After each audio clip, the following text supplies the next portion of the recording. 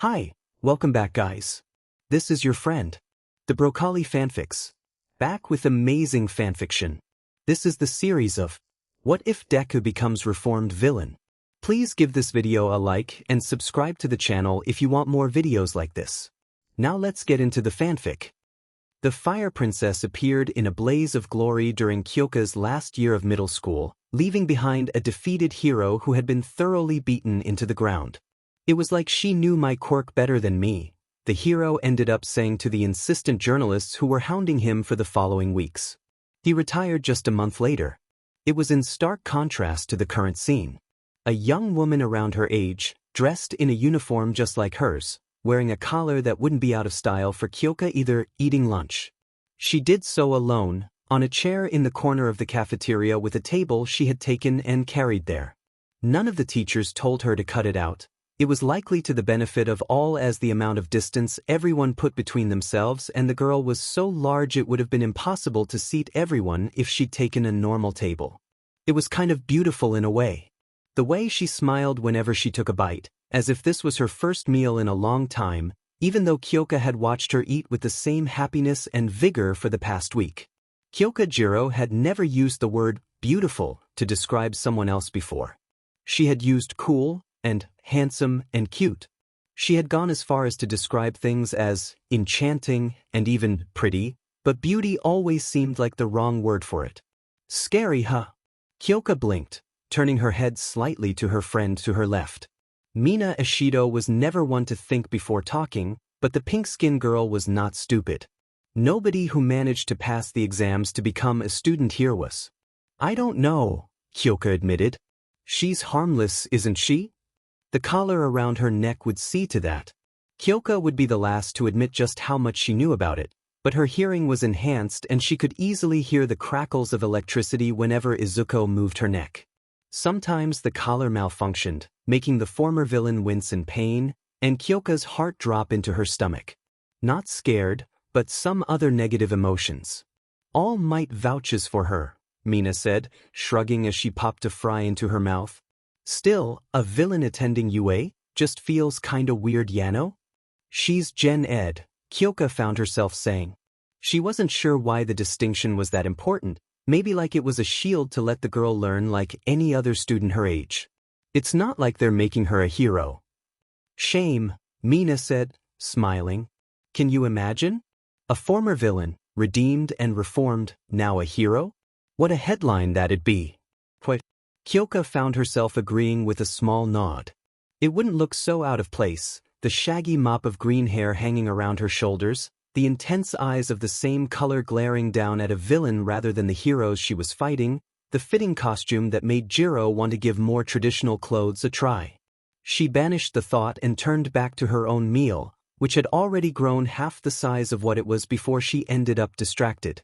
Mina was as much of a glutton as she was a gossip, and not even her friends' plates would be safe. It was fine. Kyoka didn't feel very hungry when she heard another zap of electricity and the hiss of pain that accompanied it. What's our next class? Mina asked.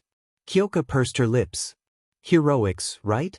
No, history first, Kyoka said, keeping her voice even. Izuko's plate was empty by now. Heroics right after lunch doesn't sound great for my stomach. Yeah.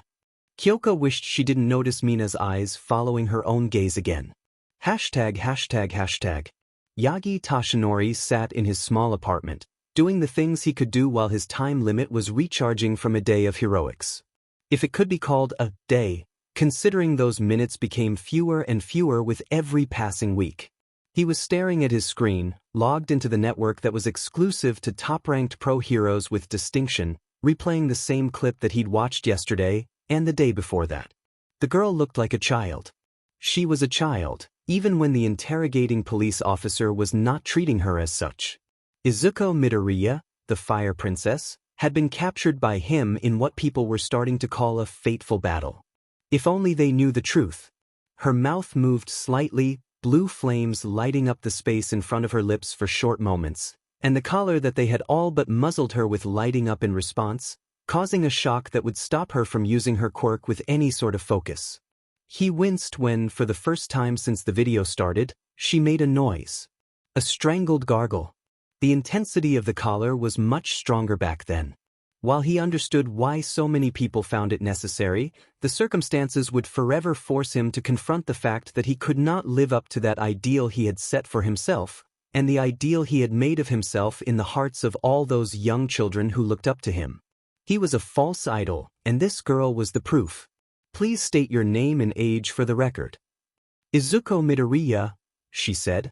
Her voice was raw, and yet the cup of water on the table in front of her was untouched. 15 years old. Due to the circumstances of your quirk acquisition, this conversation is happening without your legal guardian or counsel. You understand this, correct? She raised her head, and all that echoed through the microphone was the sound of chains around her wrists and hands as she nodded. Her eyes were shining with the light of the recording camera, but the expression on her face made her look many years older than she was. All for one. The policeman spoke the name of All Might's nemesis without the poison which would lace the voice of anyone who remembered the darkest times. How did you find him? He found me, Izuko said. Her nose scrunched up slightly. It was unpleasant. The circumstances in which he found you, could you describe them? Do you know why he chose you? Specifically? Any information you give us will help your sentence greatly. Unless you're willing to throw a 15-year-old girl into Tartarus, I feel like your plea deals make for a very bad incentive, Izuko said. The policeman sighed, as if expecting that answer. Before he could speak up, however, Izuko continued. I can guess. Extrapolate. I'm good at that. Yes, the policeman said. You are. So please, extrapolate. Why me in particular is not accurate. He chose multiple people, she explained. Leaning back into the chair, she raised her gaze towards the ceiling, as if trying to grasp a memory that was floating above her. We were all disillusioned. In heroes. Those he saw value in he kept nurturing, those he didn't. He stole their quirks, the policeman supplied. Izuko shrugged. The collar made a strange noise, but didn't shock her. So what made you valuable? Do you have people you hate, officer? Izuko asked. Her voice changed, getting deeper for a moment. The policeman hesitated, then nodded slowly. Imagine the worst villain you could face, someone so terrible you would kill them without a moment's hesitation. Later you find out there's someone who was hurt by them. That's me. And the villain of this story was? All Might, Izuko said. All Might winced, pausing the video. It still stung. He rewinded 2 seconds, then hit play again. And the villain of this story was? All Might, Izuko said. The villain of this story indeed. All Might paused again, coughing into his hand and ignoring the warm droplets of blood that ran down his palm before he continued watching. The way she said it hurt the most. Without any change in her voice, without any sort of emotional attachment, as if it were another day of the week. In a way, it might have been. This was a girl who had been let down by society. He was just the last in a long line of failures. And the lack of resentment in the entire situation, the matter-of-fact recitation, made him wonder just how used she was to such a thing. And due to your anger towards All Might, he decided to give you a quirk, the officer said, looking down at a file on the table and flipping it open. No missions, nothing else.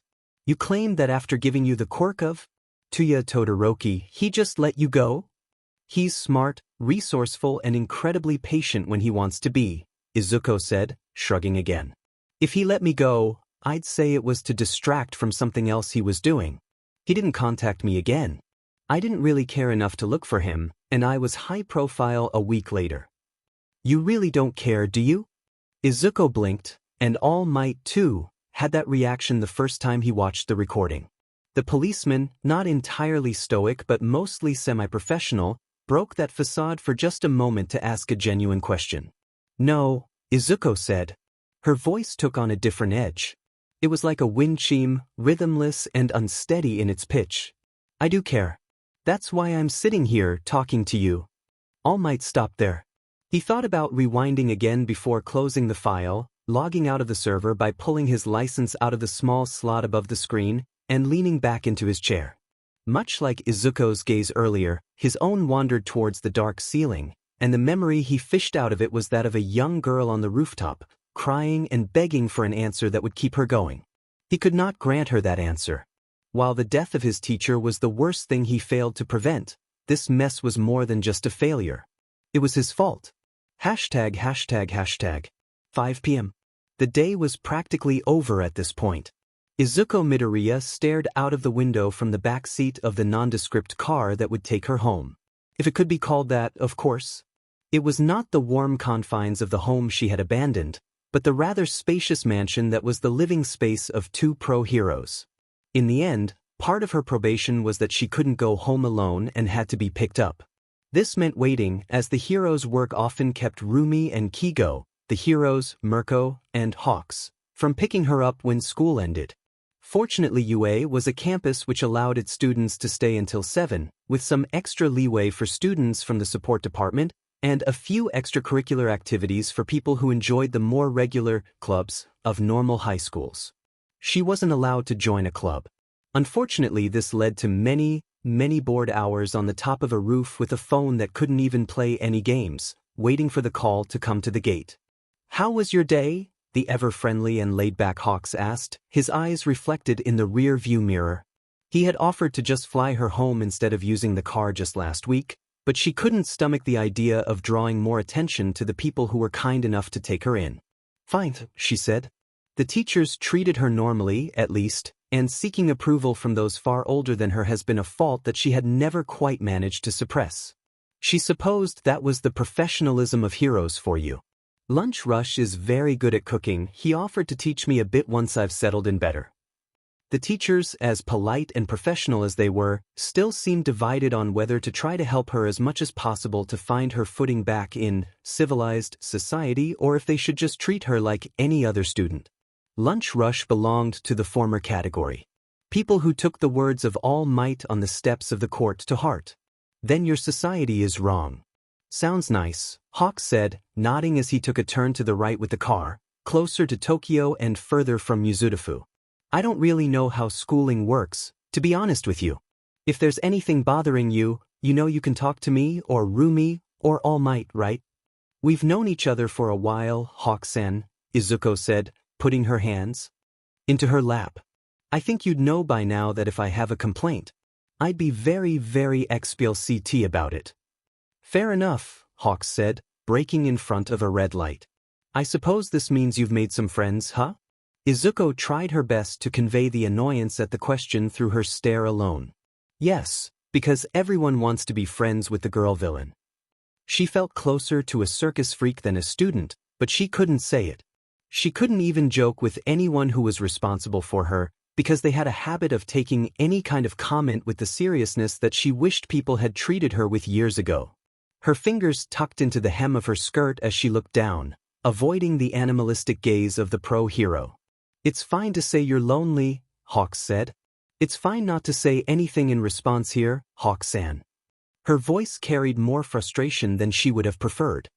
He said nothing, and her stomach felt like a pit had been opened in it. Hashtag. Chapter 2, upcoming.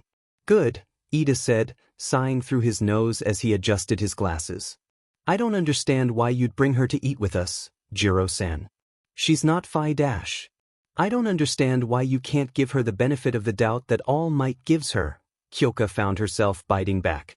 Ida was not a bad person, but he was very stuck in his ways, and his upbringing as well as his old school no doubt added to these mannerisms. Kyoka's parents once described her biggest weakness in very plain terms. She was someone who was too conscious of disappointing others, to the point where she very rarely voiced her own thoughts and wants. Case in point, the day she told her parents she wanted to become a hero was accompanied by a stomachache that caused her to miss school for the day. Her father gave her some advice later that day, after giving her all his support to do whatever she wanted with her future. "If you want something, you have to say so. If you're too nervous to say it, then you have to grasp it." Which was why she ended up staying after school instead of walking to the train station together with Mina and Yamamo.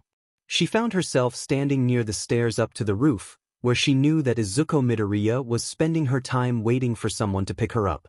For someone who valued personal freedom, the idea of not being allowed to go home by herself made Kyoka uneasy. Clearly, It was pity that caused her obsession, not any other kind of emotion that she felt whenever she found herself staring at the villain in rehabilitation. Not that Izuko was pitiful. In the end, the Flame Princess had caused a huge upheaval in the way teenage villains were treated, with the support of All Might in court as well as after the sentencing. There were many people in their age bracket who looked up to her, seeing her as this strange anti-hero rather than a plain villain. It helped that Izuko Midoriya, whenever captured on camera, couldn't be more different than the typical caricature of a villain that wasn't usually presented in front of heroes. She was polite, soft-spoken, and graceful. Kyoka clenched her teeth, suppressing the feeling in her stomach as she took step after step up towards the door to the rooftop. It was closed, and once again she had found herself hesitating before her hand could touch the handle. "I can hear you fumbling around." Izuko's voice caused Kyoka to jump. She hadn't heard it before, not live. Only in recordings from her exploits as a teenage villain. Grasping all of her courage, she pushed the handle down and opened the door, finding the girl in question still lying there lazily without any concern about who the mysterious stalker might be. She was lying on a rather large blanket, watching the clouds. "I could have been a teacher," Kyoka said. Izuko's head turned slightly, her eyes meeting hers. A teacher wouldn't have been afraid to open the door. Kyoka couldn't say much about that. "I wasn't afraid. I was nervous." Sure, Izuko said, nodding into the blanket. "You're the girl who keeps glaring at me from across the lunch hall." Not glaring." Kyoka hated stumbling over her own words.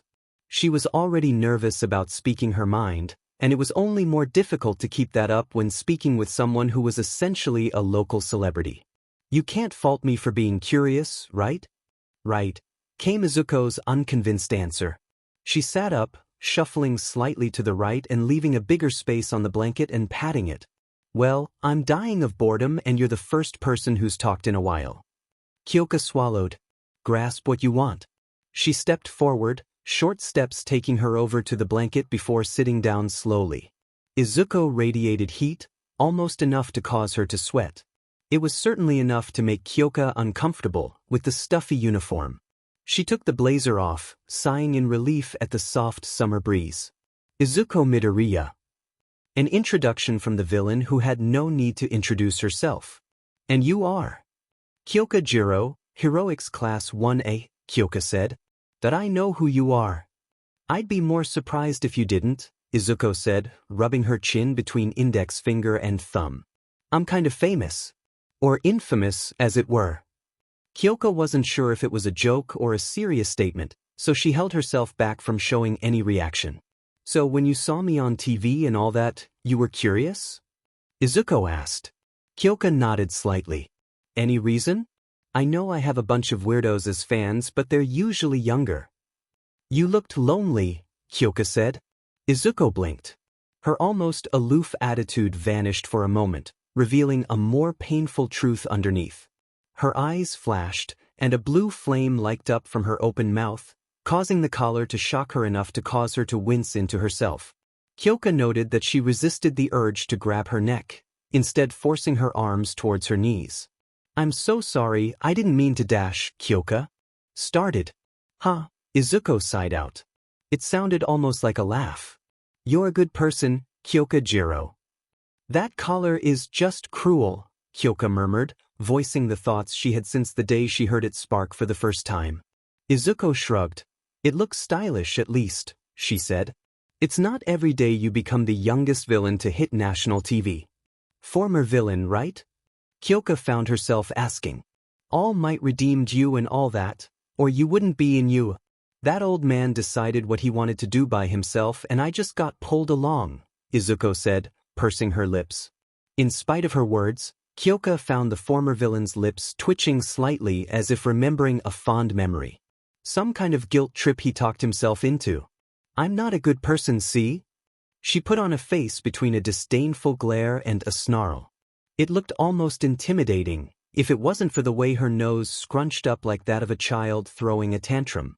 Compared to Kirishima, who managed to make even happy smiles look rather scary, it was actually pretty cute. Kyoka found herself snorting at the sight, and Izuko stopped, laughing along. I see at least one person appreciates my sense of humor, Izuko said. Her hair bobbed from left to right as she looked for her phone, which had ended up a bit away from the blanket.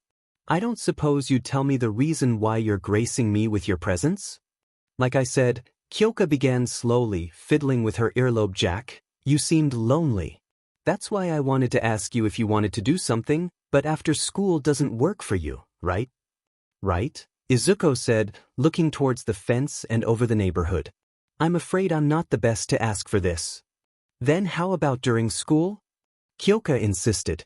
Eat lunch with me or I can join your table. Ah, Izuko said, blinking again. Are you hitting on me? I'm sorry, but my current circumstances make it hard for me to commit myself to a relationship. Kyoka found herself speechless, her mouth falling open. It took all her mental fortitude to banish the images that were creeping up in her mind at the mere suggestion. It wasn't an unpleasant thought, but the suddenness of it in addition to the hot sun overhead made her feel very lightheaded. But if you want to start as friends, Izuko said, causing Kyoka to regain her bearings at the short stutter. I wouldn't mind. For a moment, she didn't quite look like the Fire Princess. Her own eyes were wandering, and she was biting her lower lip, as if waiting for an answer that would pain her. Kyoka stood. You wouldn't mind? Izuko looked up, meeting Kyoka's gaze again. Of course not, Izuko said, standing up as well. I don't have the freedom to pick my friends, you know? You're definitely better than nothing. Kyoka grinned. She didn't miss the smile that Izuko fought down, but decided not to mention it. When Izuko raised her hand to shake, Kyoka instead found her arm thrown around the other girl's shoulder. You're not exactly the greatest catch either, Kyoka said. So, lunch at my table tomorrow. I don't think the heroics class would enjoy that very much. Screw that, Kyoka said. She knew some wouldn't mind, and those that did could be dealt with otherwise. We'll burn that bridge when we get to it. I'm good at that, Izuko said. Kyoka blinked. Be burning things, that is. Ha. Kyoka found herself laughing loudly at the awful joke. Izuko laughed with her. She was great at making friends. Hashtag. Kyoka was waiting for her the very next day, 2 plates of steaming hot food already in hand. Kyoka could see Izuko trying to resist the urge to smile, and it gave her a bit of smug satisfaction when she failed.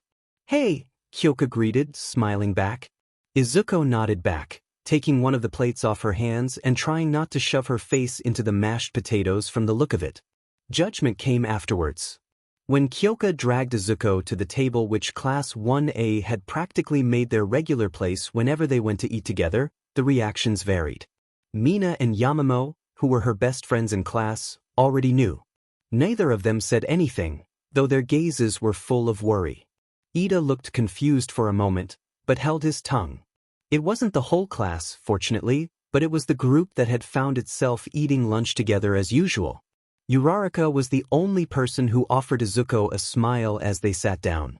It was the least approachable person who ended up having the greatest reaction to it.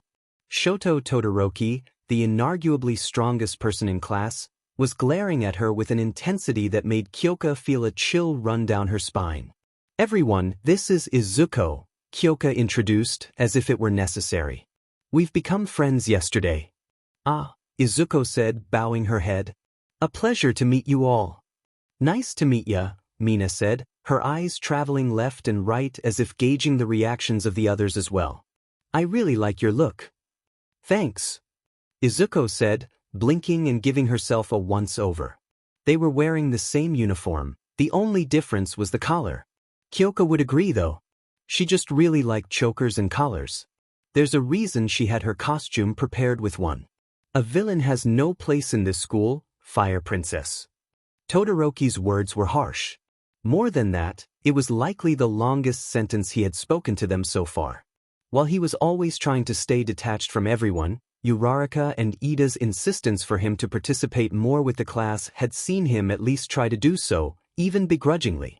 Unfortunately, he didn't seem willing to extend that courtesy further out than his immediate classmates. Todoroki Kyoka began.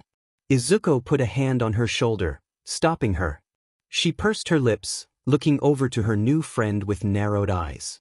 It's all right, Izuko said. She didn't sound all right.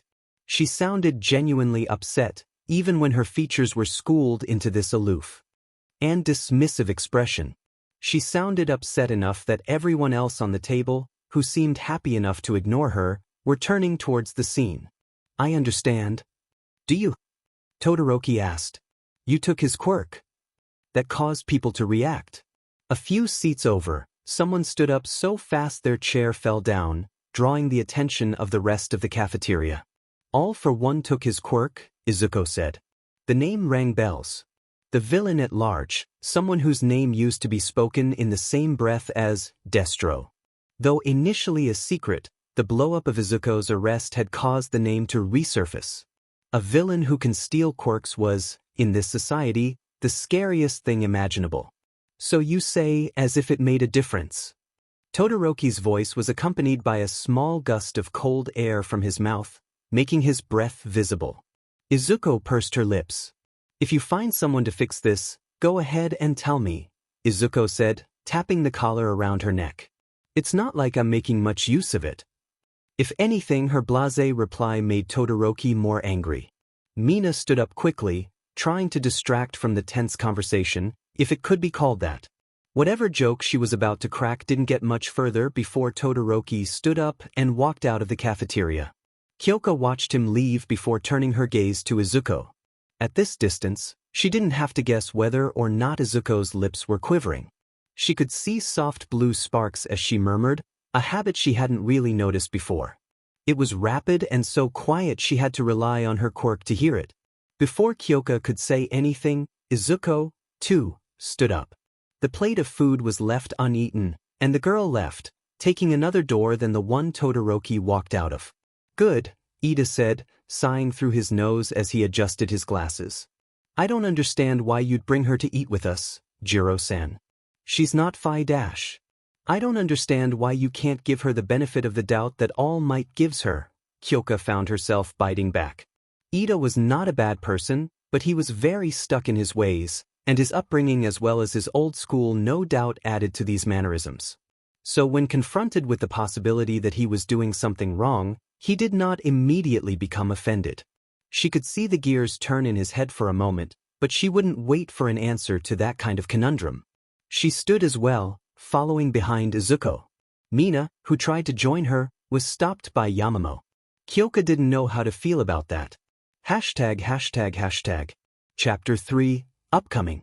Don't you have work to do, Mirko-san? Izuko asked. She sounded tired, more so than usual after a long day at school. Mirko blinked, putting her bag down. Do you want to talk about it? Mirko asked. Izuko frowned. If not, that's fine. But I'm kinda responsible for you. You're my guardian, not my mother. Is it so hard to believe that someone who's not your mother could care for you? Rumi Usajiyama was a busy woman. Her job as a pro hero had become such a huge part of her routine that some days she had trouble remembering the name behind the professional mask that she wore during work.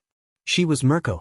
She was on the way to the top, and heaven and hell would not stop her from reaching the position in the top 10 that she thought she deserved. She worked for it as hard if not harder than most heroes who were, at this moment, above her in the rankings. In the end, when All Might approached a handful of heroes to help him rehabilitate a teenage villain, she was the last person who wanted to have anything to do with it. If she could take the experience she had with the girl now and bring it back to her past self, she would accept to be her guardian without hesitation. Hawks usually picked the girl up. He had an easier patrol route due to his office. But when it came to who kept an eye on her once she was home, it was Mirko, who like most pro heroes came home late and went back to work early. Unlike Hawks, however, she needed a decent amount of sleep. That cheating BSTRD. Heaven and hell would not stop her from becoming a top pro hero, but that child? She made Mirko hesitate. What if nobody had given her the benefit of the doubt when she said she wanted to do heroics? Her quirk was strong now, yes, but back then? She couldn't do much besides jumping high, and now she could crush someone's skull with a twist of her legs. Where would Mirko be if All Might had seen her as a child and said, someone with a useless quirk like that can't be a hero? Whoever said that someone who had done bad could not be made to do good was wrong. Izuko Midoriya was living proof of that. In spite of her quirk-fueled rampage that saw hundreds injured, and some pro-heroes retired early, she was earnest and eager to not disappoint anyone's expectations in her. The fact that she had never maimed or killed anyone proved that said rampage was more than that. She was smart, and the interrogations and interviews by officers and prosecutors proved that more than anything. Before adopting Izuko, Mirko used to grab takeout on the way back home every day. Now, she opened the door to the smell of dinner, prepared and kept warm in the oven for her to enjoy. It was good to eat some homemade food again. She was awful at cooking and Hawks managed to burn water, so the kitchen in their home ended up being mostly decorative for the longest time. When she received a message after Hawks brought Izuko home, saying that the girl was in a bad mood, she felt a twinge of irritation. Early the next morning, Mirko grabbed her bag like usual and moved towards the door. It was when she was halfway down the street when she realized her mistake. Walking back home, she opened the door and walked to Izuko's room. She was still sleeping. Or rather, she was still in bed, pretending to be asleep. That should have tipped her off already. Izuko was an early riser. She exercised in the mornings, sometimes around the house and often around the neighborhood. So why was the girl still in bed? The message from last night came to mind. Izuko, Mirko said. The girl shuffled on the bed, turning her eyes towards the door. Is everything all right? Yes, she lied with a professionality of a criminal. I'm just feeling under the weather. Now that was the worst lie she could pull. The girl had gotten a hefty bit of heat resistance with that quirk of hers. Summer heat would do nothing to her. Did something happen at school? Don't you have work to do, Mirko-san?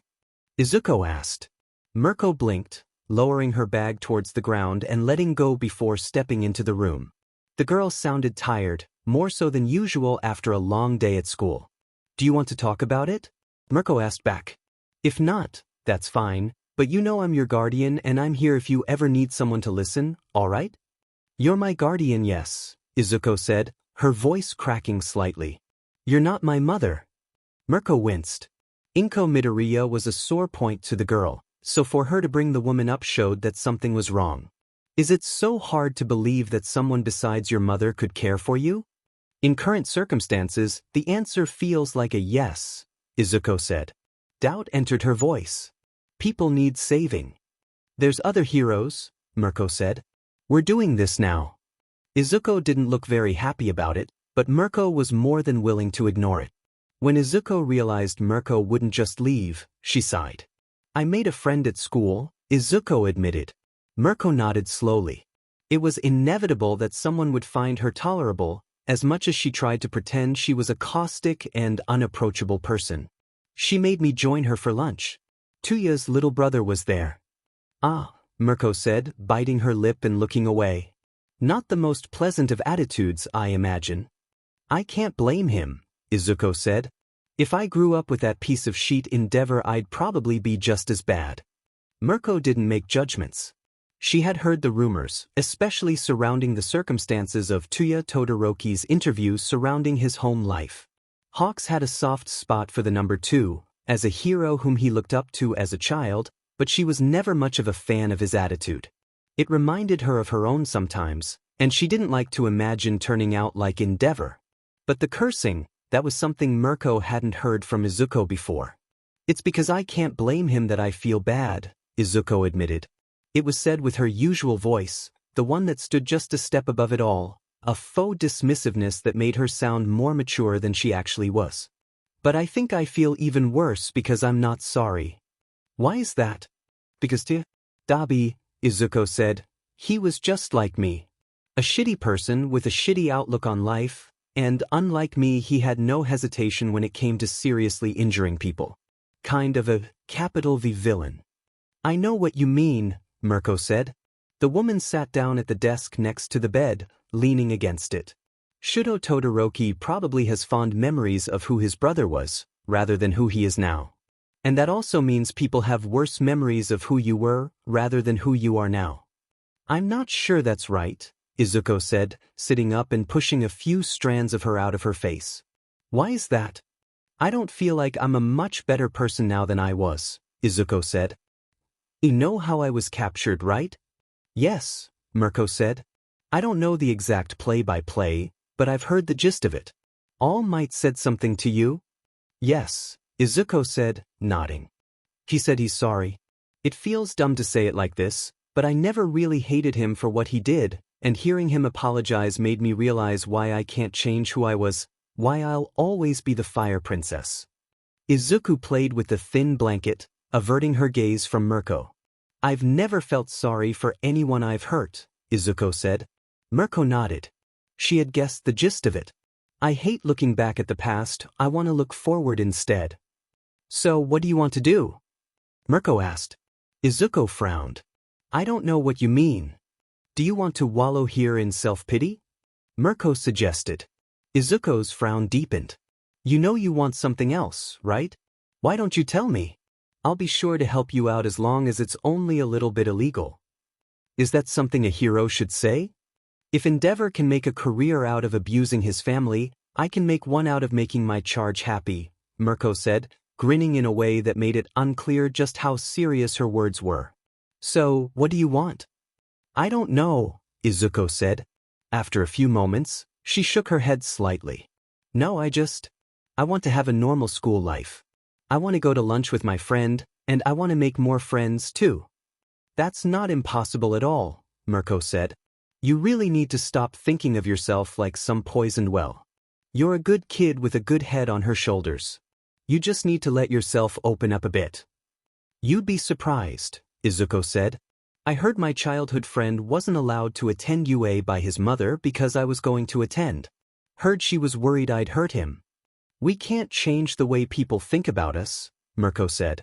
She stood, thumping her fist against the desk.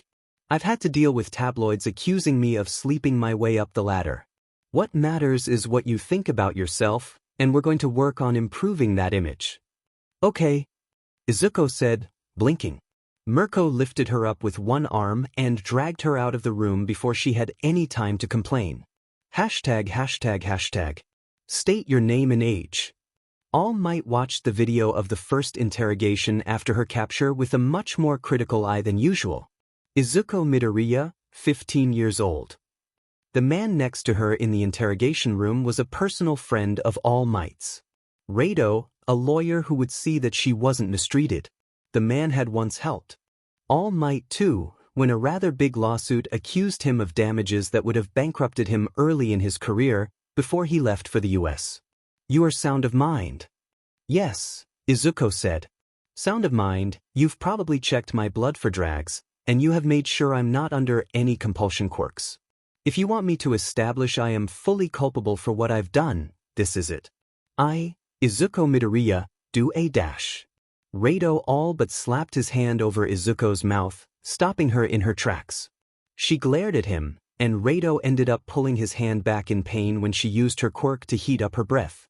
We are willing to make a deal, Rado said, nursing his hand. All Might is willing to vouch for her probation. The prosecutors and judges will have to decide that. I am willing to speak to them on your behalf, under the condition that all questions involving your former allies are answered to the best of your ability. Allies? Izuko asked, tilting her head. A small smile on her face. What allies? A 14-15-year-old does not have the capacities to go on a crime spree like this by herself, the policeman said, talking down at her. A mistake. She looked ready to drop the whole thing right there. We know of some names. Tuya Todoroki has been found. Endeavor is speaking of a lawsuit against you for harm to his family. Oh yes, Izuko said, nodding. Please let him sue me. I'm more than happy to pay whatever I have, which is nothing. Your mother is no longer her legal guardian, Rado said, glaring at the officer. And if you are trying to threaten a minor, criminal or not, I believe we'll see each other in front of court as well. Perhaps you would like to take over some of the costs that any additional lawsuits will incur. The policeman said nothing, but a knock on the door warned him that his time was up. Hard-ass that he was, he looked hesitant to leave and let someone else take it over. The woman who replaced him was more amicable. The prosecutors are currently talking about a possible plea deal with All Might as your character witness. Excellent, Rado said, nodding towards Izuko. She nodded back as he pulled out a piece of paper. A small document of questions. These are the things that Izuko Midoriya admits to having knowledge of while in contact with villains. I would request all questions to be limited to this list so we do not waste our time. We will have more than enough time to sign plea deals later, correct? Of course, the officer said, looking over the list. After a minute of silence, she pursed her lips. Please, tell me about how you came into contact with the Yakuza. A flash of blue in her eyes. Genuine anger. All Might paused the recording. These were some things he had never received proper answers for, and he knew only one person who would be able to get them. A number which he had not called in many years glared back at him from the screen of his phone. ####. Monday morning. A day like any other. Except for the fact that everyone was hounding Todoroki, demanding answers for his hostile behavior. Not that all of them faulted him. Some like Ida seemed to have no issue with it, while others like Yamamo seemed undecided, and people like Uraraka looked unhappy about the class dynamic having turned into this over a quarrel. No, don't get me wrong, Todoroki said, crossing his arms. My brother, he ended up becoming a villain. A few in the class gasped at the admittance. Todoroki shook his head, shrugging. But in the end, whatever he did ended up not being too bad. My father managed to bribe him out of jail and now he's confined in a facility. I don't know if it's because he's truly unwell or because my father doesn't want him to talk to anyone. That sounds like you have a problem with your dad, not Midoriya, Mina said, pursing her lips. Kyoka rolled her eyes. No, it was very clear Todoroki had a problem with the entire world. His father was just the catalyst. My brother left our home due to my father's abuse, Todoroki said. I couldn't remember his face or his voice, but one day they found him in a dish. He was delirious, scarred all over and quirkless. When they called us, he was chanting her name like a prayer. Whatever she did to him, it broke him. That's what this is about. She's scary, yeah, Uraraka said. Kyoka closed her eyes. But that doesn't mean she doesn't deserve a second chance, right? All Might told everyone it was his fault she did it. Because he told a quirkless girl she couldn't be a hero, Ida said. A harsh assessment, but not untrue. It's simple biology. Someone without a quirk is at a disadvantage against someone with a quirk. All Might was wrong, Todoroki said. The class turned to him. Everyone was listening, even Kyoka, who was trying to hide her frustrations despite knowing how futile it was. My brother, he said, all for one made it a contest. She beat him, so she had the right to the quirk. I don't think that's true, Kirishima said. Todoroki's intense stare made him flinch back slightly, raising his hands in a placating gesture. It's just beating a quirk like that without one of your own? Doesn't that seem kinda unrealistic? No, Todoroki said. Quirkless doesn't mean helpless. There's more than enough heroes to prove that you don't need a combat-oriented quirk to do heroics. Faint praise coming from someone with a quirk like his, Kyoka thought. How many of those heroes were in the top rankings? Yoroimasha, maybe? If you want to be friendly with her, that's fine, Todoroki said, his voice cold. But even ignoring my brother, 156 people were injured, 3 heroes retired, and the total damages she caused exceeded the yearly gross of 3 Tokyo districts combined. She's dangerous. From what you told us about your father, so is he, Kyoka said, feeling awful about the way Todoroki flinched back at the assessment. She wouldn't let up, however. And yet, people praise him as the second greatest hero in the country. 2 things can be wrong at the same time, Kyoka Jiro. Kyoka said nothing. She wasn't in the mood. ###. Chapter 4, upcoming. I get some countries do a bring your kid to work day, Lucky Charm said, scratching her cheek. But isn't this a bit much? The probation did not forbid her from using her quirk as long as a guardian is present, Mirko said. I might not have the key to the collar, but I do know that this model has a defect that can occasionally crop up, and if they want to replace it they know All Might will push for a normal ankle monitor instead and probably get what he wants. Izuko breathed in deeply, then pushed her palms outwards and opened her mouth towards the ceiling. Blue flames exploded into every direction for a few seconds, then dimmed and vanished into nothing. If you say so, Lucky Charm said, pursing her lips. Mirko's grin became feral. Say, Izuko, that friend of yours, she'll be at the sports festival this year, right? Kyokujiro was frustrated. This wasn't an emotion she was unfamiliar with, quite the opposite, actually, it was one that tended to spiral out of control if she let it. As she grew more frustrated, she grew frustrated about being frustrated, and then tired, before finally growing frustrated about being tired all the time. And then she would get frustrated about being tired, starting the cycle all over again. The source of such frustrations, of course, was that after the initial mess with the class meeting Izuko, she had not exchanged another word with her friend. If they were still friends, she knew that Izuko was responsible for her own behavior. But making excuses for her to keep avoiding her was something Kyoka was good at, because Kyoka certainly felt like it was herself to blame. She shouldn't have pushed her to join them, and she should have been more outspoken in her defense during said lunch. It wasn't like she couldn't understand Todoroki's frustration. She didn't have a sibling, but the idea of making friends with a villain who hurt her family would not be something she could even humor. In the end though, Izuko wasn't someone who hurt her family. It was during the next heroics class with Aizawa-sensei that brought her frustrations to a boil, however. Her thoughts kept straying, her quirk wouldn't do what she wanted her. Jiro, Aizawa-sensei called her name. She looked up from her task, an attempt at using vibrations to break rocks without making them explode, and found him staring. Someone's here to see you. She frowned. Who'd that be on the campus of UA, during classes? She had her earlobes in the ground already. She could hear a soft breath that sounded entirely lopsided. All Might. She nodded, pulling the earphone jacks out of the ground and walking towards the exit of the urban-themed training hall. Aizawa-sensei gave nothing away, but his eyes did follow her out. When she came face to face with the legend himself, she said nothing. All Might's smile looked a bit strained. Jiro, my girl, dash. He stuttered. Kyoka blinked. All Might had never stuttered before. Or at least she had never heard him stutter. Even on the stairs of the court, after he had guaranteed freedom for the Fire Princess, he'd spoken with a conviction that had swayed many. I've been busy lately, so I haven't been able to thank you properly, All Might said. Kyoka frowned. What for? She asked.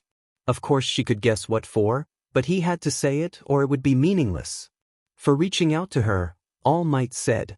Though we're teaching people here who will become pillars for society to lean on, we cannot teach character. I didn't do it for the thanks, Kyoka found herself saying. She wasn't sure if bashful was the right word, but it was definitely flattering to be complimented by All Might of all people. I just thought she looked lonely. To look beyond the surface takes a heroic heart, All Might said, nodding. I understand that your classmates were not happy about it, and I know you've continued trying to reach out to her. I would request that you give her time. She doesn't know what to do with kindness. What do you mean? Kyoka asked. She seemed perfectly friendly to me. Other people haven't been friendly to her, All Might said. Myself included. You know, of course, everyone does.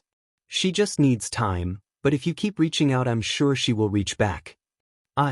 Kyoka began, unable to find the proper words. I understand. I just don't think I can do much about the others. They'll either get used to the idea of her, or they will commit the same mistakes that this society has already made, All Might said, putting a hand on Kyoka's head. Her frown deepened. It was much colder than she would have thought it would be. Your friends support you, right? They do, kind of, Kyoka said. They were not against Kyoka reaching out to Izuko, but they weren't exactly supportive either. Momo seemed uneasy about the former villain, but generally had nothing bad to say. Mina was complimenting her a lot, but mostly superficially about her appearance, and Kyoka just found herself agreeing a lot of times. What if she doesn't reach back? Then that's her choice, All Might murmured, pulling his hand back. And we have no choice but to respect it. Kyoka nodded. She knew that despite all the help All Might had given her, he and Izuko were not on speaking terms. She had seen once or twice that he tried to talk to Izuko, and she rebuffed him with a sweet smile and an excuse that she had to get to her next class. Kyoka hoped that she wouldn't end up getting the same treatment.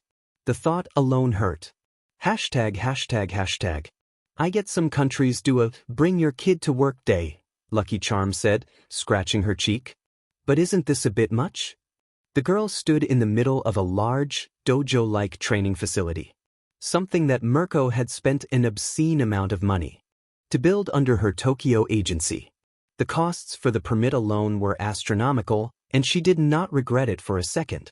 The probation did not forbid her from using her quirk as long as a guardian is present, Mirko said.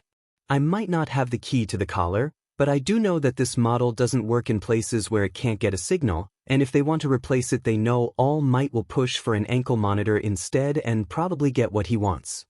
Mirko had initially just done some exercise with Izuko to keep her moving rather than wasting away in bed. Imagine her surprise when the girl turned out to be just as much of a fitness freak as Mirko.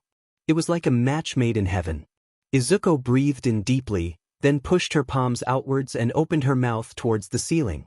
Blue flames exploded into every direction for a few seconds, then dimmed and vanished into nothing. But today Izuko should get to flex her other strength, or so went the bunny woman's thought process. If you say so, Lucky Charm said, pursing her lips. Mirko's grin turned feral. Technically the use of her quirk was completely prohibited, even in private, such was the danger she posed to society. Say, Izuko, that friend of yours, she'll be at the sports festival this year, right? Izuko nodded, tilting her head slightly at the question. Her ponytail bobbed slightly from where she'd put it up to prevent any strands from catching on fire. However, as a trustworthy hero, and Izuko's guardian, Mirko could absolutely let the girl do whatever as long as she was supervising. In the same vein, you have any plans to participate? Mirko asked. Izuko didn't hesitate in shaking her head, perhaps too fast. All Might can get you the permission, you know that, right? I don't want to, Izuko said, crossing her arms. Flames danced around her as she tapped a foot against the ground. I'd win. Mirko laughed. Her sidekick, Lucky Charm, nodded to the reasoning. I guessed as much, but that friend of yours, how'd she do? Izuko pursed her lips, cracking her neck slightly as flames danced over her fingers.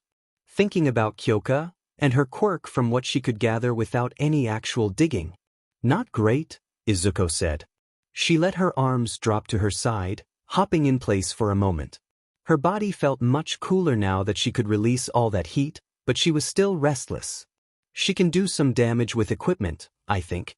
It's not a very combat-oriented quirk, but it also doesn't come with any significant drawbacks to using it. If she worked on her stamina, she could probably outlast quite a few of her classmates. Right, Mirko said, nodding. So, if the little sheets in her class won't play nice with you, how about you invite her over here the next time you see her? You get to spend time, and I can whip her into shape for the festival. Izuko blinked. She clearly wasn't expecting that from Mirko, but rather than take the surprise standing, her eyes shone with thoughts about that idea. I wouldn't want to alienate her from her other friends. Nua, we talked about this. You get to say what you want, not what other people want. You talked about this, Izuko said. Mirko began hopping a bit. Well, give it a thought then, Mirko said. I'm sure she'll end up talking to you again once you stop avoiding her. I'm not avoiding her. Roro jumped. The force ground beneath her feet and sent Lucky Charm sprawling from the backblast. Mirko held back, of course, but even pulling her punches, or kicks as it were, she was still one of the strongest heroes in the business. Izuko raised her arms to block a kick aimed at her neck. Her fingers danced with fire as she grabbed Mirko's thigh, forcing the woman to kick off with her other leg and land gracefully a few meters away. Really? Izuko asked, steam rushing out of her mouth. Without any warning? Hey now, Mirko said, dancing on her toes with her arms behind her back. It's been a while since you last had a fight, right? Just making sure you're not rusty. Izuku sighed. The steam around her mouth ran black, dancing around her head as she lowered her stance slightly. She did want to fight. It was something she was obscenely good at. We'll stop when you say you won't run away anymore, Mirko announced. Izuko's eyes widened when Mirko appeared above her, bringing her heel down in an axe kick. An explosion of fire sent Izuko sliding back at the last second. I'll talk to her tomorrow, Izuko promised as she dusted herself off. The cremation quirk rushed over her arms, burning the sleeves of the gym uniform Mirko had lent her. She found herself grinning that same bestial smile that Mirko was so famous for. That doesn't mean we have to stop now. ####. All Might sighed. He had to stop, but at this point it had become as much part of his routine as the hours of heroics he could still participate in. The video file in front of him, however, was not one he usually watched. This one was new, just recently added to her file. Psych evals of minors, villains or not, were sealed quite easily and unsealed only with a lot of favors. The room they were sitting in was almost too comfortable. He could see Izuko's discomfort, the way she shuffled on the sofa every few seconds while the woman in front of her was preparing. "I'd like to begin if you're ready." Izuko nodded. The woman smiled. "Do you have any preferences as to what I should call you?" "My name." Izuko tried. "It might be better for you to say it out loud. I know some people who prefer to be called by their alias, heroes and villains alike. Some prefer a full name." "Izuko," she said. "Just Izuko." "Of course," the woman said, typing something down on the board in her hand. The information appeared next to the recording. Shorthand notes and links appeared for the layperson who would be watching this eventually. Rather than a lack of attachment to her villain persona, this implied a lack of attachment to her family, or a schism that she felt was between Midoriya and Izuko. All Might pursed his lips, leaning back into the chair as the evaluation continued. The woman started with simple questions. Then questions about how she felt about certain things. The next link that appeared in the file caused him to frown, and what was left of his stomach to churn. The woman they hired for the psych eval was, of course, someone with a useful quirk and a professional license. She could see things others did not, to a point where she could likely serve as a lie detector like his old friend at the precinct. Which was why All Might could not deny the mentions of emotional trauma in the file. "Tell me about All Might." His fingers clenched around his thin arms. His nails dug into his skin when she smiled brightly. "I love All Might," Izuko said. He didn't need to see the mention in the file to know she was telling the truth. "All my childhood, I wanted to be just like him. Even now, the work he does is one of the few things that makes me happy." "What did you feel when he told you that you couldn't be a hero?" Izuko hummed, leaning sideways into the sofa and staring at the ceiling. "Like the world under my feet just vanished? I don't know how to describe it, it sounds kind of stupid even in my head." "Would you like to try?" "I found there's no such thing as a stupid description when it's about your emotions." Izuko nodded, tapping her finger against her arm a few times before starting. "When you were younger, have you ever messed up an exam really badly?" The woman nodded. "Of course, I imagine most students have at least one or more of those. Japanese history was never my strength." "Yeah, I wasn't great at math back then, and I remember on the way home after a test," Izuko said, leaning forward. "My stomach was hurting and my feet felt numb and I couldn't walk. When I got near my house, it was creeping up. My lungs were still there, I could feel myself breathing, but somehow it felt like everything under my neck was gone. When I opened the door, I started crying." The woman nodded. All Might couldn't quite understand. Izuko, however, was clearly reliving the memory. Whether it was the memory of that failed math exam or his words in her mind, he couldn't tell. Her hands shook as she put them over her knees. "And people will tell you, well, it's just an exam, right?" Izuko said. Her voice cracked too, but her face was almost completely devoid of the emotion that must be raging in her chest. "But to you, that's not just the exam at that moment. To you it's the worst experience of your life. You're a kid who's never had to deal with that kind of emotion before, so you start doing what kids do. You cry and sob and choke on your spit and snot." The woman said nothing, but All Might could see her shift slightly. She, too, leaning forward, listening to something only she could hear. No notes came up in the file. She was giving her entire attention to the girl in front of her. "So with that exam, I ended up crying into my mother's shoulder for half an hour," Izuko said, leaning back onto the sofa again. "When All Might told me I could not become a hero, I walked home and I saw an old childhood friend of mine was being held hostage by a villain." "Katsuki Bokugu?" the woman asked. Izuko nodded, pushing her fingers together. My legs, they wanted me to move, Izuko continued, her voice much lower than before. I was about to jump in and help him, consequences be damned, but then I heard his voice again. It was like that exam all over again, but times 100. My legs went numb, I couldn't do it. All Might said I couldn't do it. She swallowed. You have to consider what's realistic, young lady, he told me. So I went home. All Might still remembered that day. He would remember it until the end of his life. And the worst part about it was, he wasn't wrong, Izuko said, sounding defeated. He protected me from making a mistake, right? Imagine that, this quirkless girl rushing in to save someone from a villain? Madness. But in the end, that wasn't who I wanted to be. What do you mean? After my decision not to help that day, I didn't deserve to be Izuko Midoriya, because Izuko Midoriya would have never left someone to die in the clutches of a villain, Izuko said. Never mind that he didn't end up dead, I feel like the person who died was me.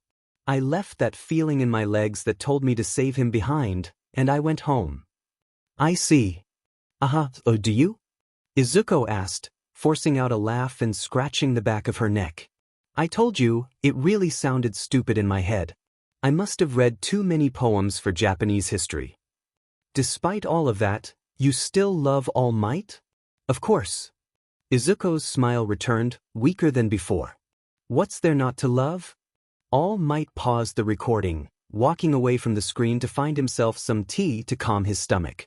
He coughed into his hands, blood seeping through his fingers and onto the floor. There were many things, he thought. Many things one could not love about him.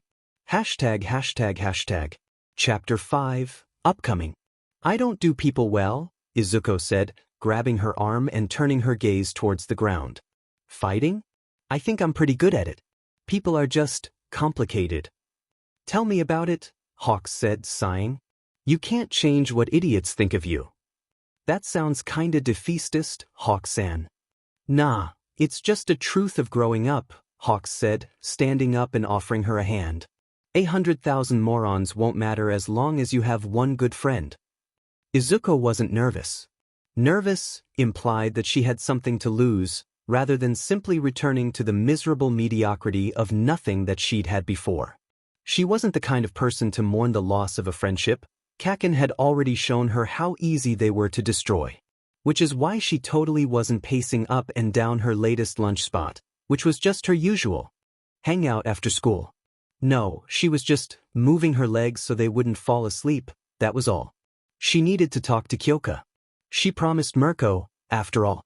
It was about 2 minutes after the pacing had started that she heard someone approach. 1 minute after climbing all those flights of stairs, someone opened the door. Unfortunately, Izuko's ears could already tell that it was not the source of her current not nervousness, but rather a classmate of hers. A girl with a spiky ponytail, standing far taller than Izuko. Izuko remembered this one, a friend of Kyoka's, but even then no introduction was necessary. Izuko had met her family before, there was something about their faces that made the resemblance clear. I apologize for the inconvenience, she said, bowing slightly. I am Dash. Momo Yaoyorozu, Izuko said. Momo started for a moment, before nodding. As much as she tried not to let her nervous restlessness, show, her mouth ended up moving faster than her head, as usual. I don't think I need to introduce myself. Quite, Yaoyorozu said. I wanted to speak with you about our mutual friend. Kyoka? Izuko said. Yaoyorozu frowned. At the familiarity? Izuko didn't enjoy formalities, and she didn't enjoy being called Midoriya, which made it an easy thing for her and her new friend to forego it. Did something happen? I apologize, I'll be frank, and I hope you don't take this personally as I am merely looking out for her. This was going to become a bother, Momo said. Izuko frowned back. Could you please stay away from Jiro-chan from now on? Izuko's restlessness came to a halt. Her feet, which hadn't stopped moving since she had walked onto the roof, slapped down on the hard ground with a solid noise. Momo jumped, once again startled, but her expression didn't shift. It was not hostile whatsoever, not malicious or any other of the hundreds of emotions Izuko had seen on the faces of people when she walked into the room. But Momo was cautious. her furrowed brows, her stance which looked like she was ready for any sort of blow-up, and most of all her hands which were hidden behind her back. "Why?" Izuko asked. She could guess why, but she hated guessing. Izuko was a strong proponent of, say what you're thinking. Her shaking hands were hidden behind her own back. It helped that the truth was often just as painful as she wanted it to be. "She's a good person, and she will become a great hero in the future," Momo said, shifting her weight from one foot to another. Associating with a former villain, rehabilitated or not, would hurt her future prospects. That was fair. Izuko raised her hands and crossed her arms. "While I don't disagree," Izuko said, looking over to the left, off the roof and towards the neighborhood. Schooling her expression, she was good at that. "Don't you think that she's the kind of person who can make her own decisions with who she wants to hang out with?" "She is, but dash." "No," Izuko said, making an X with her arms. "No buts. She is. She's the kind of person who'd reach out to a wretch like me. That takes a lot of character compared to cornering a girl half your size who can't use her quirk on a rooftop to tell her to back off." "I don't understand how you can be so selfish," Momo said. The words made Izuko smile. "I don't need to listen to something like this from a brat who grew up with a gold spoon in her mouth." Izuko waved her off. Momo flinched. "You've seen nothing of the world, you lived in your small bubble and were born with a quirk that would make you more valuable than thousands of other heroes." "I don't think my family status has much to do with this," Momo said. Her voice was lower now, slightly less confident, but still kept neutral. "Is it wrong to look out for a friend?" "No, because you mean well, and if I was in your position, I'd absolutely do the same thing," Izuko said. She pressed her thumb against her chest. "Not the same way, of course. I'm a mess, but you know what I'm not? The kind of selfish person who'd go around her friend to do this." Momo flinched again.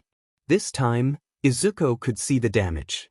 Her weight shifted from one foot to another, and then she ended up taking a step backwards, her hands hanging to her side instead of behind her. No quirk activation. No hostility. "Do me a favor," Izuko said. Momo looked up, blinking. "Grow a pair and tell her yourself what you think. If she decides she doesn't like me after you describe in great detail how her future will be harmed by me, that's fine. If she still does want to be friendly, please just F off." "I couldn't dash," Momo began. "She wouldn't listen to me." "I've known her for 2 days, you've known her for what? 2 or 3 weeks since the school year started."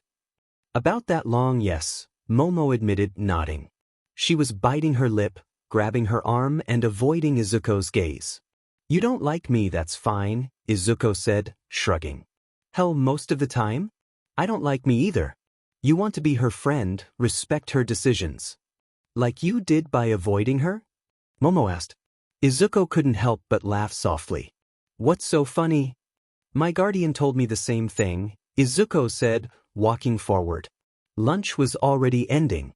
Time always slipped by so quickly when something important was going on. Momo took a few steps back before she realized that Izuko's path was towards the door. "Let's agree that we're both terrible friends and accept what Kyoko wants, all right?" Momo didn't look entirely convinced. And Izuko really wished she could hate this kind of behavior. But it was really, really hard to hate someone. It was a commitment, almost like love. Mild annoyance, frustration, and other negative emotions she could name were all so easy for her, but hate? She was too tired to hate.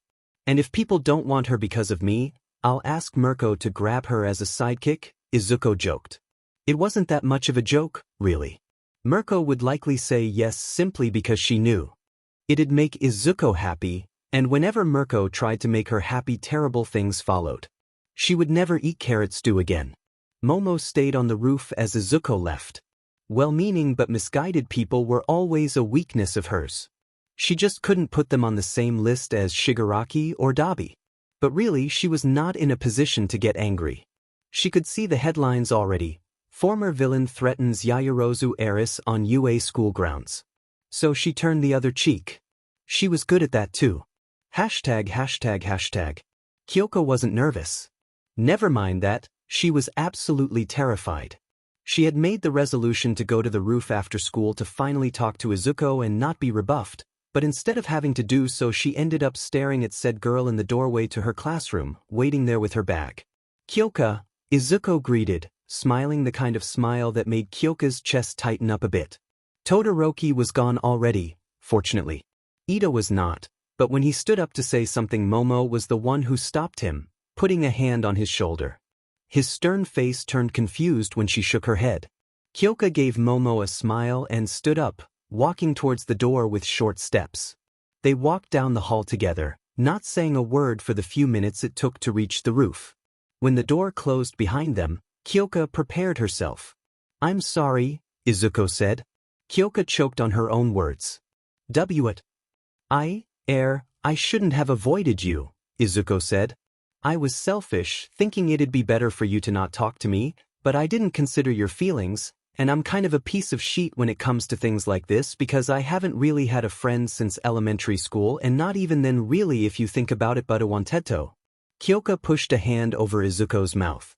She had heard her muttering before, but out loud it was even more troublesome. She couldn't even think. Izuko waited patiently while Kyoka gathered her thoughts. "I shouldn't have pushed you to join us when I didn't know how they'd react," Kyoka said. Izuko rolled her eyes. "You really don't need to be sorry, it's normal not to want to relive that experience." Izuko raised her hand and pulled Kyoka's off. A smile still danced on her lips. "I think we're just going to go back and forth over who was in the wrong," Izuko said. "And I don't know about you, but I really am tired of feeling sorry for myself all the time, so how about we skip ahead and start again?" Kyoka nodded slowly. "Sounds good. Momo told me about today at lunch. I saw her go to the roof." "Don't blame her," Izuko said, shrugging. "She's a bit sheltered but she means well, it's not the first time I heard shit like that." "Doesn't it bother you?" Kyoka asked. Izuko shook her head, but Kyoka could hear the girl's heart skip a beat. "Well, it bothers me. I don't see this as a reason to get upset, is all," Izuko said, leaning against the door to the roof. "I'm glad to call you my friend. I'm incredibly happy you actually made an effort when nobody else did. If you're going to say that I shouldn't get that angry because we've known each other for a few days, I'll hit you," Kyoka said. Izuko laughed. "That's not what I was going to say," Izuko said, putting a hand on Kyoka's shoulder.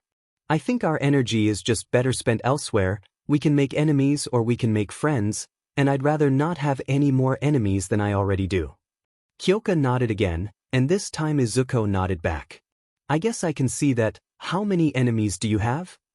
"Oh me," Izuko said. "None anymore, at least none that are alive." Kyoka looked shocked for a moment before Izuko started faux laughing like a cartoon villain. Kyoka couldn't help but laugh as well, nearly tripping over herself and leaning against the door with one hand to keep herself standing. Hashtag. Izuko was shaking in the back seat. It was not a thing that Hawks would miss, of course. He had enhanced senses, eyesight that was necessary for someone with a quirk like his to be any effective in the sky. He didn't need it to see what state she had been reduced into when she bid her friend goodbye. "I've heard from Rumi, you made a friend, right?" Hawks asked. "Well, of course she did. The girl even gave her a hug before stepping into the car." "That's good." "Yeah," Izuko said, her hands clamped together. Her knuckles were turning white already. "Really great. So why do you look like you're going to a funeral?" Hawks asked, stopping for a red light. Izuko nearly jumped out of her seat, body jerking against the seatbelt. "Want to talk about it?" "No." Hawks sighed, his head lowering onto the steering wheel and hitting the horn. Izuko jumped at the sudden sound. He suddenly pulled the car to the side, likely ignoring a bunch of traffic rules, and unfastened his belt, opening the door. Izuko blinked as he walked around the car and opened her door. Out. She wasn't the kind of person to ask questions, so she just did as she was told. When they were both out and the car was locked, he grabbed her under her armpits, like a small child, and flew up. She also wasn't the kind to get scared of heights, and if anything the shaking became less as they ascended and slowly drifted towards a tall building. They landed a few seconds later, and Hawks found himself staring around, making sure nobody else saw them. "All right," Hawks said, sitting down and motioning next to him. His feet were hanging over the side of the rooftop, and he hunched over, one elbow on his leg and his head propped up on his hand. We're where nobody can hear us, and you're obviously in need to talk to someone. Do you need me to make an appointment, or do you want to tell Uncle Hawks your worries? If I tell you, do you promise to never call yourself Uncle Hawks? Izuko asked. He shrugged in a way that made it clear the answer was no, but he was willing to humor her. She sighed, sitting down next to him and staring off into the distance. No. Appointments, please. All right, Hawks said, nodding. Is this about your friend? Izuko said nothing at first. It was like she was still sorting through the list of her worries, and by the time she finally reached the end, she sorted again just to make sure. Hawks sat patiently, watching the people below on their way home from school clubs and work. It was almost 15 minutes later when she finally opened her mouth again. It's hard not to care, Izuko said. Her voice was quivering, though he could not read any emotion on her face. The words, they are so easy to shrug off in the moment. It's so easy to keep it all together until nobody's watching. On any other day, Hawks would have taken her vulnerability in his and Rumi's presence as some sort of triumph. A sign of implicit trust that allowed her to reveal what she was truly feeling to people without her fire princess persona. Today he found his own hands shaking as he reached out towards her head, his fingers softly touching down on the green mop of hair. What happened? Hawks asked. Izuko hesitated, looking ready to rip his arm off for touching her for just a moment before she shook her head, looking down again. My friend's friend, Izuko said. She told me I should stop being friends with Kyoka, because it would ruin her future prospects. She's not wrong and she wasn't mean about it. Your feelings aren't invalid just because she was well-meaning, Hawks said, pursing his lips. And showing what you are truly thinking doesn't make you weak. It did, Izuko said, her voice low. Her shoulders tensed up, and Hawks could see a flicker of blue flames at her tongue. A small shock stopped her from going any further. Back then, on the streets, anything you did could be taken as a weakness. It doesn't make you broken, Hawks said, pressing down on her head a bit harder. It doesn't make you a failure, or a mess, or whatever you think about yourself. Do you think Rumi and I are great at expressing emotions? You hide your entire childhood trauma behind a thin veil of childish banter and self-deprecating sarcasm, Izuko summarized. Hawks brought his free hand up to his chest. Yeesh, you didn't need to say anything besides, no, Hawks said, displaying a thin veil of childish banter and self-deprecating sarcasm. What I'm trying to say is, it's fine to be hurt by other people's words. So what do you expect I should do? Say they're wrong? 'Cause she wasn't. Then she wasn't wrong to say it, but what does that matter? Part of being a person is not going out of your way to make other people feel like shit. I don't do people well, Izuko said, grabbing her arm and turning her gaze towards the ground. Fighting? I think I'm pretty good at it. People are just complicated. Tell me about it, Hawks said, sighing.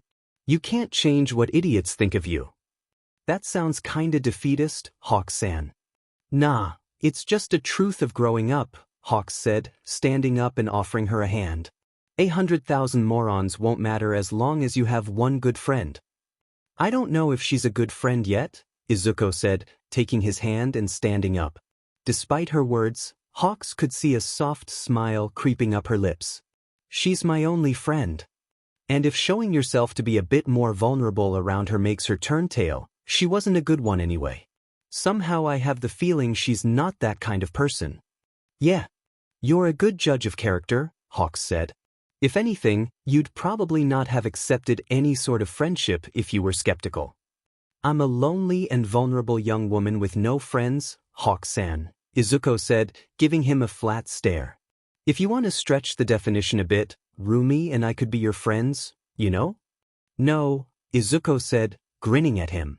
A genuine one. This time. Kyoka's my first and only friend, and somehow saying that really doesn't SCK as much as it should. Well, I've got some bad news for you then, Hawks said, shrugging as he lifted her up again. If she makes you feel that good about yourself, she's a pretty good friend in my book. Did you invite her over? She'll come with us tomorrow if her parents allow it, Izuko said. She said they're pretty chill. Cool, Hawks said, flying back to the car. A policeman was writing him a ticket. Cool. ###. Chapter 6, Upcoming. Kyoka watched as the flames around her exploded towards her back, scorching the air. She had seen it 100 times on TV, and yet seeing it in person was 100 times more awe-inspiring. For one second, Izuko Midoriya didn't look like her friend. Izuko Midoriya looked like the fire princess, the villain, draped in wrath and tearing through a police cordon to kick a hero in the face. Kyoka flushed. The heat must be getting to her. It became way too hot in this place. Kyoka wasn't shaking at all as she rang the bell at the almost two-plane agency in the middle of an almost two-plane Tokyo neighborhood. Only the Mirko agency sign above the door announced that she was in the right place. She was dressed as was requested, not in her school uniform or plain clothes, but in the UA gym outfit. It was later that she realized she could have just taken the clothes with her and changed here instead of taking the train in a tracksuit. After ringing the bell, she waited a solid minute before someone finally approached. They seemed to come from below? Within a second of the sound echoing, the door opened wide, revealing the slightly singed and very much grinning face of a pro hero. Kyoka was left speechless. Mirko was a presence, and not just because her quirk's mutation made her look so tall. Somehow, even after meeting all those famous heroes in the UA faculty, including All Might, Kyoka would never stop being awed at meeting someone new. Kyoka Jiro, right? Mirko said. Kyoka nodded slowly. Excellent, we were just warming up. Kyoka would argue that it looked more like they were committing arson, but decided not to comment. She didn't trust her voice to come out as anything else but a nervous whine. Walking in and closing the door behind her, she followed Mirko all the way to the basement stairs and found herself in a massive dojo-like space. But that wasn't what drew her attention. It was the image in front of her, draped in blue fire, that caused Kyoka to hold her breath. Kyoka watched as the flames around Izuko exploded from her back, scorching the air. She had seen it 100 times on TV, and yet seeing it in person was 100 times more awe-inspiring. For one second, Izuko Midoriya didn't look like her friend. Izuko Midoriya looked like the fire princess, the villain, draped in wrath and tearing through a police cordon to kick a hero in the face. Kyoka flushed. The heat must be getting to her. It became way too hot in this place. I thought she wasn't allowed to use his quirk, Kyoka murmured, mostly to herself. Mirko winked at her, or rather closed an eye as she tilted her head. Well, technically not, but technicalities are always a bit weird for me, Mirko said, so casually as if she hadn't just admitted to aiding and abetting a criminal. Kyoka supposed she was doing that too. The flames died down after a few seconds, and Izuko was slightly out of breath. Her clothes were half burned, with bits and pieces completely torn off. A sleeve was gone too, exposing a surprisingly toned arm. Izuko broke out in a smile when their eyes met. Before Kyoka could say a word, the former villain sprinted forward, stopping right in front of her. You came. Of course, Kyoka said, crossing her arms. I told you I would. Not that her parents were that thrilled. While they were always supportive and did not tell her no, they did urge her to be careful. It was only with the confirmation that pro-hero Mirko would be there that their concerns subsided. Not that she could blame them, but not blaming them for their concern and agreeing with them were two entirely different things. Kyoka breathed out, turning her head slightly to watch Mirko observing them. No, not them. She was taking a good look at Kyoka. Your quirk, it's pretty bad without equipment, right? Mirko said. Kyoka nodded. That was a truth she couldn't escape, but it was good enough to destroy quite a lot of robots during the entrance exam. Turns out most of them weren't very sturdy against vibrations from the inside. All right, Mirko said, walking between Izuko and Kyoka. Punch me. What? Kyoka asked, blinking. She tilted slightly to look behind Mirko, only to find Izuko smiling widely and nodding. Are you sure? Mirko looked around for a moment, bending down to pick up a small rock and held it out. She crushed it with one hand, smiling as the pieces and dust fell from her palm. Pretty sure. Well, she was here to learn, so she supposed she could accept any condition. When Kyoka raised her arm the way that Aizawa-sensei had shown them, Mirko gave an appreciative nod. When Kyoka twisted her body, using her entire weight behind the punch, Mirko looked a bit more skeptical. When the punch connected, hitting Mirko's abs, It was Kyoka who ended up hissing in pain, clutching her throbbing hand. Well, that's a start, Mirko said, nodding. To be honest with you, I'd suggest you try to throw your punches at softer parts of villains. Eraserhead will probably end up teaching you why not to go for the nose, so I'll skip that for today. Kyoka just nodded, still nursing her hand. She blinked some tears out of her eyes when someone touched her hand and wrapped it up in some thick bandages she's seen boxers wear before. She didn't know that woman. Lucky Charm, Mirko introduced. My sidekick. If you want to complain about how terrible and irresponsible I am, she'll be there to complain with you. Ma'am, please, Lucky Charm said, sighing. It was one time. Truly, not respected by either my charge or my sidekicks, Mirko said, sighing. Kyoka couldn't believe when Izuko rolled her eyes at the pro hero. What a terrible fate, oh woe is me. Anyway The switch in attitude made Kyoka start. Izuko was still standing behind Mirko, hopping on her toes. Show her how to punch, Mirko ordered. And then we can go eat lunch together. Izuko nodded, her stomach growling.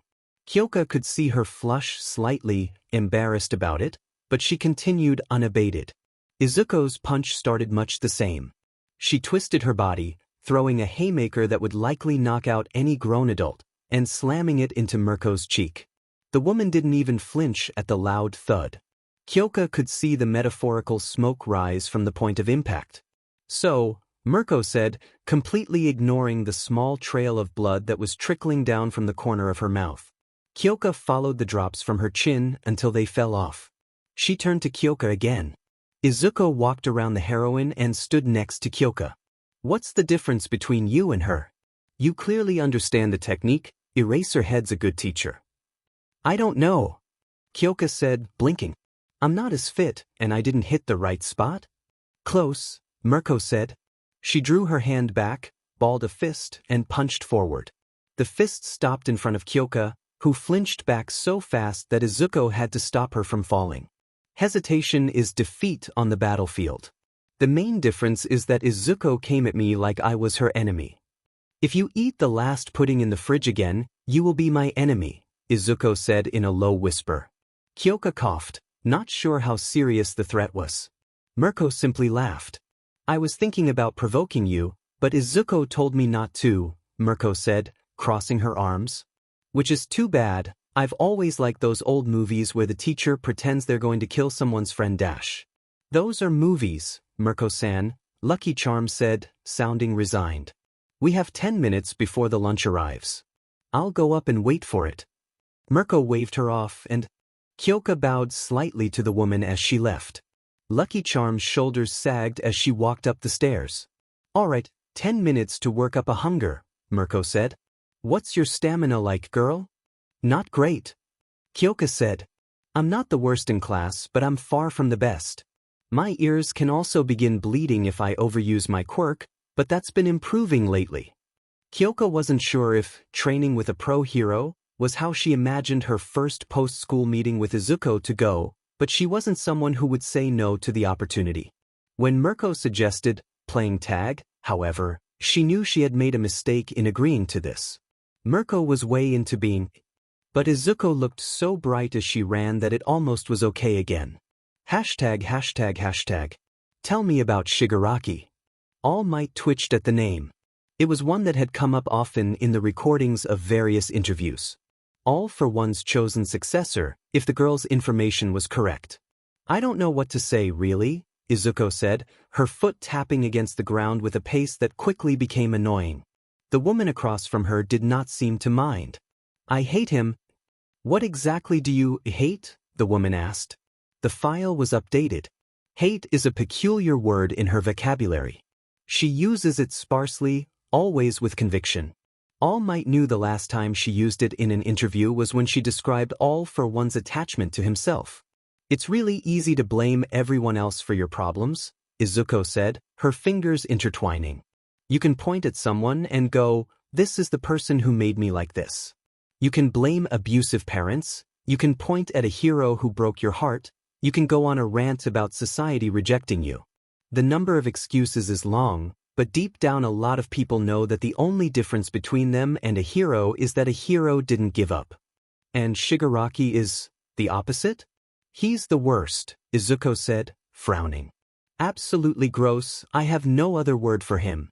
You take someone like Dabi and he's already pretty bad, and imagine someone whose bullshit is worse by an order of magnitude. All Might frowned at the screen. Her cursing had become more frequent. He knew that Dabituya did not make it on her list of people she had a disdain for easily. I'm not saying you can't blame your bad home life or society for your fall to villainy, but you have to take some responsibility for it. In the end, it's your decision. Nobody held a gun to your head and said, burn down an orphanage. Did he burn down an orphanage? The woman asked, swallowing at the thought.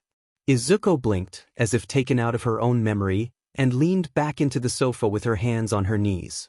Of course not, that'd be cartoonishly evil. Who would do such a thing? Izuko said, sounding exasperated. Third interrogation log, Officer Ebisu, I think that ended up sealed after they looked into it. Shigaraki collapsed a building where homeless children who ran away from orphanages took shelter in. The woman dropped the tablet in her hands, catching it at the last second again, completely speechless. All Might had seen the file. She wasn't lying. So he did that, and we met afterwards, Izuko said, ignoring how the woman was scrambling at typing things into the tablet. All Might ignored the feed of information, focusing entirely on the girl's story. Not intentionally, it was just a coincidence, kind of a thing that just so happens when you're both on the wrong side of the law. So I found out what he did and I asked him why. Sorry dash. Izuko stopped herself. The woman was still typing, and for all her professionality it mattered little in the face of the inhumanity which Izuko presented much like a story at a picnic. I can stop if you want, it's really not that important. No, the woman said, swallowing again. It's important in a lot of ways. Please go on. Izuko looked skeptical, and perhaps slightly sadistic from the small grin that was visible for a fraction of a second as she continued. Right? Izuko said.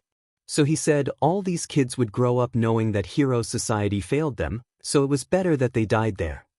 Izuko's hand twitched. In spite of her collar, a sharp flame came from her palm. She ignored the shock completely, as if in a trance. I carved his face open, Izuko finished. She smiled a serene smile that spoke of a fond memory. Ripped a nice chunk out of his cheek and burned it shut. Gross, gross, gross. And you hate him because of that? I'd be lying if I said I didn't feel miserable for a dozen dead orphans, but no, Izuko said. I hate him because of that hypocrisy. He couldn't own up to his urges to make everyone as miserable as him. He packaged everything up as a favor to the world. He plotted the death of All Might like he was bringing us salvation, and when something went wrong it was never his fault. All Might's eyes trailed over the next entries on the file that flashed on the screen. Hates people who are unable to take personal responsibility. Self-loathing stems from blaming herself for things she has no control over. Seeing All Might apologize shook her core belief that made her a villain in the first place? Possible topic for another day. Invite All Might with her permission? All Might sighed, closing the file. The invitation never came. He didn't know whether or not he wished it had. Hashtag. Izuko was brave and powerful. And she would never, ever be afraid of going on an outing with a friend. Though she technically was not allowed to leave the presence of guardians, Mirko said that it would be fine as long as she checked in over her phone once an hour, then mentioned that her phone was usually off during work hours so all her messages might end up being delayed. However, any false sense of bravado vanished as she waited in front of the train station. Being allowed to go out when it wasn't time to go to school felt awkward, but the stares, they felt worse. Izuko had not minded the stares back when she was still a running rampage. If anything, she had enjoyed them. All eyes were on her, watching, realizing just how far one girl who started without a quirk could go. But now the stares were marred by something else. The suspicion that she would do something, rather than watching as she was committing a crime. She would not grant them that satisfaction. Instead of reacting with hostility, as her brain screamed at her to glare back, she smiled. That set them off way more. It also made Izuko's inner voice more ravenous. It took her until the next train arrived to calm down. A few seconds after the doors opened, In between the large crowd that parted around Izuko as they exited the station, came Kyoka. She was dressed much more casually today. A black and white top with a grinning skull on it, a choker, and what looked like half-torn pants that would likely be incredibly uncomfortable in winter. "Nice outfit," Kyoka said, turning the words that she wanted to say back on her. "The bunny theme probably ain't quite yours, huh?" Yes, Izuko said, looking away to hide her expression. "I didn't have any clothes, and Mirko was kind enough to lend me some of hers. Fills them out better?" "They suit you anyway," Kyoka said, smiling. The way too loose, bunny-patterned t-shirt felt a lot tighter around Izuko's chest all of a sudden. "So, where do you want to go?" "I thought you'd have a suggestion," Izuko said, laughing awkwardly. The noise sounded almost strangled. "I haven't really gone on any trips in a while." "Fair enough," Kyoka said. Izuko's smile mirrored hers. It was nice just how much Kyoka shrugged off the bits and pieces that Izuko disliked about herself. "I guess shopping for some things might not be a bad idea if you get to go out more often." "Yes," Izuko said. "I don't have any money though. Mirko-san gave me her card, but it feels weird using it." Mirko and Hawks had already done more than enough for her, and accepting something like this just felt bad. Of course, the fact that she couldn't actually do any part-time jobs because nobody would hire her only compounded her lack of disposable income. It wasn't like she was starving or cold, after all. She just had never seen any reason to take care of herself besides the most basic necessities. "That's fine, we'll just see what catches your eye and enjoy it like that," Kyoka said. She sounded slightly disappointed.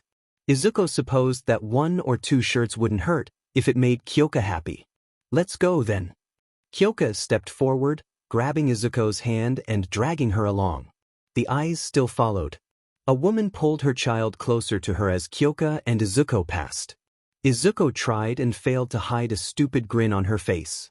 ####. Chapter 7, upcoming. "You know who I am," Sir Knight I said. Izuko nodded. "Do you know why I'm here? To check if I'll end up hurting someone in the future?" Izuko asked back. Sir Knight I shook his head. "Why then?" "I need your insight on a small matter," Sir Knight I said, shoving a small file onto the table. The words "Sixth Heaven" were written in the corner in English. "A minor inconvenience, and in exchange you will receive more freedoms in your probation. The court has already agreed." "How was it?" Mirko took the hit for Izuko's free day. While the conditions she'd placed on her charge were, in the end, deemed acceptable, the cronies from the court seemed more than happy to announce that such repeats would not happen again. Such was the price of going against society's values, Izuko supposed. "Honestly, not that impressive," Kyoka said, sighing. Izuko blinked. "It was a bit of rescue work with 13, All Might was not there, and most of my classmates ended up treating it like a game." "Are you sure?" "It's not every day you go to the USJ. I've heard it took trillions to build that thing," Izuko said. "The yen was not very valuable back then." "Was it your classmates?" Kyoka started. She had gotten better at hiding her reactions, but in their current position, sitting shoulder to shoulder on a bench in front of Mirko's agency, that was impossible. Izuko sighed out through her nose. "There's no use hiding things from you, is there?" Kyoka asked. Izuko shrugged, her shirt brushing against Kyoka's bare shoulder. "Not until you become a much better liar," Izuko said. "Like me. But I'm here to listen, right?" "Yeah, thanks, it's just," Kyoka began. She fumbled around for words for a few moments, and settled for a very simple answer. "It's complicated." "That's what people are, yes," Izuko said diplomatically and not without a solid ounce of sarcasm. "We're all deeply complex people." "You know what I mean," Kyoka said, clearly exasperated at the almost childish behavior. She sighed, shaking her head. "Momo. She's getting used to the idea. Mina's always friendly. Kirishima too, he's a nice enough guy." The rest were swayed by Todoroki's arguments.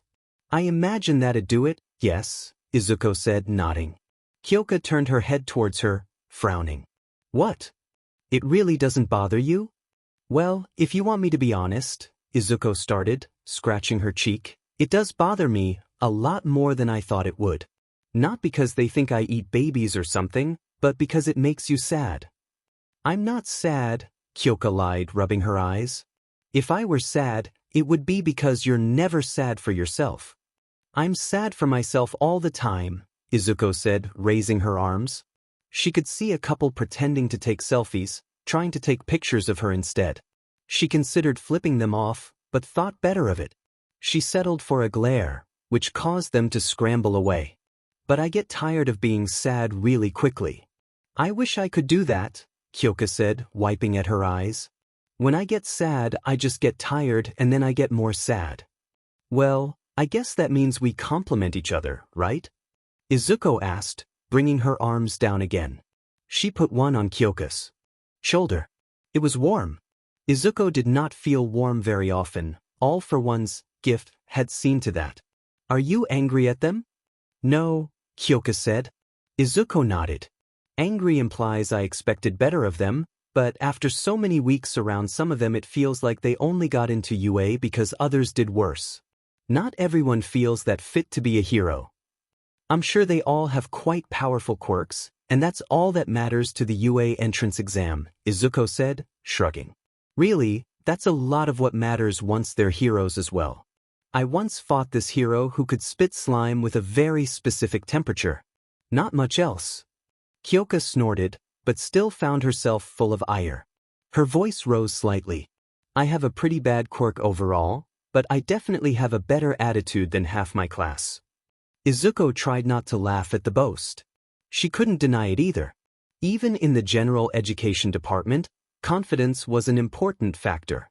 She was fairly certain that the boy from the other class, who walked around like a zombie, would make the cut to be promoted to the hero course eventually. It's not a bad quirk, it just needs a bit of work, Izuko said, raising her hand further and finding herself mirroring Hawk's usual action towards her own hair. Her fingers touched down on Kyoka's head. And I don't know many people who work much harder than you. You don't know many people, PRD, Kyoka said, grinning at Izuko. The hero aspirant's face was slightly red.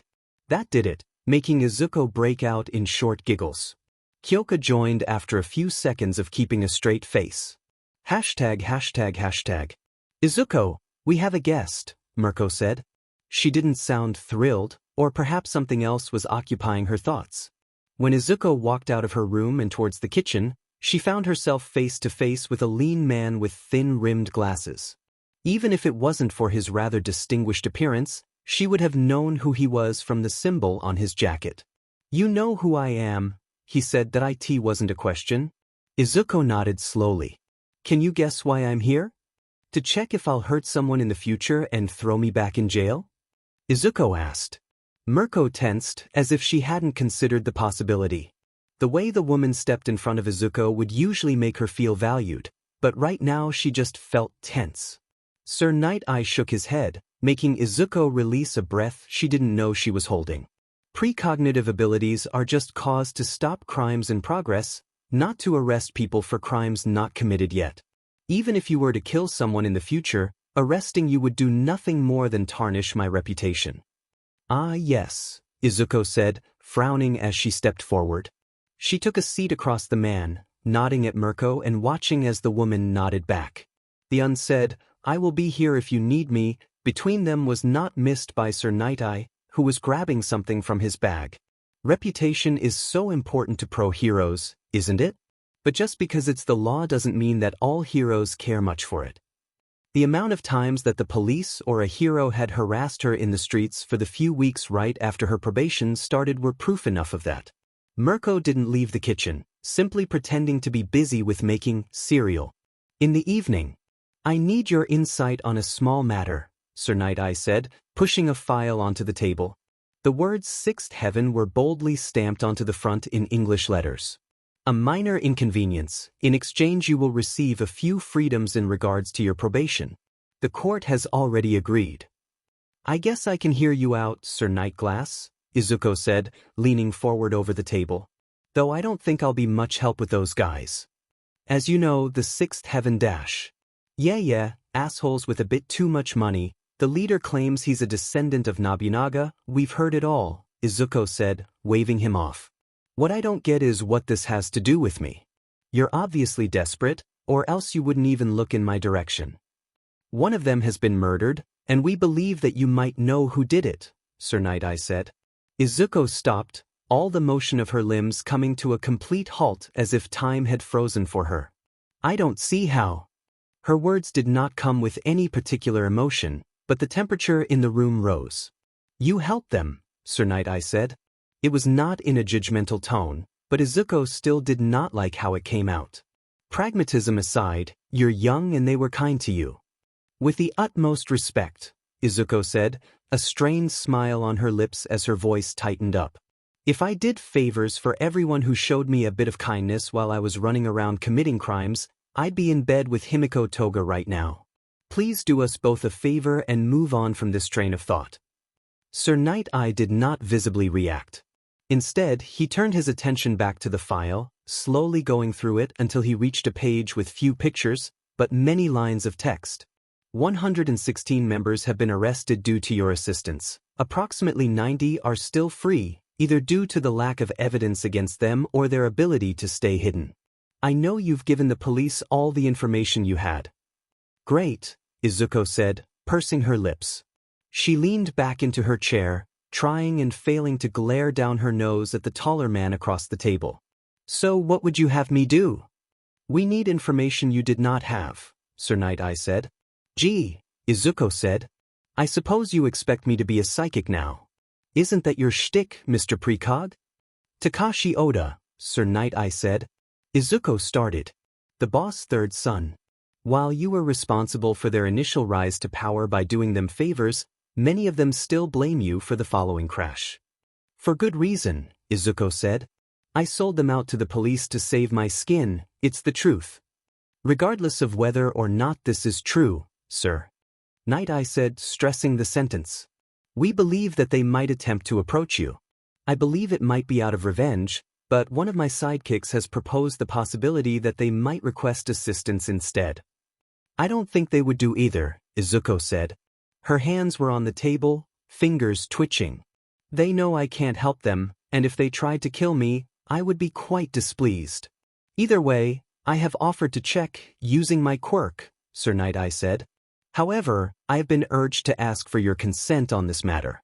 If you do accept, and we are able to capture additional members in addition to the murderer, the court has agreed to a provisional removal of your quirk suppression device. There's way worse bribes, Izuko said, her fingers twitching again. She didn't truly need it, though. Mirko's training basement was more than enough for now. She was able to use her quirk freely there, but would that come with more restrictions about where I'm allowed to spend time? Sir Night-Eye smiled, almost too soft to see, but to Izuko it was like the difference between night and day on his face. Rehabilitation has to start somewhere, does it not? After all, once you turn 18 and graduate high school, your record is supposed to be stricken. All right, Izuko said. She didn't need unrestricted quirk access when she had it already. What she needed was to get rid of that DMN collar that would track her every move when she just wanted to go on a date, outing with her friend. Just one more thing, though. Sir Night-Eye tilted his head slightly, waiting for her to continue. You're a highly capable and incredibly powerful hero, with a quirk that has caused countless nations to bid on you to move there, Izuko said, crossing her arms. You don't need me for this. I can guess why you still approached me, but I want to hear it from your lips. Izuko hated guessing. She knew Sir Night-Eye was much the same. He had once said that he would only ever commit to the plan with the highest certainty of success. He said you were bright, Sir Night-Eye said, sagging into his chair slightly.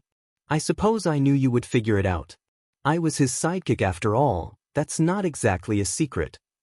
I love the man, Izuko said, rubbing the bridge of her nose. And he's not stupid, but he's very close to it. He'd just call it paying one's debts, you know? Whatever I said before, Izuko said, her mood worsening. He is stupid. The deal was struck either way. Izuko needed to stop avoiding the man, or else he would try to pay this non-existent debt back in more ridiculous ways. He had already won more than enough for her, and he was on his last leg as a hero, desperately keeping the tide of darkness away as all for one consolidated power once more. She hated being babied by him of all people. Sir Night Eye's eye turned into a strange pattern. ###. Chapter 8, Upcoming. Look at me, Izuko said, waving her arms outwards. I'm in a pretty shitty spot, probation and all, but somehow all the stars seem to align. I make a friend, my probation conditions get loosened, all might is bending over backwards to make me happy. So what's the problem? Mirko asked. Izuko blinked. It's like the pendulum swung back too hard. It feels off, Izuko explained. I don't want to look at something that should make me happy and doubt it, but I still do, because this stupid wrinkly piece of sheet in between my ears makes me think everything will fall apart at the slightest touch. Is that the only reason? Mirko asked. Izuko blinked again, before her face twisted into an ugly frown. Maybe I should ask Jiro-chan. Don't you dare. There are few things that Izuko truly enjoyed doing in her free time. Exercise was one of them, not because she wanted to stay fit, but because it was one of the few outlets of the pent-up energy that bubbled up within her. The other one was cooking. Lunch Rush had made true on his promise, allowing Izuko to stay in the kitchen after school to learn a bit from the food cart hero. The time she would have spent with Kyoka on the roof had been moved to hours of training together in Mirko's agency. Which was why she was hard at work at this moment. The kitchen looked like a battlefield, and she was the lone warrior that stood alone against the tide. She rarely made anything this early. There was no use. A piece of toast often did what it had to until lunch, and both Mirko and Hawks were out of the door before she woke up most days. She never quite understood the logic in being allowed to go to school alone and having to be driven home, but at this point everything that could be categorized as an inconvenience likely existed simply for the sake of being an inconvenience. But not today. Today she was fierce and terrifying, moving knives over vegetables, cutting shapes into wieners. Today she was preparing bento. Not just for her, of course. Just because Kyoka said she didn't care about people staring at lunch didn't mean that Izuko was willing to let her suffer under the same circumstances she had to live through. If the cafeteria was not good for lunch, then the rooftop would have to do. She gave the soup a taste, and pumped her fist before pouring it into a thermos bottle. ###. Lunchtime. Izuko had left on the ringing of the bell, and ended up in front of 1A before any of them had made their way down to the cafeteria. Ignoring the blatant disdain on Ida's face, she walked in and gave a small nod to Aizawa-sensei, who nodded back. Kyoka was staring at her, and then found her gaze traveling down to the rather big boxes in her hand. Hey, Izuko greeted with a smile, subtly flipping off Todoroki with her other hand hidden behind the box, out of Kyoka's view. I made some food for us if you want to eat at the rooftop. Yes. Kyoka agreed faster than Izuko could finish speaking. She looked ready to grab Izuko and run, but held herself back to not knock over the food. Instead, walking out side by side. Izuko could see Momosai, resigned but not malicious. The boy with the sharp eyes and spiky hair, Kirishima, whistled low. It didn't take long to reach the rooftop, of course. Nobody was there, as was usual, and the blanket which Izuko had left there was warm from the summer sun. Izuko tried not to stare, but found herself captivated by the sight of Kyoka's first bite. What if it wasn't good? What if she had messed up somewhere? She had worked tirelessly all morning, but that also meant she was exhausted and maybe she had switched the salt for sugar. I know I'm not quite at the level of Lunch Rush yet. Kyoka hummed in approval, sighing out some steam from the still hot rice and nodding. It tastes amazing, Kyoka said. Izuko coughed, a small blush creeping up her cheeks. Thank you. Not for this, Izuko said, looking away. It's the least I can do. You're my friend after all. I'd love to make you one, but I'm afraid I don't do well with kitchen utensils, Kyoka said. Izuko was impressed at how good the girl was at inhaling the food in between the talking. The lungs of a singer, as Kyoka had once called herself before quickly changing the topic, were quite impressive. With that, she dug in as well. It did taste good. There was few things you could mess up with rice, but the vegetables were fine, and the soup she had prepared bowls for was as good as she could manage. They ate in silence for a few minutes, enjoying every bite and enjoying each other's company. It was strange, just how at peace Izuko found herself feeling as she looked at her friend. even though her chest felt like it was about to burst and heat kept creeping up her neck. The food might be a bit too hot, she should have let it cool down a bit. Their serene silence was interrupted by a loud bang that announced the intro to a melody. Izuko started, while Kyoka just pulled out a phone. She checked over the screen, before her eyes flicked up to the time. "Ah, sheet," Kyoka said, pocketing her phone again. "I forgot, next lesson's heroics, I need to get changed. I'm sorry for leaving so quickly dash." "All good," Izuko said.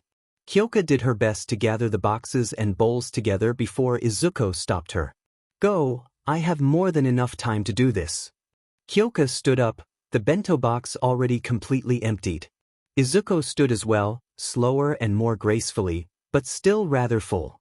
Maybe she should make a bit less the next time? Her thoughts were interrupted by Kyoka wrapping her arms around her in a too tight hug. It felt scalding hot. Thank you," were the parting words. Kyoka turned around and left, turning her head just once before walking down the stairs to smile. Izuko smiled back. A loud squealing came from Izuko's throat, and she found herself unable to stop the flood of blue fire that ignited on her cheeks. She fell, first onto her knees and then onto the palms of her hands. The collar kept shocking her, but Izuko could barely feel it. Hashtag. Kyoka wasn't there for training today. Izuko wouldn't say she was feeling lonely, but she had gotten used to the idea of spending more time with her friend every day, and the rip in the routine made her feel a bit hollow.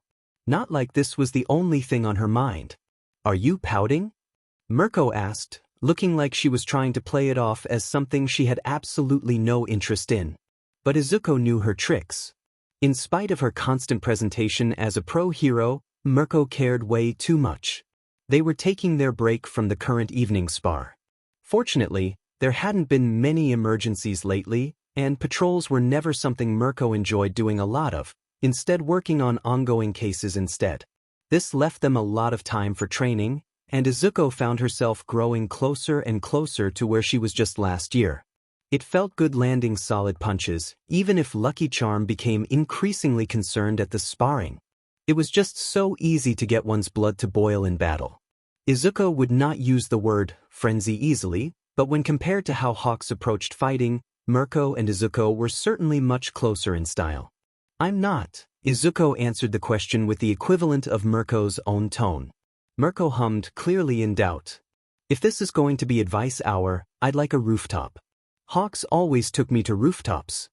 Always being one time, but 1 out of 1 is still 100%. Mirko sat down, propping up her head on her fist. "Did she like the bento?" Izuko coughed, unable to keep a straight face. "Very much." "That's good," Mirko said, nodding. "But I imagine she would have liked it even if it was bad. That's kind of the thing with friends, right?" "Yes," Izuko said, frowning.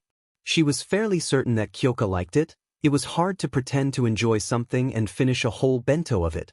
Something just feels off. The other shoe isn't dropping. "What other shoe?" "Look at me," Izuko said, waving her arms outwards. "I'm in a pretty shitty spot, probation and all, but somehow all the stars seem to align. I make a friend, my probation conditions get loosened, all might is bending over backwards to make me happy dash." "So what's the problem?" Mirko asked. Izuko blinked. "It's like the pendulum swung back too hard. It feels off," Izuko explained. "I don't want to look at something that should make me happy and doubt it, but I still do, because this stupid wrinkly piece of sheet in between my ears makes me think everything will fall apart at the slightest touch." "Is that the only reason?" Mirko asked. Izuko blinked again, resisting the urge to roll her eyes at the constant questions. After a second, her face twisted into an ugly frown. "Maybe I should ask Jiro-chan dash." "Don't you dare." Izuko's voice was accompanied by a solid exhaust of black smoke from her lips and nose. Mirko didn't stop, taking this as a confirmation to the crux of the problem. Izuko hated that insightful side of the woman. Why couldn't she just be some bimbo like the tabloids say? "To be honest with you, I've never made a bento for any of my friends at school," Mirko said, shrugging. Izuko gave her a flat stare. "I'd imagine they wouldn't be alive for much longer if you did," Izuko said. Mirko narrowed her eyes. Hawks said you were a walking disaster in a kitchen for as long as he knows you. I imagine you weren't much better. Just because you're right doesn't mean you're correct, Mirko said, pouting. Her voice turned into something of a whine. But that doesn't change my point. You like her, right? She doesn't deserve me to drag her down. You know how people are, Izuko said, crossing her arms. She bent her knees slightly, falling over backwards with a rough thud, hitting the ground with her back. And even if I like her, what use is risking out friendship over something this stupid?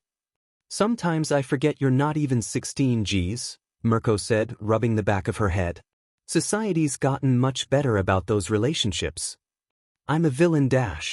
Former villain, Mirko said. Imagine the headlines if I did like her like that. Maybe I don't. Maybe I'm just attached to the first person who was really nice to me since I got on my probation? I'm just some teenager with an attitude, right? What do you think people are, ya idiot? Mirko said, glaring down at her. Izuko turned her head to meet her eyes, not flinching away. If this is all your friendship can take, then clearly you're not meant to be friends. You're just lying to yourself. I'm not. You think you don't deserve to be liked back because you're a bad person? Mirko continued unabashed, and you're wrong thinking that. Everyone deserves some form of love. Self-fulfilling prophecies and all that shit. If you keep approaching everything with this attitude, you're going to be lonely forever. If you were any less foul-mouthed, your advice would sound a lot better, Izuko said in a low voice. Mirko's ears twitched. F you. No F you, Izuko said. They held their respective stares for a solid minute before Mirko's face cracked into a smile. Izuko couldn't help but smile back. She liked the bento at least. See? Mirko said, kicking the ground and cracking it slightly. Break over, let's beat all that sadness away, shall we? Izuko didn't have time to stand up before Mirko came at her like a comet. She rolled out of the way and blew fire towards the ceiling. ####. Chapter 9, Upcoming. The people trust in rehabilitation, All Might said. Sir Night Eye shook his head. No, they trust you, Sir Night Eye said. They trust that if she goes on a rampage again, you will stop her. They don't see her as a normal person trying to live her life, they see her like a pet dog you've put on a leash. That was not my intention. Intent matters little to the mass.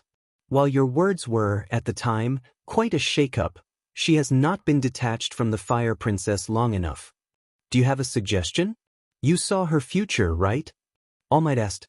Sir Night Eye frowned at the desperation in the man's voice. It was unbecoming. I know you have a rule about not sharing personal information. The sports festival is coming up, right? Sir Night Eye asked. It would be fine, just a little bit.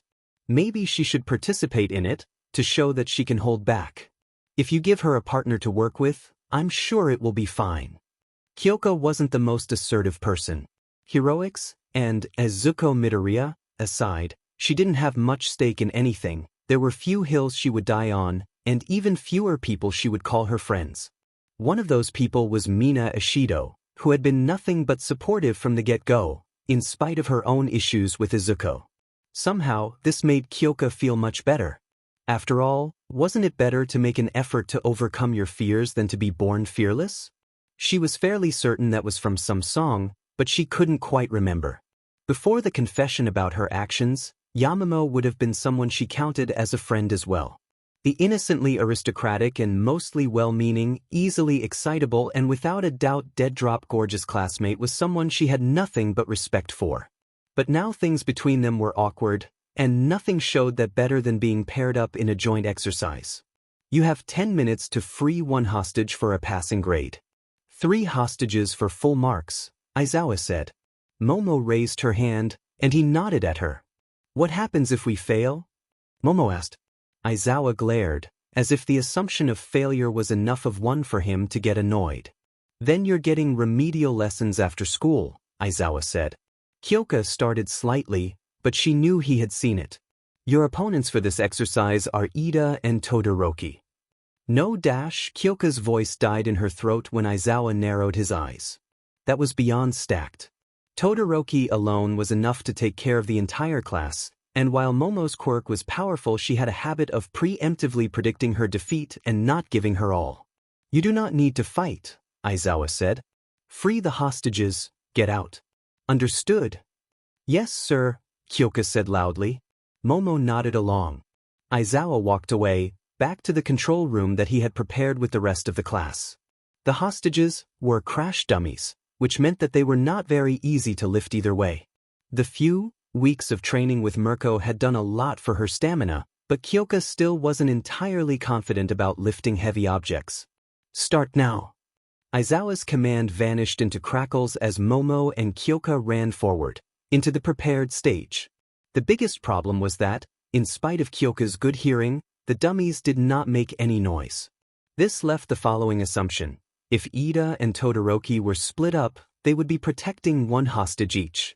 If they were together, all hostages might be in the same place. Or they were playing diversion, until they could confirm the location of the hostages. Intel, Aizawa's voice came in slowly through the earpieces. One of the hostages has sighted on a rooftop. That narrowed it down considerably, at least. Of course, heroes could receive intel. Aizawa would never skip that in his explanation. Kyoka sighed, turning to Momo. Can you get us up? Kyoka asked.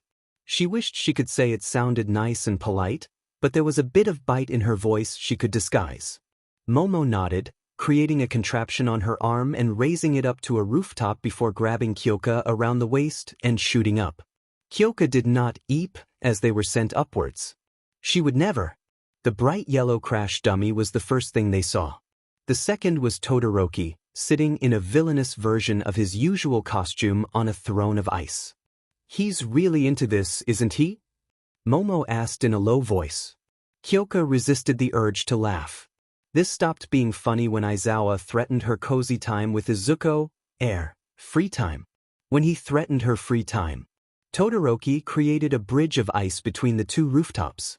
Instead of walking over it himself, he invited a challenge.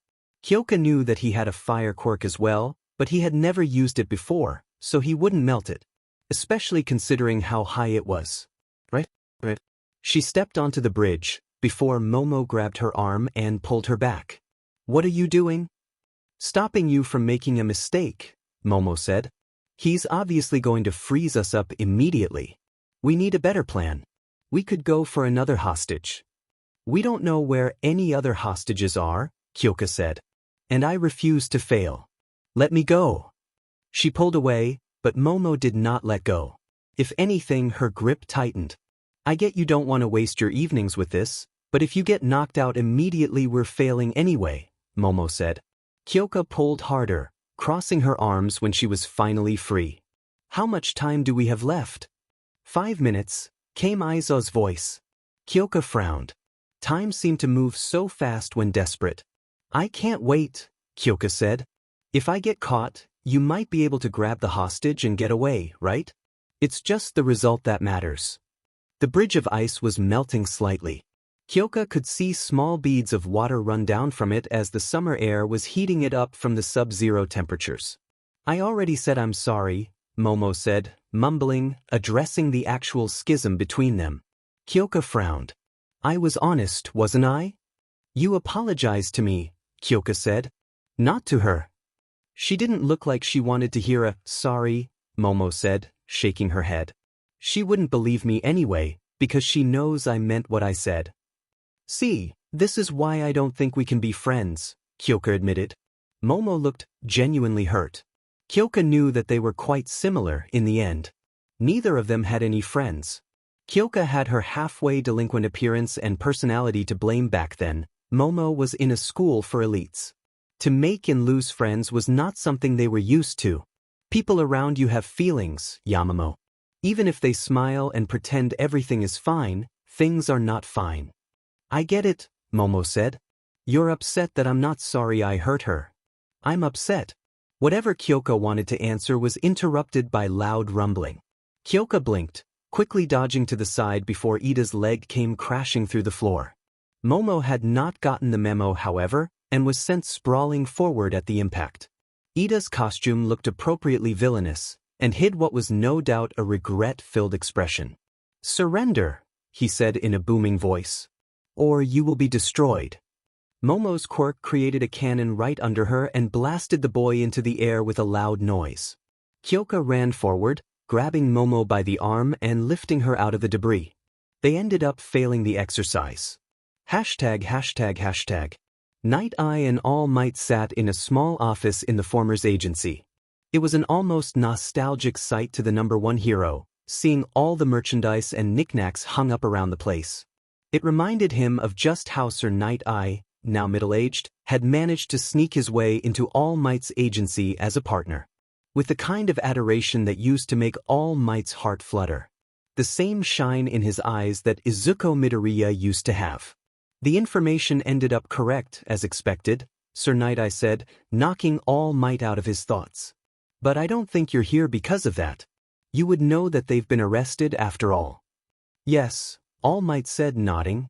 And I know you've already sent out the documents to the court for her collar to be removed. We appreciate it. Not for this, Sir Night Eye said. We all have our regrets, as much as mine is you, yours is that girl, and I cannot in good conscience doubt your words about her character. Not after he had seen it, no doubt. Sir Night Eye often sold his quirk short, which was almost funny considering how stuck-up he could act the rest of the time. He doubted that his predictions could be wrong, he was certain that fate was unchanging. If you want to thank anyone, you should thank Mirko and Hawks, Sir Night Eye said. All Might looked up, tilting his head slightly. They write weekly reports on her for the court. Her behavior has been nothing but exemplary, her grades are apparently top of her class, and she has not broken any rules set out to her in spite of some intentionally difficult wording. Exemplary, huh? All Might muttered. I imagine so, she would have made a great hero. She would have. Maybe I can still make her one, All Might said, slightly louder. My quirk, I still have not passed it on Dash. If you offered it, she would resent you for it, Sir Night Eye said. All Might nodded.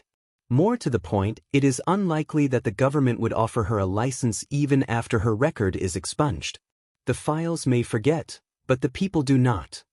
The people trust in rehabilitation, All Might. Sir Night Eye shook his head. No, they trust you, Sir Night Eye said. They trust that if she goes on a rampage again, you will stop her. They don't see her as a normal person trying to live her life, they see her like a pet dog you've put on a leash. That was not my intention. Intent matters little to the masses. While your words were, at the time, quite a shake-up, she has not been detached from the Fire Princess long enough. Things always end up tilting back to the status quo, is that it? All Might asked. Almost bitter, like the taste of blood on his lips. Sir Night Eye nodded. Then perhaps the status quo requires shaking again. Endeavor has been outspoken about her being a menace, perhaps this added to it. In parts, but even with public support, Hawks and Mirko included, people's perceptions change slowly. You would think hiding her from the world by putting her into school and making sure the journalists would not touch her would be enough, but I think it's had the opposite effect. Do you have a suggestion? You saw her future, right? All Might asked. Sir Night Eye frowned at the desperation in the man's voice. It was unbecoming. I know you have a rule about not sharing personal information. The sports festival is coming up, right? Sir Night Eye asked. It would be fine, just a little bit. Maybe she should participate in it, to show that she can hold back. If you give her a partner to work with, I'm sure it will be fine. The sports festival, All Might said, his voice distant. There was something about deciding the events this year, I could bring it up.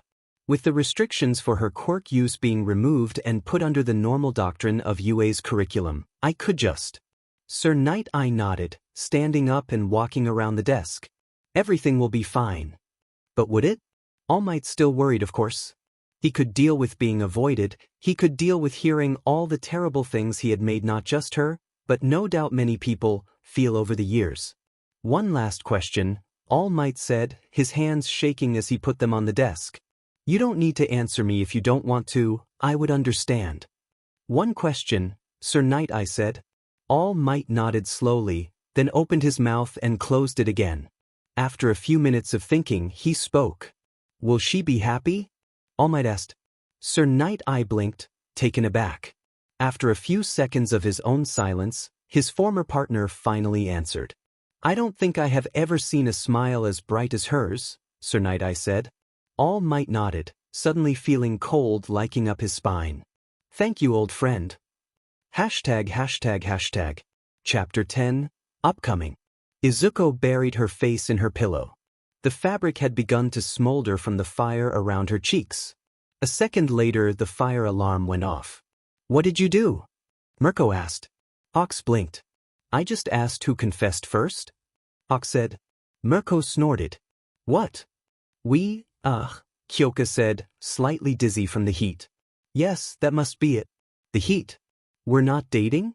In celebration of the probation restrictions being loosened, and Izuko losing the collar as well as the curfew, she had prepared a big dinner for everyone. Mirko would join later, after finishing her patrol and getting cleaned up, leaving Izuko, Kyoka and Hawks alone at the table. Kyoka was certain that after meeting Mirko and realizing just how down-to-earth the woman was, she would stop being awed by the presence of pro-heroes around her, especially those with a high rank. One of her teachers was All Might after all, but there was something different about Hawks. His entire body exuded an aura that made her feel awestruck. He was plain cool. Like all of the kind of edgy things that Endeavor had going with none of the awful out-of-costume behavior. How are the classes? He asked. His plate was already empty, and he was filling it up again. Kyoka couldn't blame him, Izuko's cooking was amazing. I've always regretted not going to a hero school, so it's always fun to hear about how people find it. You didn't? Kyoka asked, tilting her head. Of course, you had a fast track to a license, right? I've heard about it in History of Heroics Class Air, sorry. She went slightly red in the face, and Izuko's smile made her feel even more embarrassed.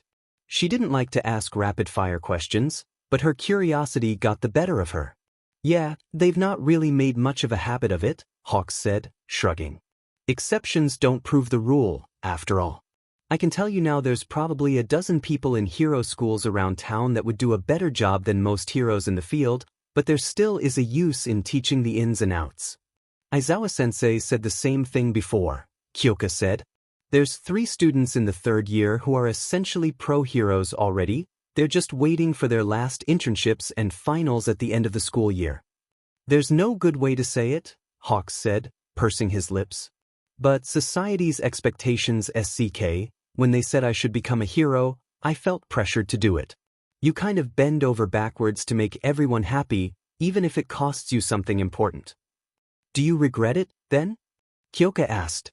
Hell no, Hawks said, breaking out into laughter. I met some of my best friends in this industry, and I got a bunny girlfriend who has enhanced hearing and can kick your butt? Izuko warned. Hawks shut his mouth, causing Kyoka to laugh at the almost comical look of horror. Yeah, Hawks said, waving her off. Of course you'd use that against me, with your girlfriend being here and all. Girlfriend? Kyoka asked. Izuko choked on air. I did mean to ask you, who was it? Hawks asked. Kyoka tilted her head to the side, as if asking for clarification. Who confessed, I mean? No, Izuko began, choking on her words. Kyoka had never seen the girl so flustered. She had seen her grow red, and incredibly happy when someone was enjoying her food, but the flickers of blue sparks around her cheeks were new. They even exploded outwards, forcing Hawks to put a wing between them to stop the heat from reaching Kyoka. Using that distraction, Izuko all but jumped out of her seat and sprinted down the hall towards her room. Kyoka blinked, finding herself meeting Hawks' eyes and receiving a shrug in return. When she stood up as well and walked down the hall, she found Izuko's door closed except for one small detail. The handle had melted off, as had the lock. She could feel a sweat build up on her brow, and didn't dare step in. Hawks ended up being the one pushing the door open, revealing the girl in her bed, her face literally burning up as she fumbled around with the quirk suppression collar, trying and failing to reactivate it. The sound of the door opening caused her to turn around, and a gargle escaped her lips. Izuko buried her face in her pillow. The fabric had begun to smolder from the fire around her cheeks. A second later, the fire alarm went off. Kyoka could see that Mirko had jumped down the stairs and reached the hallway within seconds. What did you do? Mirko asked. Hawks blinked, almost managing an offended look at the accusation. I just asked who confessed first? Hawk said. Mirko snorted. What? Kyoka said, slightly dizzy from the heat. Yes, that must be it. The heat. We're not dating? Really? Hawks asked, blinking again. My friends never made me bentos when I was in Shuherk. His words were interrupted by a powerful elbow jab of Mirko's, slamming right into his stomach. If you burn this room down, I'm taking it out of your allowance, Mirko warned Izuko, one arm around Hawk's neck and dragging him away. The words seemed to reach her, causing the heat to subside slightly. The flames on the furniture died out immediately. Play nice, girly. I'd hate to lose a future sidekick. Kyoko would have taken the implication of joining Mirko's agency as an accomplishment if it wasn't for the ridiculous circumstance. Izuko still looked absolutely flustered, and Kyoko wasn't any calmer herself. It was simply a slide of luck that she was able to hide her thoughts so well. About what Hawk-san said, Kyoka said. Izuko's eyes flashed with something she hadn't seen on the girl's face before. Unmistakable and visceral. It's fine if you don't want to talk about it. I overreacted, Izuko said, looking up from her half-burnt bedsheets. She sat against the wall, glancing over to the free space on her left. Kyoka sat down, watching as the girl withdrew further into the corner. If I hadn't overreacted, I could have just pretended nothing was going on. Would that be better? Kyoka asked. The room was still too hot. We're friends, right? Yes, and isn't that kinda pathetic? Izuko asked, sounding more resigned than embarrassed now. This violent loser on probation develops feelings for the first person who's genuinely nice to them? Getting outed by some bird-brained moron eating dinner. I don't know, Kyoka said, shrugging. I don't know any violent losers. And I don't think anyone can judge you for feeling the way you do. I can, Izuko said, pursing her lips. I'm supposed to be better than this. You've bought into your own hype a bit too much, Kyoka said, shaking her head slowly. You're smart and powerful, but that doesn't make you any more mature than anyone else. What'd be better about not liking someone? It's not liking someone, it's... Izuko began, unable to find the proper words. Kyoka knew that whatever would come out of her mouth next might sting, so she prepared herself accordingly. Fortunately, the words never came. Izuko's mouth opened and blew fire. Liking me? Kyoka suggested. Saying it out loud made her self-conscious as well, but she knew that they needed to have this conversation. It was only with the slightest bit of sarcasm that she continued the line of questioning. Am I that terrible? No. Izuko said, perhaps a bit too fast. Kyoka tried to ignore the way her heart was bashing against her ribcage. You're great, it's me who's not that great. You don't get to decide what people think of you, Izuko, Kyoka said. She didn't have her way with words. At this point it felt like she was quoting cheesy love songs rather than giving her words any actual meaning. If anything, after meeting you I've seen so many sides of yourself you're not even aware of. Oh yeah? Izuko asked. You're really happy when you eat a good meal, Kyoka said. Like every time you take a bite it might be the last time. It's what made me pay attention to you at first. She blushed. That was the truth. It was the first time that Kyoka had seen the girl and not thought of Fire Princess. She was, after all, more than that villain she used to be, and seeing her cute reactions to Lunch Rush's lunch was almost worth going to the cafeteria every day. You're funny and friendly even if you try to shut others out. It's obvious when you're playing a role you've made up for yourself, Kyoka said. Izuko opened her mouth, but Kyoka wasn't having it. You think you don't deserve to be happy, and that the only reason for you to be friends with someone is to make them happy instead. I'd call it selfless if it wasn't so stupid. Izuko deflated, her throat rumbling slightly with unspoken words. What's wrong with falling in love? Kyoka asked. What's wrong with being happy? People fall in and out of love way too fast, and I'd rather stay friends, Izuko said.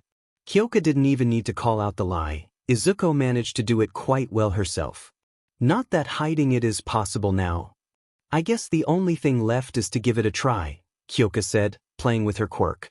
Izuko's throat made a high-pitched noise. Unless you don't want to, of course. I do want to, but dash. No, but, Kyoka said, her voice soft. Yes or no, there's no halfway here, is there? Izuko nodded, drawing her knees up to her face and resting her forehead on them. I want to. Good, Kyoka said, her voice still soft. Because I really wanted to do this for the past few hours. What? Izuko asked. Kyoka reached out, grabbing Izuko's hand. Your hand, Kyoka said, laughing softly. Her grip was firm, but her hand was soft. When Kyoka raised Izuko's hand up to her cheek, she smiled into it. It's warm. Izuko's mouth opened to reveal black smoke. ####. It was a disgusting sight, one that could not be so easily healed. A burn scar worse than anything Dabi ever had, practically ruining the entire left side of his face with a handprint charred so black he could no longer feel anything. No longer smell or taste anything. Tamura Shigaraki could feel nothing but the boiling rage within him whenever he caught sight of what she had done to him. Not for the pain and suffering, or the disgusting self-righteous speech that CNT had shouted at him as she destroyed him in front of his followers, but because of the fear. He was the chosen successor of a man who had once cowed the entire world, and controlled this country with a vice grip that made people try and erase his name from the history books once All Might had destroyed that empire. And yet a 15-year-old girl, someone who was a solid 5 years younger than him, caused him to feel what they should be feeling. You're thinking about her again, aren't you? Himiko Toga spoke up from the side of the bar, drinking something distinctly red that Kurogyari had poured for her. I can hear your heartbeat. Shut your mouth, Shigaraki said, frowning. His hand twitched. I can already see it. After all the messes she's made, all those people burned and ruined, she's playing this defenseless high school girl. Fooling around with friends, trying to pretend she's something that she's not. Of course, why shouldn't she? Himiko asked, showing her fangs. Isn't that why you avoided the USJ? She can pretend to be normal all she wants, Shigaraki said, standing up. He walked around his table, walking over to the remote that was stashed on a seat in the corner and turned the TV on. But a monster stays a monster. She'll show her true colors eventually, and when she goes back to jail I'll get her. Those words would be a lot more scary if you could say them without your teeth clattering, Himiko said. Shigaraki threw the remote at her. She didn't dodge, letting it hit her in the head and fall onto the ground. The news report was talking about the upcoming sports festival of UA, the biggest event of the year. So hard to believe in redemption stories, huh? If you're so convinced there's another way, you wouldn't be here, would you? Shigaraki asked, nodding at Kurogyari. A portal appeared next to him. There's no happy endings. Not for me, not for you, and even if I need to summon all of hell to earth I will make sure there is no happy ending for the Fire Princess. I'm right where I want to be, Himiko said, swirling the drink in the glass. Shigaraki stepped into the portal, disappearing as it closed behind him. This is my happy ending. ####. Chapter 11, Upcoming. Because the sports festival this year involves partnerships rather than individual performances, we have decided to create a more inclusive environment, Aizawa said. This involves training with other classes, in particular Class 1B, individual students from Class 1C and 1D, who have shown interested in participating will join these exercises. 1D? Ida asked loudly after raising his hand, not waiting to be called on before asking. Is there a particular reason why the general education courses are participating as well? If you want to complain, do it honestly, Aizawa ordered. Izuko Midoriya has been picked by the principal to participate, regardless of her own wishes. If you want to lodge a complaint, do it with the faculty. Kyoka blinked. Then she looked out of the window. In the distant classroom, visible from the window of Class 1A, a flash of blue fire revealed who had just received the news. Kyoka hadn't told anyone, of course. Not because she was embarrassed or worried about people's reactions, but because she knew that nothing good lay that way. Especially when it came to Momo, who had basically cut herself off not just from Kyoka but also the rest of the class, and Mina. Mina was as friendly as she was hyper, but Kyoka could not trust that girl to keep a secret even if her life depended on it. Really, Discretion was not the strong suit of anyone in this class. You could eat a bento with some fancy side dish and someone would spill their life story. She blamed Todoroki's blunt way of admitting to his father's abuse, and while she absolutely felt bad for him, she could not stand how self-righteous he was about it. After all, paying it forward was the worst way possible. It was their responsibility to be better than those who came before.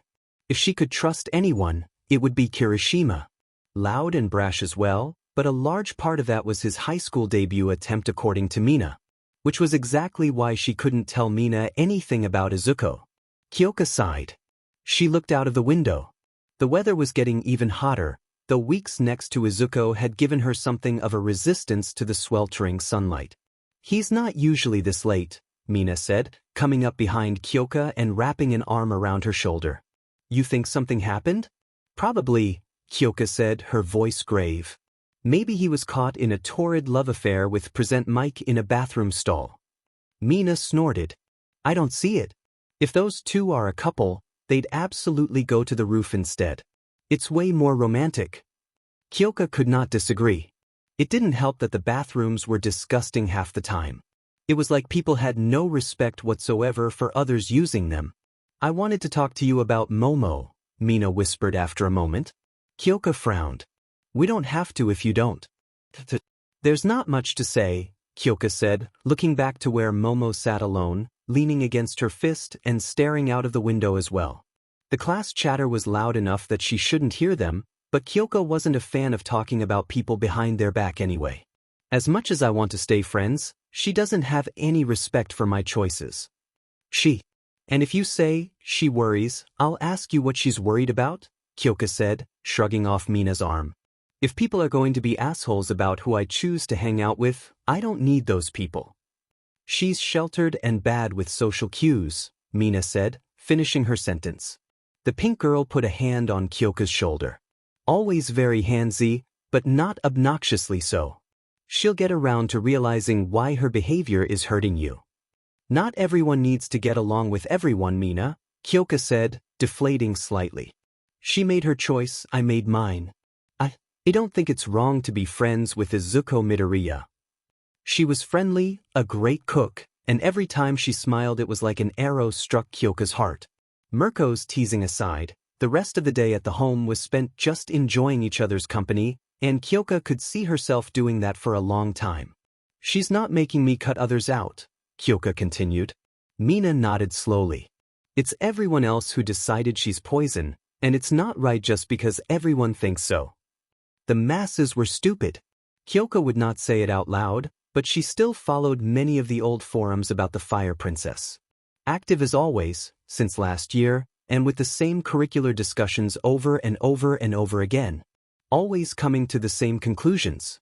There is no such thing as a good villain, right? That's because she's not a villain anymore, UBS status. Well, who says? All Might. But there's no such thing as a good villain. The door opened with too much force. Aizawa walked in with a solid stack of papers in his hands. To your seats. Mina squeezed Kyoka's shoulder once before letting go. She understood. Even if she disagreed with how it ended up affecting their small friend group. When everyone was settled, Aizawa-sensei wrote something on the blackboard in bold letters. The sports festival.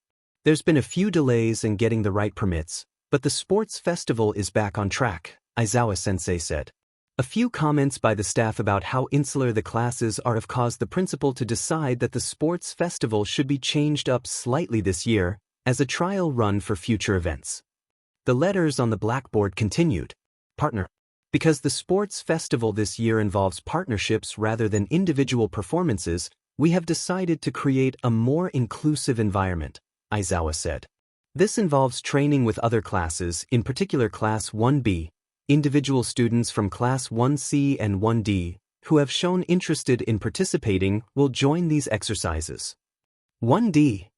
Ida asked loudly after raising his hand, not waiting to be called on before asking. Is there a particular reason why the general education courses are participating as well?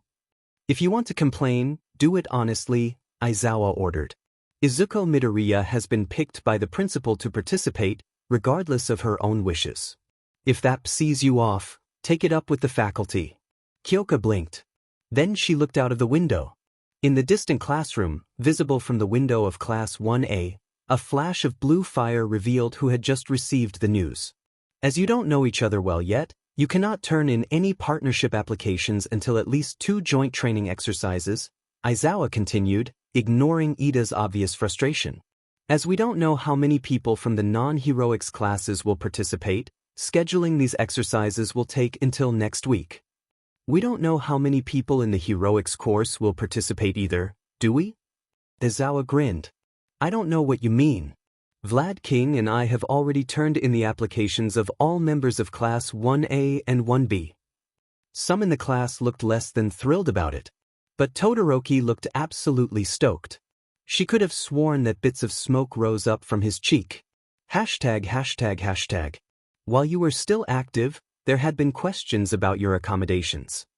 The psych eval office had been changed up slightly. All Might noted the less comfortable metal chair that Izuko was sitting in, now with all the confidence that he had seen in her before. She looked comfortable in discomfort, as if her body craved it. Yeah? Izuko asked. The woman nodded. You claim you were staying in different safe houses, most of which had been found, but there was one name that came up. What can you tell me about Himiko Toga? Izuko's demeanor shifted. She leaned forward, eyes narrowing and gaze moving down as if remembering something disdainful. All Might leaned back in the chair. He knew the name, he had looked it up after the initial interviews with the police. A case that dated a few years back about a girl who murdered her classmate and drank his blood. Someone like that could not have been good for Izuko's mental state. She reminded me of myself, Izuko said. All Might blinked. Not in the same circumstances, of course, but in the greater scope. There was this really old comic I once read, can't remember the name for the life of me, but it talks about how all it takes is one bad day, right? The woman nodded. That's reductive and stupid, of course, Izuko said. One bad day is the follow-up of many pretty shitty days. For me, it was my entire life since I found out I was quirkless, but in the end I still had my mother. The notes came up. No lingering resentment about Izuko Midoriya. It was the same note that All Might had seen about himself. Thing is, eventually you figure out that everyone has a story to tell, Izuko said. Dabi had his piece of sheet father, I had All Might and Himiko. Toga? I want to say she probably had it worse than both of us put together. There was this term coined a decade ago, about quirks that don't fit into society. People usually call those villain quirks now. Abnormality, or dissociative quirks, though the meaning has changed over the years, the woman said, nodding. They used to describe quirks which had a mental aspect in using them. Himiko Toga was one of them. She is one of them, Izuko said, frowning. Her parents forced her to be normal because her quirk causes her to be bloodthirsty, quite literally. So she snapped, and snapping feels very, very good. All Might coughed. He could believe it. Even as the symbol of peace, he had lost himself in the frenzy of battle before, against those who had committed unforgivable crimes. The problem is that society didn't realize what was wrong until she was already too far gone to be fixed, Izuko continued, and now she's a bona fide villain, a mass murderer, and for a while she was my best friend. Is she really too far gone? The woman asked. There is medicine to suppress certain quirks. She could be put on probation like you. No, Izuko said. No, she cannot. You don't fix something like this with a few pills and a shrink, no offense. None taken, the woman said, smiling. Her hands, however, moved over the tablet. The note that appeared caused All Might to choke on his blood. Doesn't believe in rehabilitation of herself, either. ####. Izuko had very little in common with her class besides sharing the same room. She certainly wasn't treated like one of them. Avoided, especially now that they could see the lack of a collar. Her fingers traced over the wooden top of the single-seat desk in the back right corner, near the door. It was almost too boring. At least in the facility where she'd spent the last months of her middle school career before she was allowed to graduate and join UA, people were slightly more ballsy. Izuko could deal perfectly fine with being ignored. The unspoken agreement between her and the teachers not to call on her wasn't something people missed. In fact, it was one of the few times the class acknowledged her presence. It didn't help that UA students were smart. It was an objective fact that everyone who even made it into the general education course was, on average, much more studious than other schools besides perhaps Shiketsu. They knew not to rock the boat. When she came across a girl in the bathroom complaining about preferential treatment to a former villain, Izuko didn't even feel annoyed. She felt ecstatic that she wasn't a ghost for that moment. Not existing was a lot worse than being scorned, she had found. The homeroom teacher of Class 1D, Midnight, was nice enough about it. Even if her lessons could verge on inappropriate, she did her work well and had an open ear for all her students. At least from what Izuko could gather. She wasn't in the habit of complaining to the teacher. It had never helped after all. As you know, the sports festival is a yearly event in which all students have the right to participate, Midnight said after finishing the roll call. This year, the principal has decided to make it a partner event, as well as allowing for joint training exercises between classes for the sake of unity and stuff like that. Honestly, it's a means to an end to make aspirant Gen Ed kids who want to join the heroics class catch up faster. Anyone who wants to participate in these exercises has to fill out this form, signed by your guardians. Midnight held up a stack of paper. Izuko narrowed her eyes. The one on top was already filled out. Even from her position in the back, she could see a signature with an almost unmistakable bunny flare. Izuko Midoriya, Midnight said. The class went deadly silent, enough that you could cut the tension with a red-hot knife. Izuko frowned at Midnight's pitiful smile. Your guardians have decided that you should participate, so there's no need for you to fill out the form. The class was restless. The idea of participating moved on from being a no-brainer for those who wanted to become heroes. Suddenly, they had to consider the pros and cons. Izuko would be smug about being that much of a con if she wasn't running hot enough to draw blackened lines into the wooden desk as she ran her nails down the brown surface. I'm assuming you're not giving me much of a choice, Midnight-sensei, Izuko said, her voice tight. Midnight looked more than ready to use her quirk to calm things down if Izuko jumped up, but also confident enough that Izuko won't, that her hands were nowhere close to her costume. Are there any conditions? You cannot be considered for the heroics course, Midnight said. Izuko nodded. Obviously. The class sounded relieved about it, but the meaningless chatter died down quickly when Midnight raised a hand to stop them. You're required to participate in at least 2 of the 3 events to the best of your ability. You and your partner will be graded on this. They would obviously know if she didn't give her all to be disqualified early. Izuko resisted the urge to roll her eyes. What a cartoonishly obnoxious development. Can we choose our partners freely? Midnight nodded, smiling as if she already knew. Any participant from any class can be chosen as long as they agree. Your girlfriend is a viable contestant after all. Izuko clenched her teeth, trying to push back the urge to say some words to Midnight that she knew she would regret later. Instead, she settled on breathing out a perhaps too bright blue flame. People around her jumped backwards, loudly screaming. It took a few seconds for them to realize that Midnight and Izuko were just staring at each other. No further flames came. ####. Chapter 12, Upcoming. No, I've always been very much a fan of yours, Monoma said, smiling and reaching out with his hand to shake hers. I imagine it's not easy, is it? To deal with the pain of being alone, because the world left you no other choice? Ah, Izuko said, her voice flat. You're one of those people. If he wanted to lie to her and pretend so he could get close, he needed to fix his natural flair.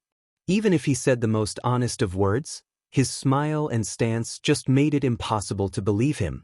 Deciding to humor him, she reached back, taking his hand.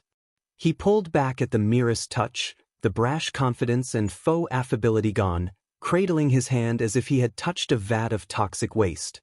She had seen that reaction before. Just the once. Quirk copying? Izuko asked, blinking. After a moment, she broke into a massive grin that caused Monoma to take a few more steps back. Please don't use my quirk. It'd be a shame to lose a fan. The training hall was massive. More than big enough to house the 48 students and 3 teachers present for the first joint training session. Class 1A, Class 1B, and select students from 1C and 1D were there. One girl from the support Class 1H had managed to get in, though she looked less thrilled about training and more interested in the machinery that was sitting in the corner of the hall. Izuko wasn't quite sure why the hero aspirant from Class 1C, Hitoshi Shinso, was staring at her so hard, but she found it unflattering. While the rest of the students had gathered in a large group, they had put a decent distance between her and themselves. Only Kyoko was standing near her. She could hear whispers from those who didn't know about the collar being removed. Kyoko had no doubt shared in the information with Mina, who would let it slip to the rest of 1A. The entirety of Class 1B, however, who had an assortment almost as weird and colorful as 1A themselves, looked confused. Izuko rolled her head slightly, watching with a bit of glee as someone jumped at the sound of her neck popping. Kyoko had the audacity to pinch her arm. The humanity! We'll get right to it. Aizawa, Class 1 as homeroom teacher, took the front. Vlad King and Ectoplasm were behind him. As we're unsure how the general studies classes are doing in physical fitness, we'll begin with a series of spars. A heroics class student will face off against a general class student. Quirks are not allowed right now. We'll have free sparring under supervision with quirks later. If anyone starts a fight without our say-so, you will be suspended. Any heroic student will be expelled. Izuko frowned. She knew that wasn't an empty threat, but she couldn't quite say for whose benefit this was.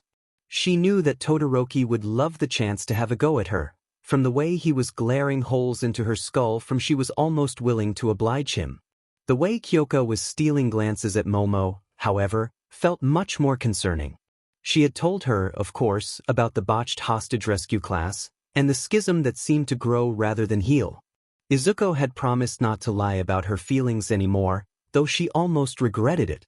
Kyokujiro, Aizawa all but shouted. Hitoshi Shinso. Kyoko stood up straight, her eyes moving over the crowd to find the boy who had been called out as her opponent. Izuko gave a subtle glance towards him, allowing Kyoko to recognize him as well. He looked half dead and yet more than happy to prove himself. A wonderful combination. Hey, Izuko said, leaning in towards Kyoka's ear. I'll give you a reward if you win. Kyoka blinked, uncertain what Izuko could mean. At Izuko's large grin, however, realization set in. Kyoka's face went red starting from the tips of her earphone jacks. She stumbled over towards the circular arena.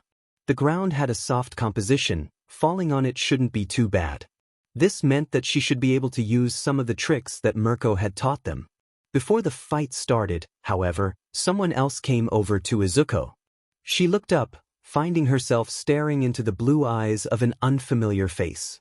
The grin very much reached his eyes in an unpleasant way that reminded her of Shigaraki. I think you've missed your exit, Izuko said, raising an eyebrow. Kyoko was already ready to fight, facing her opponent as she bounced around on her feet. But somehow I have the feeling you're not someone who gets lost. No, I've always been very much a fan of yours, Monoma said, smiling and reaching out with his hand to shake hers. I imagine it's not easy, is it? To deal with the pain of being alone, because the world left you no other choice. Ah, Izuko said, her voice flat. You're one of those people. If he wanted to lie to her and pretend so he could get close, he needed to fix his natural flair. Even if he said the most honest of words, his smile and stance just made it impossible to believe him. Deciding to humor him, she reached back, taking his hand. He jerked back at the merest touch, the brash confidence and faux affability gone, cradling his hand as if he had touched a vat of toxic waste. She had seen that reaction before. Just the once. Quirk copying? Izuko asked, blinking. After a moment, she broke into a massive grin that caused Monoma to take a few more steps back. Please don't use my quirk. It'd be a shame to lose a fan. How? He asked, his voice shaking. He was paler, now. She could see the teachers looking over to them, Vlad King mouthing something that looked suspiciously like, move away. Aizawa's eyes were glowing slightly, focused not on her but on Monoma. The boy's complexion returned to normal after the copy was erased. I think you know, Izuko said. All for One was not someone to do things halfway. However, it seemed that copying her quirk came with a small problem. Unlike her mess of a body, they wouldn't be able to stand the heat. The spar was starting. Ectoplasm stood in the middle, signaling for them to start before moving back a few steps. Kyoka started much like she always did during their own practice. It was something Izuko had told her to cut out. It was predictable to anyone who had seen it before, but to Hitoshi Shinso? The boy was obviously not untrained. He had been exercising and practicing for the day. He could prove himself for the heroics class. All that mattered a lot. Izuko could count 10 people in the hero course who would have been sent flying by the spinning back kick that connected to Shinso's chest. He leaned forward with a heavy grunt, his hands coming up to grab her ankle and throw her over. But Kyoka raised her other foot, confident he would not let go, and kicked him again. She could see the recognition flashing in Aizawa's eyes. She could see the same in Vlad King's, who was mouthing the name of the heroine who had taught them that kick. Kyoka did stumble when he let her go, taking a moment to regain her footing, but the damage to Shinso was too heavy for him to use it as an opportunity to attack. Izuko could see the shudder in his shoulders as he forced himself to keep the lunge down.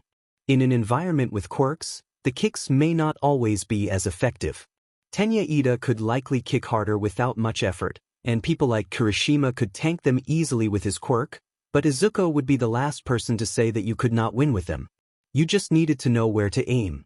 Kyoka's heel hit Shinso's collarbone rather than his windpipe. He staggered, throwing a sloppy punch that she dodged. When he swept at her leg, she was in motion to attack and failed to pull through. She fell over and hitting the mat with a thud. Shinso straddled her, trying to stop her from kicking up. A terrible decision, really. Kyoka didn't just know how to kick. Her fist connected to his nose as he wound back for a punch. A left jab, a right jab, and a solid shove to the chest was enough to knock him over. She stumbled as she stood up, stomping onto his shoulder. Enough, Ectoplasm said. Shinso was glaring, his voice tight as he addressed his teacher. I can still go, Shinso said. Ectoplasm nodded. And you won't learn anything if she beats you to the nurse's office, Ectoplasm said. This is to see where you stand, not a graded class. You'll have your chance at the sports festival regardless of the outcome of this match. That seemed to be enough for him to stop struggling. Kyoka stepped back, extending a hand to him. He shoved it out of the way in a display of poor sportsmanship and jumped back onto his feet. I'll crush you all. Izuko smiled. Kyoka came back with a smile of her own. It's so adorable, Izuko said, clapping her hands together. You have a rival, Kyoka. Rivals are great. They really make you want to push yourself. To make yourself better? Kyoka asked. She was sweating and red in the face. Izuko suppressed the words that bubbled up in her throat, looking around for a towel. A small cart with a bunch of them had been brought in while nobody was looking. No, Izuko said, grabbing one and giving it to Kyoka, deliberately avoiding her gaze as the girl wiped herself off. To make them cry. Sinister, Kyoka said, looking over to where Shinso was brooding. Do kinda want to see him cry now. And that's how I feel about that beach toga, Izuko said. Ida's ears twitched. Didn't you say she was your best friend once upon a time? Well, yes, Izuko said, keeping Ida in sight as she continued. Doesn't change the fact that she's FNG gross. One day pushing people's buttons would stop being funny. Today was not that day. Ida nearly stomped over to them. Momo's hand on his shoulder stopped him. Izuko Midoriya. Aizawa announced the next fight. Eijiro Kirishima. Izuko looked over to the boy with the spiky red hair. He was smiling at her. Not the kind of smile she was used to, of course. It was much friendlier. How's he? Izuko asked. Kyoka thought for a moment, before shrugging. In all honesty, he's the least prejudiced person in class. I wouldn't say he's the nicest, but unlike the other nice people, he'll treat you like a normal person. Good, Izuko said, rolling her shoulder as she walked onto the mat. I guess that's why the mummy picked him. Kyoka looked a bit put off by the nickname for her teacher, but couldn't deny the rest of the Izuko's assumption. Eraserhead was a pro hero with years of experience. He would at the very least know how to avoid escalation with the spars. ###. All Might was watching. He had seen her fight before, of course. On many recordings in investigation units about trying to track her down. He had seen the evolution step by step. The first fight she had, the way she dismantled a hero by exploiting every weakness in his quirk, and the subsequent consensus on it being a fluke. But she did not stop there. She fought many battles. She started petty fights in agency-free places, knowing that only 1 or 2 heroes would respond at the time. She always fought alone, but never without an audience. And there were many ways to describe her style. All Might would describe his own as simple. He relied heavily on his quirk, of course, power over technique, which in his youth had led to a lot of collateral damage and more than one lawsuit in the US. Izuko Midoriya, too, was simple. She struck soft bits when she wasn't using her quirk. There was no refinement, no real technique in it. Some might argue that simplicity in itself could be refined and made into a technique, and he would agree. In the first fights, she was almost flailing as if unsure of herself, but as her confidence grew, so did the weight behind the strikes. She crouched under Kirishima's wide swing. The young man looked incredibly happy about the spar, and All Might could see why. Learning was a matter of understanding, and Izuko was clearly holding back to show him where he was making mistakes. They danced back and forth. Rather than commit to hits, she jabbed at openings with her knuckles, causing pain but not any real damage. He ended up not making the same mistakes too often. That didn't mean he stopped making them. Entirely. She ended it after he committed to another haymaker. Despite her intentionally slow response, he was unable to pull back before she grabbed his arm. She jumped, wrapping her legs around his shoulder. To his credit, Kirishima did not fall. All Might winced all the same. If the boy were allowed to use his quirk, he might have had a chance. When she twisted around his arm, All Might could see the shock in his eyes as he was sent onto the ground, his chin pressed into the training mats and his arm twisted behind his back. Mirko has been busy, All Might murmured. That wasn't Izuko's usual style either, and it was easy to see just who she was taking notes from. Then again, in her usual style, she might have just broken his bones. He turned the screen off. ####. The difference even after they stood up was telling. Kirishima was sweating and breathing heavily, while Izuko was only slightly winded. Even without his quirk, the boy was heavy. Kirishima coughed for a bit, trying to regain his bearings as Kyoka ran up to them, handing them both towels. Haha, Kirishima managed to get out. You're strong. I know, Izuko said, smiling at him. Kirishima laughed a bit louder, clearly amused, though the crowd watching seemed unhappy, taking her words seriously. Not that she was joking either. You're not too bad yourself, but you held back. She did too, but for a different reason. Kirishima scratched the back of his neck, his eyes moving between Izuko and Kyoka as he took one of the offered towels. Sorry about that, it just doesn't feel right. Hey, I don't mind, Izuko said, shrugging as she took the other towel. She wiped a bit of the sweat off her forehead, wrapping the towel around her neck as they began walking off the small arena. You want to get your butt kicked because you can't punch a girl, that's an issue for your pro-hero self. It's not just that, Kirishima said, his voice low. You're tiny. Izuko looked down, then up at Kirishima, blinking. Now that's just rude, Izuko said, turning to Kyoka. Hey Kyoka, did you hear that? He's making fun of me dash. If you want people to take you seriously, maybe you should eat your vegetables, Kyoka said. Izuko glared at her. I'm not the one who keeps ignoring them. All right, Aizawa's voice interrupted them. Stay focused already. Kirishima, we'll talk about holding back later. Midoriya, if you're going to make a spectacle out of a spar, at least don't make the same mistake. Yes sir, Izuko said, mock saluting at the man. Aizawa didn't bother glaring. He knew that intimidation was practically impossible against someone who had no ambition or hope to join the heroics class. He couldn't expel her either. Ito was fuming. The members of Class 1B looked more exasperated. Monoma in particular looked rather unhappy, a piece of his finger bright red, as if he had burned himself. She grinned at him. Hey Midoriya, Kirishima said. Can you teach me that trick you did at the end? Probably not, Izuko said, crossing her arms. You're too big and your quirk would make you too heavy against most people. Then how about how to get out of it? Kirishima said. He looked overeager, and while the Class 1A was making a long way around her still, he seemed unconcerned. Mina, too, had begun chatting with Kyoka without any issue. Momo, who looked like she wanted to join them, stood far off the side as Aizawa called her name for the next spar. I guess I can do that, Izuko said, trying not to sigh. She still had no real interest in participating, but the teachers seemed to have their reasons. We'll have some free sparring later, right? He nodded, smiling at her. We'll do it then, Izuko said. Kirishima grinned widely. He had fangs, much like Himiko Toga's Maw of Death, but it looked much more friendly coming from him. The boy raised his fist towards her. Izuko hesitated for a moment, taking until Kyoka gave her a solid nod to raise her own fist. While Izuko could feel positivity swell inside of her at being friendly with at least one more person her age, Kirishima had moved on and joined his class again as the next pair was called up. The girl from the support course was facing off against Itsuka Kendo of Class 1B.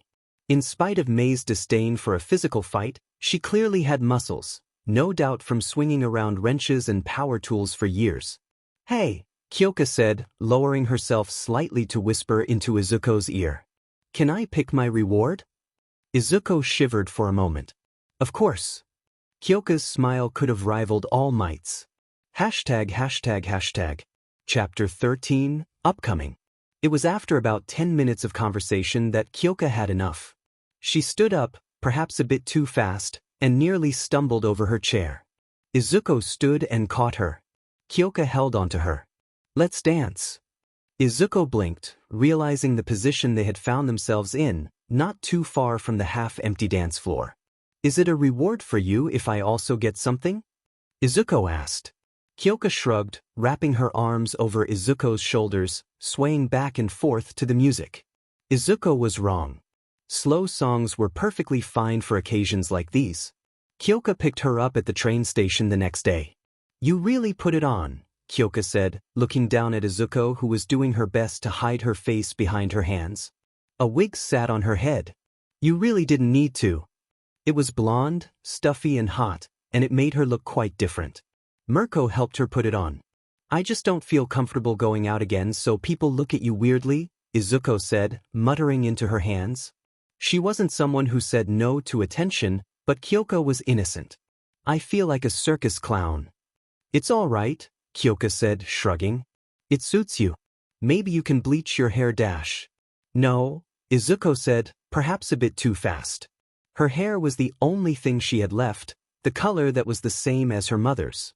I'll not use it forever, just until I get used to being around people again. It was different, going out and about compared to being at school.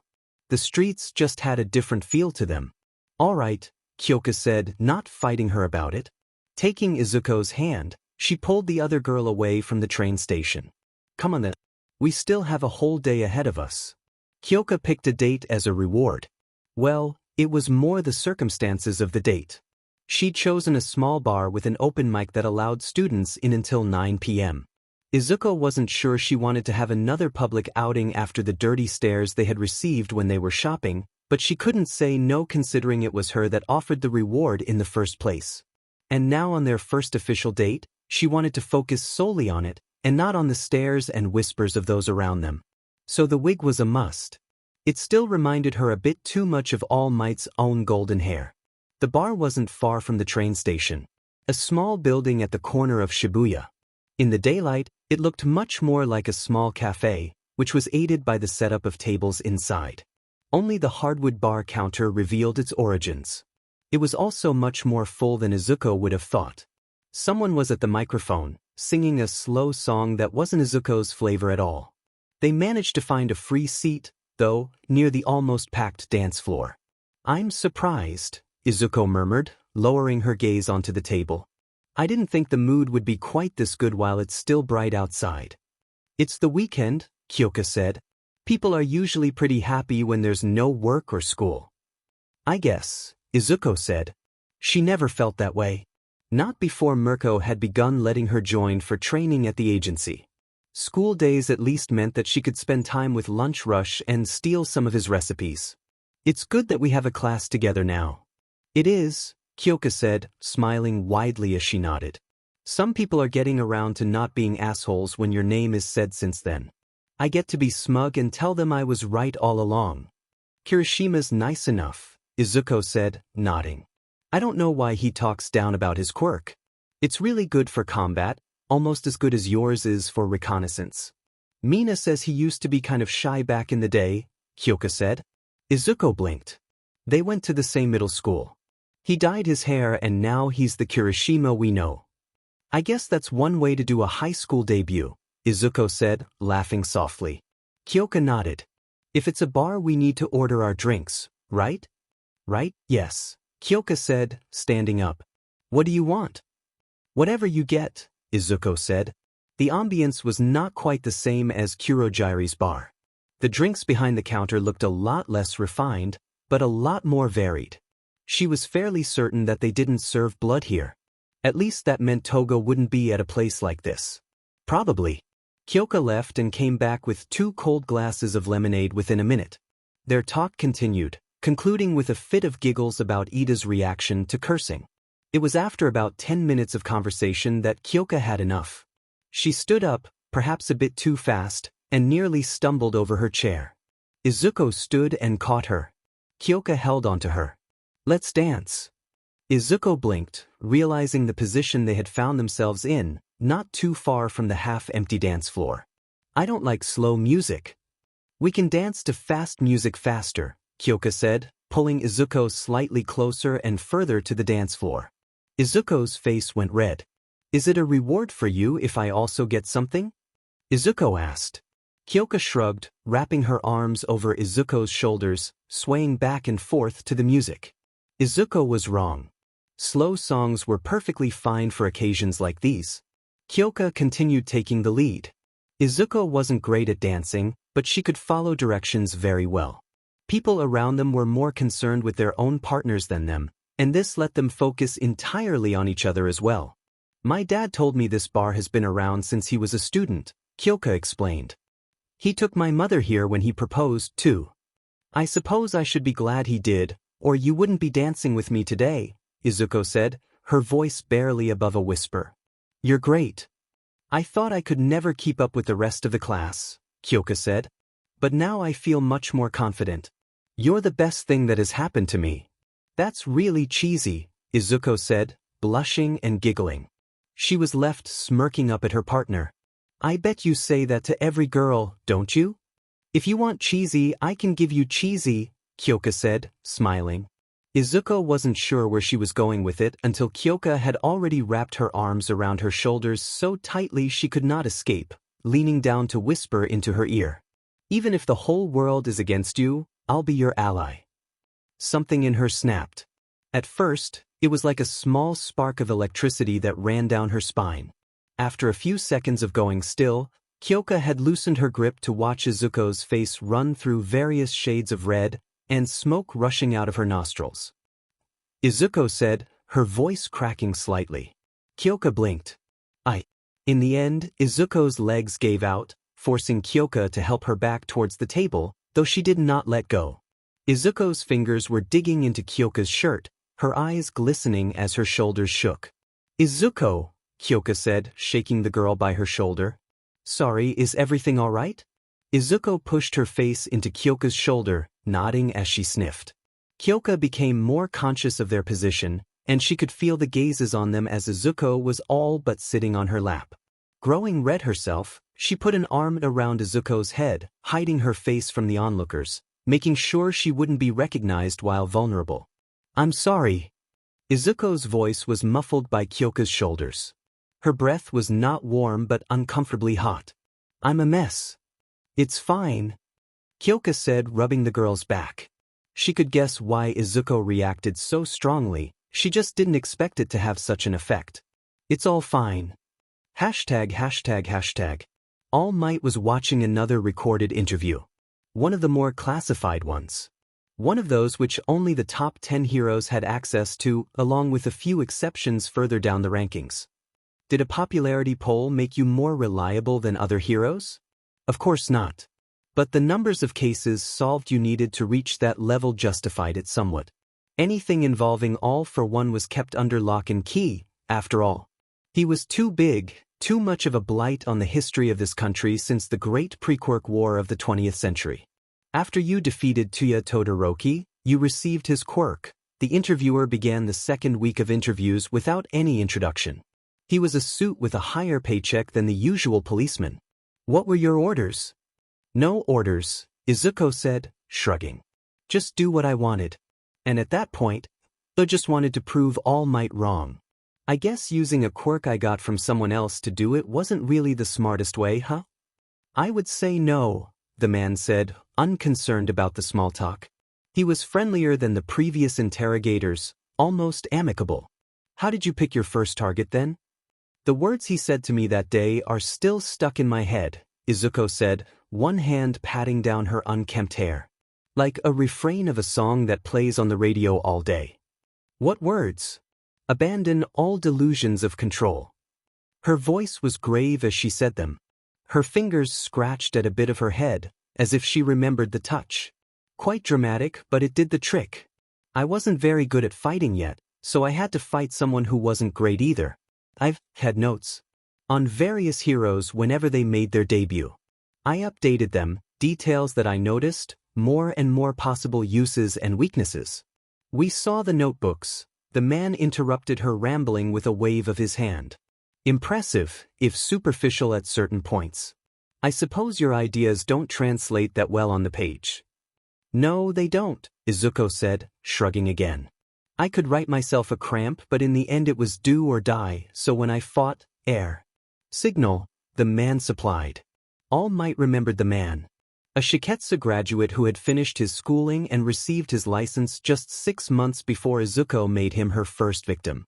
Right? Thatch's face, Izuko said, rubbing her eyes. When I fought him, I knew his quirk. The only people I had fought before were Dabi and Himiko Toga, and they can take a surprising amount of punishment, so I fought. 3 fractured ribs and a part of his ear were burned off, the man, once again, supplied in an amicable voice. Izuko had the decency to look sorry. Witnesses report you didn't use your quirk. I had little control over it, Izuko said, her voice lowering. I didn't want to kill anyone. But wouldn't that have driven your point home better? The man asked. All Might frowned. The line of questioning was ridiculously offensive, and if Izuko's lawyer was there he would have stopped it, but that mattered little in this kind of talk. Because I may be a monster, but that didn't mean I was evil, Izuko said. Injuries can heal. 150-something people with burns and broken bones will be fixed right up in the hospital by one of the 1,000 licensed professional medical quirk users. You can't replace a life. A good stance. Though as many in law enforcement will tell you, not everyone deserves to live. I know, Izuko said, her eyes hardening. All Might had to pause the recording for a moment, his body shaking with coughs. When he was done, it continued. And yet, I feel like it would have made me too similar to All for One. I suppose he saw some kinship in you considering his own issues with All Might, the man said. What put you off? All for One, he's truly evil, Izuko explained, putting emphasis on the word. But the problem with people so ridiculously evil is that they appear kind of stupid. A stereotype of what an evil villain would be like. After all, no smart person would fall into such depths, right? You're talking about public perception of villains, the man said, crossing his arms. People on the task force, especially heroes like All Might, know that's not true. Yeah, Izuko said, nodding. But then there's this other thing. He's smart, and he thinks his plans are infallible. I'll give him the former, but the latter? That's a self-fulfilling prophecy. He has power and resources, as well as the modicum of gray matter to realize his ideas, and because it's so easy for him to realize them, he thinks his plans are perfect. You disagree, the man concluded. Of course I disagree. If that monster was perfect, he wouldn't have picked Shigaraki as his successor. She tapped the table with 2 fingers, leaning forward slightly. In spite of his composed stance, All Might could observe the man lean forward as well. But there's one plan that failed quite miserably and publicly, Izuko said. So badly that he wouldn't admit it, and because of that I'm confident he won't come after me. The man frowned. What plan failed? Izuko, waving a hand over herself from top to bottom. The man's frown turned into a look of understanding. He wouldn't have given me a quirk if he thought I was going to turn myself in, Izuko explained. While I can't speak for his little entourage, to whom he gives too many freedoms, the man himself will likely go back to the drawing board. Unless this is part of his plan too. Izuko laughed. We are all the masters of our own fate. In the end, there was only one difference between me and him. You chose to stop, the man said, nodding. And he continues? His hatred for All Might is powerful enough that he would make simple mistakes. He chooses a malcontent as successor. He tries to gather people around him whom this society failed but doesn't nurture them properly. He picks the biggest All Might fangirl to grant a quirk because All Might broke her heart. For once, All Might did not flinch at the words. Instead, he nodded, following along the line of logic.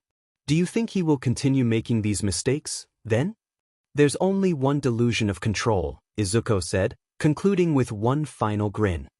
He thinks his obsession with All Might is logical and follows a pattern he made up for himself. If you want to catch him, all you need to do is wait until he trips up. ####. Chapter 14, upcoming. A villain, of course, the girl said. Kyoko wasn't sure just how serious the words were, but the smell in the air was distinctly metallic. I'm just here to give you a small warning. Yeah. Kyoko said, slowly sneaking her earphone jack down her clothes and over the ground. She could trip her up and run. The girl's foot slammed down on Kyoko's earphone jack, causing her to hiss in pain as her earlobe was pinned down. She'll come back to me. Kyoko's glare could have frozen Endeavor solid. I really effing doubt that. Fuyumi Todoroki was not someone who could leave her family. After her mother was hospitalized, she was the only person who could take care of the mess that was the Todoroki household. But that did not mean she was strong enough to do it every day. Some days, it was hard to get out of bed. Some other days, her mind would wander and she would make 100 mistakes, like today when she had managed to cut herself 3 times while making breakfast. The ability to keep smiling was one of the things she had learned from her mother. It worked great until the day the woman could not smile anymore. And it worked great until those days when Fuyumi went to the asylum in all but name, visiting her mother to talk about what has been going on lately. The woman was not unresponsive, but close to it. Fuyumi knew that in the end, the only person who could break her out of that shell would be Shudo. He tried his best to go his own way, but since Tuya came back, things had gotten worse. After visiting her mother, she would move one room over. Tuya was barely recognizable. Burn scars over his entire body, so vicious that they could not be healed, inflicted by his own quirk that had been taken from him. He was the opposite of their mother. Rather than sitting and doing nothing, he was restless at all times, to the point that they had to sedate him. His lips were moving slowly, mouthing the same word that he had been mouthing since he was found in that ditch. Midoriya. A curse on their family, according to dear old dad. She sat down in front of him. It was much harder to talk to Tuya. He was not a good person, he was a bona fide villain according to anyone who had contact with this Dabi. It was only through her father's influence that most of the charges were dropped due to lack of evidence, and even then the boy had been hospitalized due to trauma. While the girl who had caused it was playing high school in the same school as Shudo. Fuyumi sighed. Tuya's fingers twitched. She blinked. Fu, a noise came from his lips. She leaned over, trying to listen. Her eyes caught on a tube dangling behind him. Fuyumi. The sedative drip was not in his arm. Fuyumi stood up, nearly stumbling backwards over the chair that she knocked over. Tuya's arm reached out, grabbing her by the wrist and keeping her on her feet. I'm not going to hurt you, Tuya said, his voice weak and raspy from the lack of use. Fuyumi was shaking, but nodded slowly. That BSTRD cares more about his reputation than his family. He reached behind him, pulling out a small piece of paper he must have ripped out of some notebook. He pushed it into her hands. You give him the chance, he'll try to get rid of her, Tuya said. Didn't she hurt you? Fuyumi asked, her own voice low. His hand felt dead and cold. She resisted the urge to cry. Yeah, and if I want my rematch, she needs to stay alive and out of prison, Tuya said. Fuyumi wasn't sure if he was joking. He certainly didn't sound like it.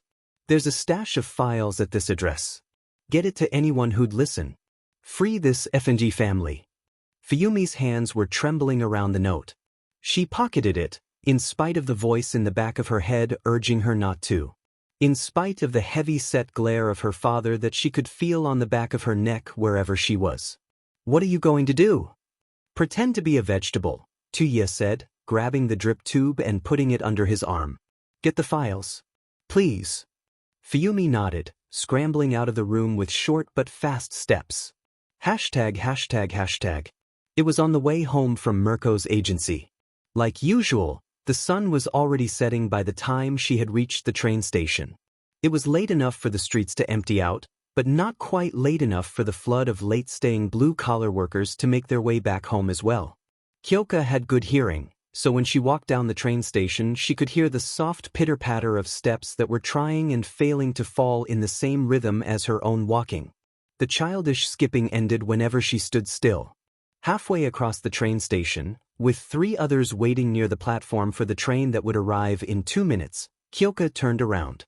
She had her hand in the pockets of her jacket, holding onto her phone, ready to speed dial Mirko, who would likely be here faster than any police. The girl was familiar.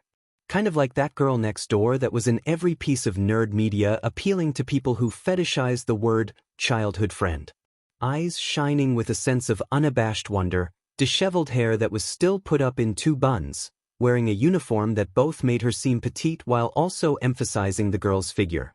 Kyoka could hear the sound of metal clashing against metal from the inside of her too thick blazer. You're a villain, of course, the girl said, giggling. Kyoka wasn't sure just how serious the words were, but the smell in the air was distinctly metallic. I'm just here to give you a small warning. Yeah, Kyoka said, slowly sneaking her earphone jack down her clothes and over the ground. She could trip her up and run.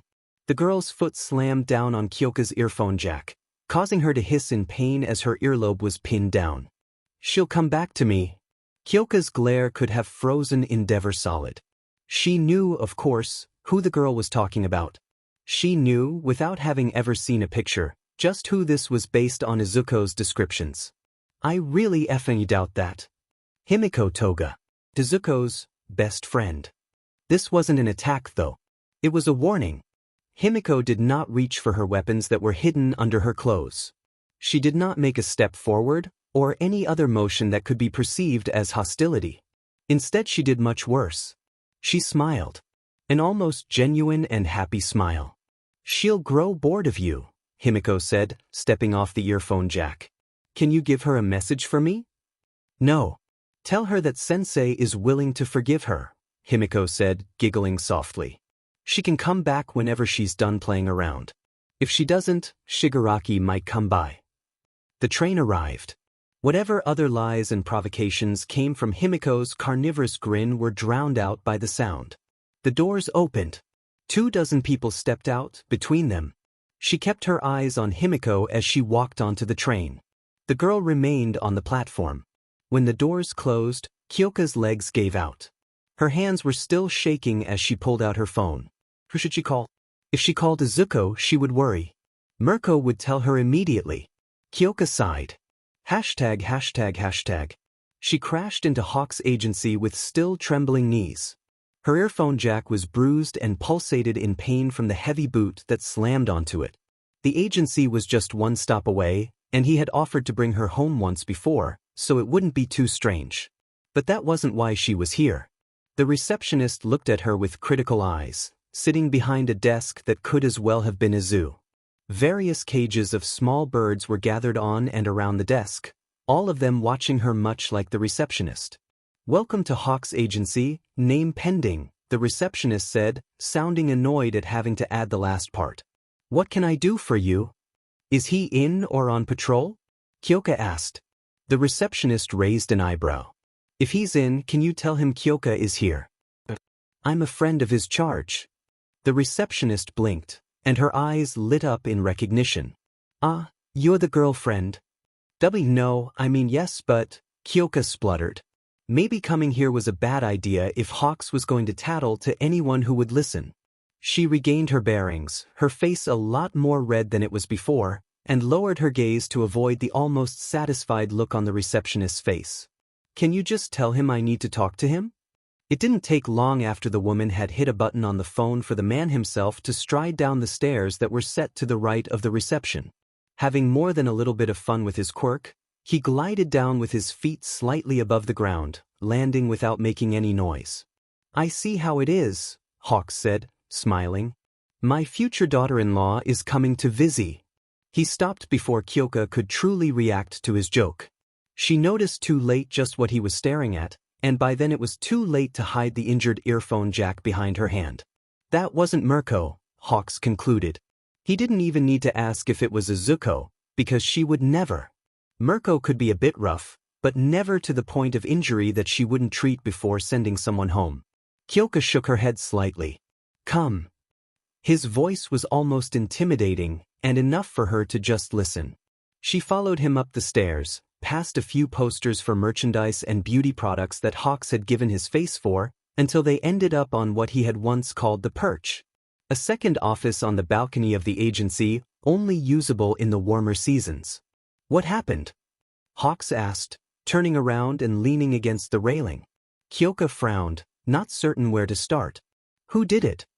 Himiko Toga, Kyoka said, her mouth tasting the name like ashes, drying out. She was at the train station on my way home. I was trying to trip her up and she stepped on it. It's fine. It isn't, Hawks said, waving her off. And it's fine that it's not fine. Just because the injuries are minimal doesn't mean you're all right. Can't believe I have to have this talk twice with two teenagers. She didn't need to guess which other one he meant. She imagined Hawks didn't have contact with that many teenagers outside of them and himself. That bird brain, Kyoka murmured. Hawks snorted. It was difficult to stay serious with him, but he managed to do it just fine, switching between jovial and grim at the drop of a hat. I didn't want to worry Izuko, so I didn't go back to Miriko's. You said you can bring me home if you have time, right? No issue with that, Hawks said. Don't think you should lie to Izuko though. Trust is important and all. I'm not, Kyoka said, biting her tongue as she spoke too fast. I'm not lying. I just don't want to tell her in case she worries and decides to protect me in some stupid way. Like lying, Hawks said. Kyoka glared at him. He was not smiling. I've had my fair deal of bad relationships, Kyoka Jairu. You're 22, Kyoka said. Hawks shrugged. And you're 15, so listen up, Hawks continued without missing a beat. If a villain is targeting you, that's not a small issue that will just go away. She said, that all for one would forgive Izuko if she came back, Kyoka said, her voice low. And she was confident that Izuko would go. Himiko Toga is an incredibly unstable individual with short and long-term obsessions ranging from slight crushes to outright murder to drain people of their blood, Hawks said, his voice flat as if reciting a report he had once read. She's not, in any way, a good judge of character. Neither am I, neither is All Might, and apparently neither are you considering how easy she made you doubt Izuko. Kyoka began. She what? Did not doubt her? Obviously she did, or she wouldn't be having this conversation. If you want some advice from one idiot in love to another, Hawks said, sounding as serious as he could muster with a line like this. It's that trust and communication is the most important thing. Not just in love, but in friendships. And if you can't trust someone? Kyoka asked, thinking of Momo. Hawks shrugged. Not much of a give and take then, is it? If you're uncomfortable around someone, and you can point at the exact reason for it, there's just no friendship. Do you feel uncomfortable around Izuko? No, Kyoka said, blinking. Never. If anything, it's the opposite. I feel at peace. At peace is a good description for it, Hawks said. If you can be yourself with someone, that's the greatest sign of trust. Himiko Toga thinks Izuko is still the fire princess. Violent, volatile, vicious.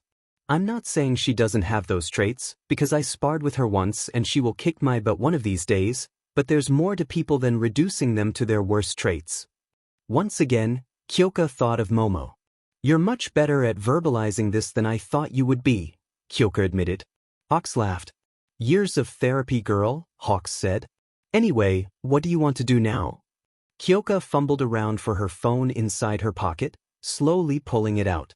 Hawks gave a nod of approval as she dialed Izuko. It didn't even ring once before she picked up. Hey, Izuko, Kyoka said. Kyoka? What happened? There was worry plain in her not quite but almost girlfriend's voice. Kyoka let out a sigh, kicking herself for ever doubting Izuko. I'm at Hawk's agency. I was confronted by Himiko Toga. The call ended with the crackling roar of fire so loud even Hawks could hear it through the speaker. The pro-hero rubbed the bridge of his nose. Oh dear. ####. Chapter 15, upcoming. Mina looked way too pleased with herself. Kyoka had to work on her poker face if she wanted to hide things from the girl for longer than a month. Tsuyu, who had joined their small study group somehow, kept a neutral look on her face. It's a secret? Tsuyu asked, blinking.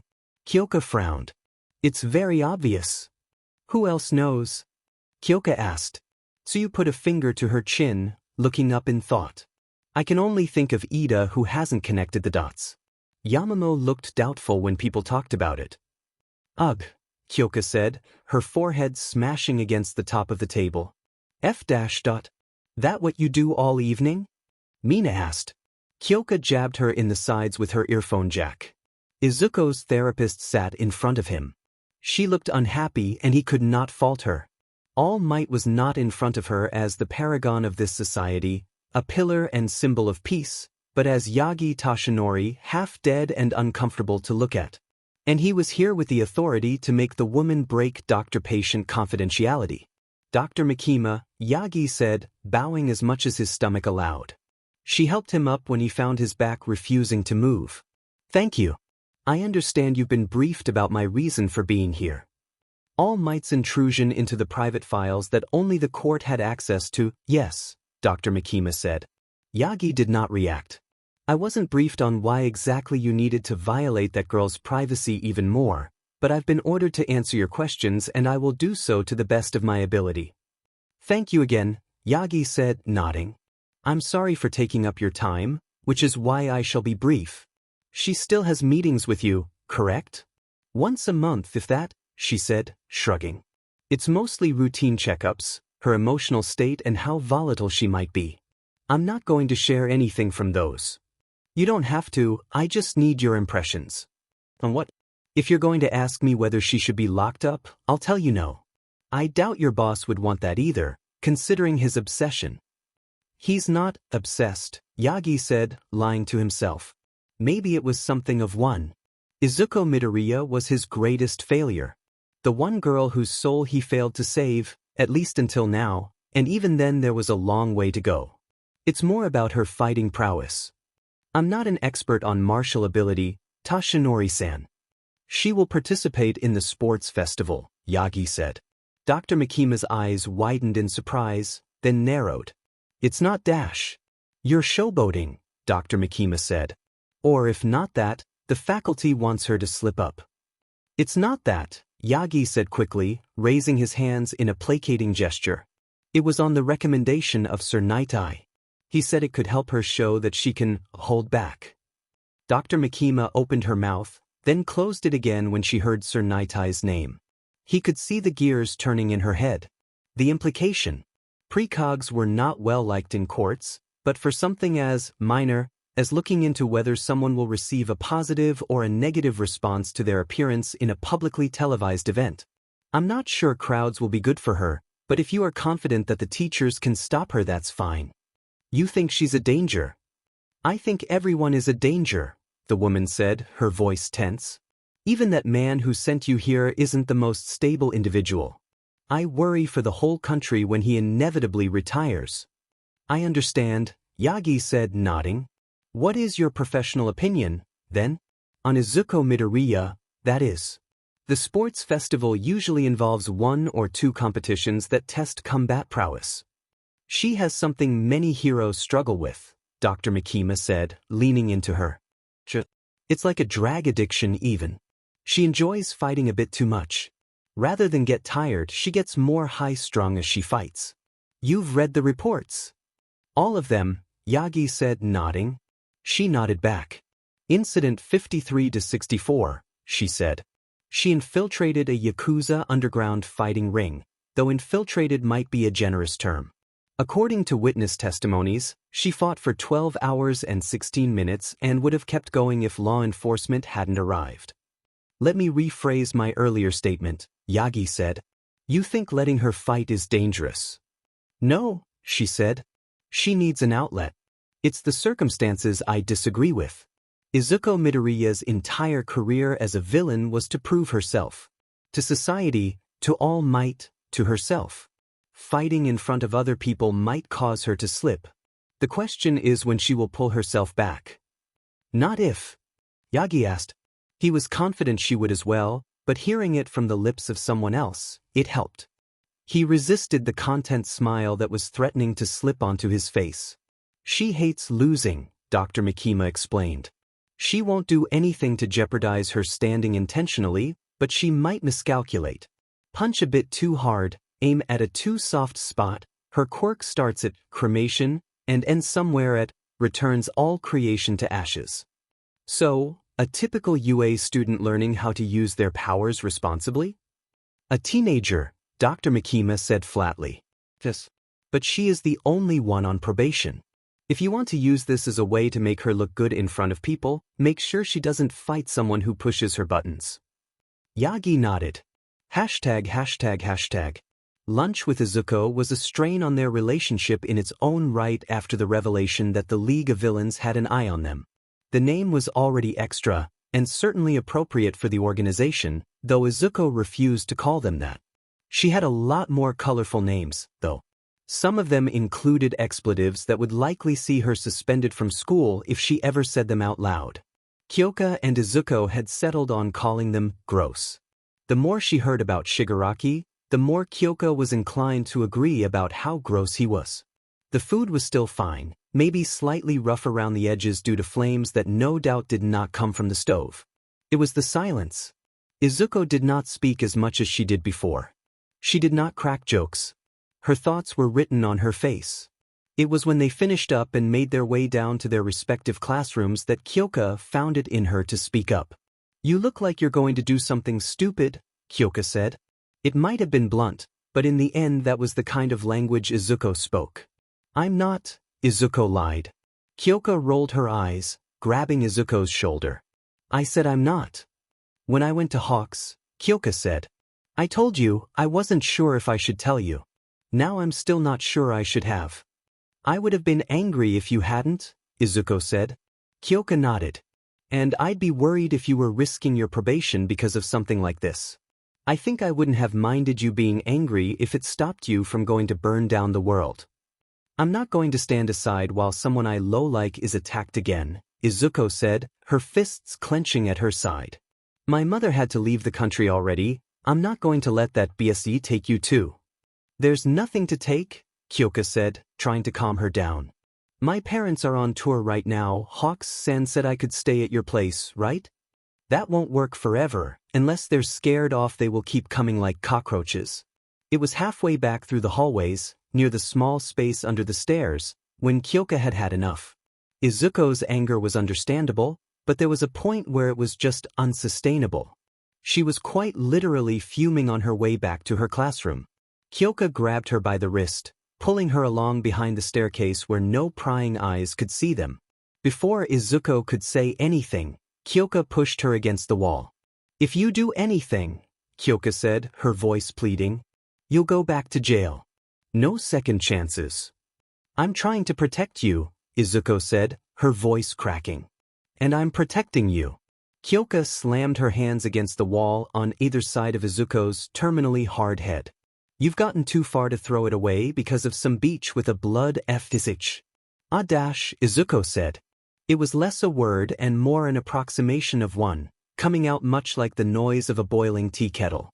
Izuko tried to push her away weakly, but Kyoka wouldn't let go so easily. She could apologize later, but right now they needed to have this conversation. Grabbing Izuko's hands, she pinned them against the wall as well. Kyoka, this is... Kyoka blinked.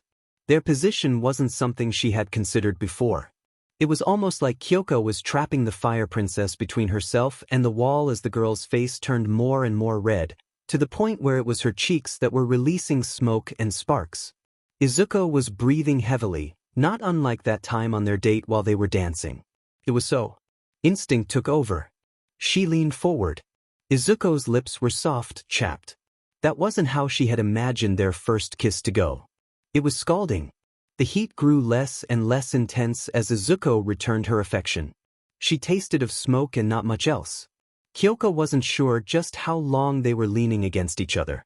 It was the bell that knocked them both back to reality.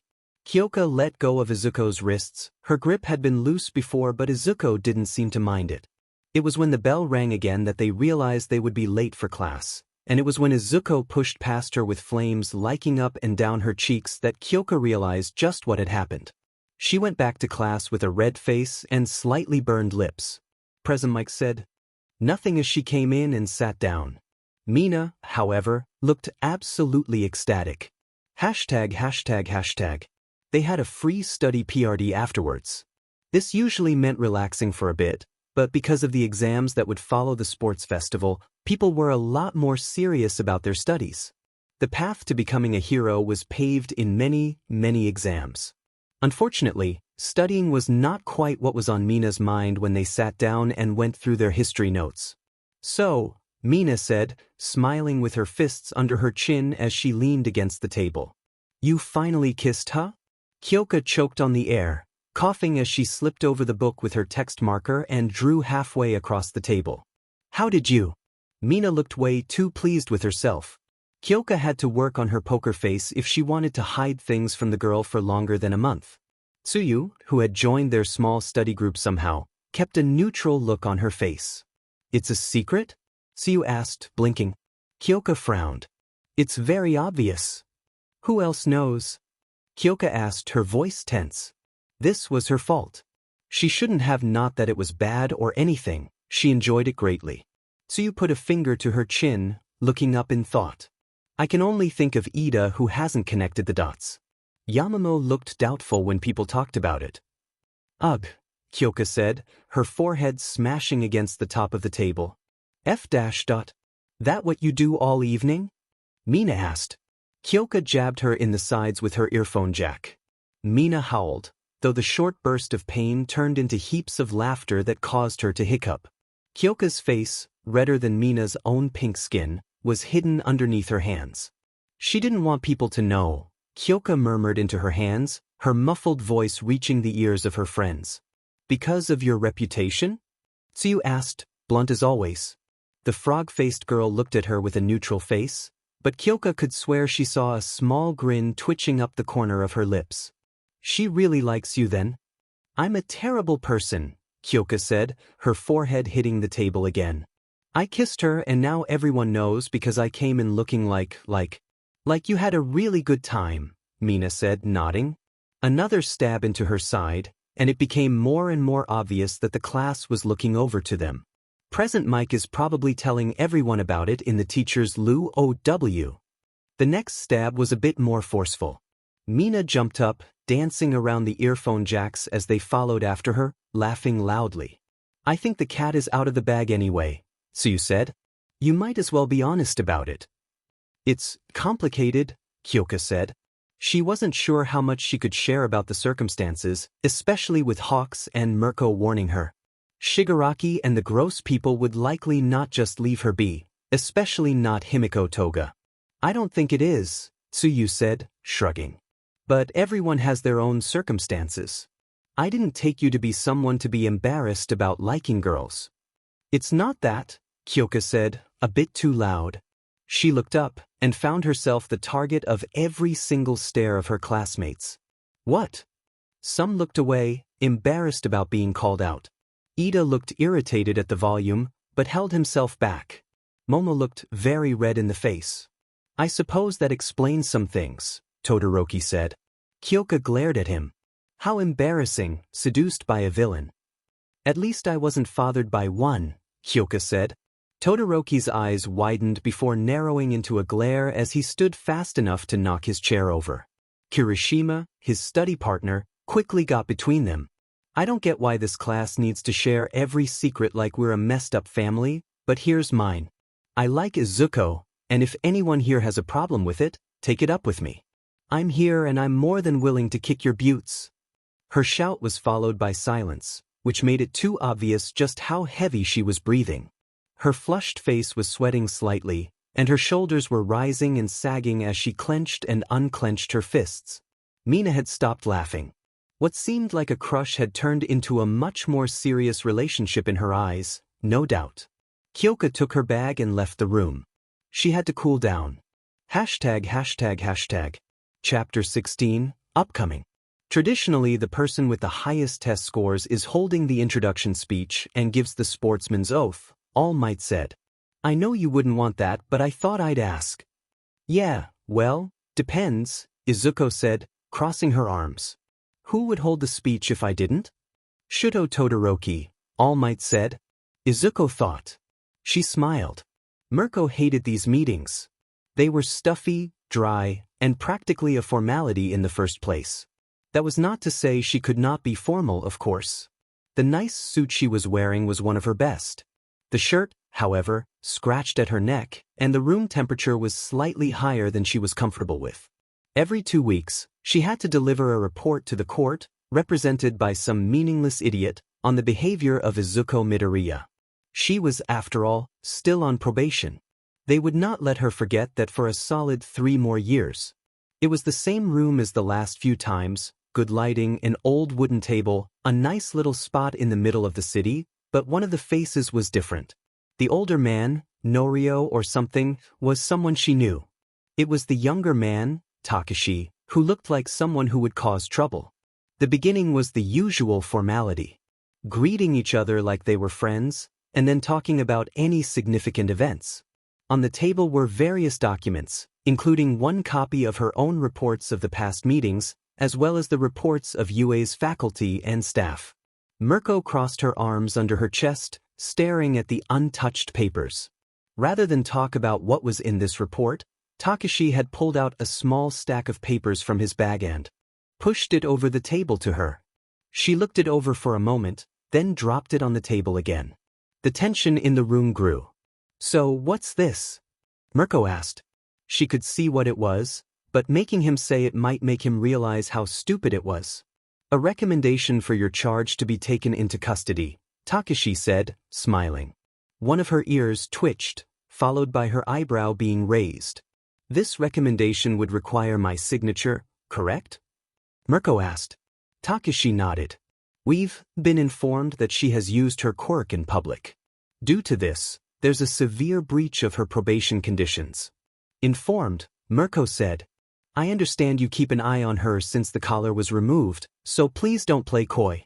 You're spying on a teenager. For public safety, Takashi said. You should know more than anyone, she could snap. I'm fairly certain her court-appointed shrink told you she's fine. A shrink? Takashi asked, mouthing the word like a vulgarity. Ma'am, violations of the probation. I'll tell you the same thing that I said last month, Mirko said, her voice tight. She lifted her hand up to her collar, loosening the shirt at her neck to the point that one of the buttons snapped off. All sense of professionality had left the atmosphere. She has, as my reports have told you time after time again, shown nothing but exemplar behavior. You'll find teenagers with more of a rebellious streak walking down the streets of Shibuya. Of course, ma'am, Takashi said. However, you do understand that unlicensed quirk uses the equivalent to jaywalking, and less even than that for people with a special exemption, like Midoriya. Did you read my report from 2 weeks ago? There's a lot of red tape involved, you know that. Is that an apology for having read it? Mirko asked, her glare intense enough to cause the man to fall back into his chair. Or for not reading it?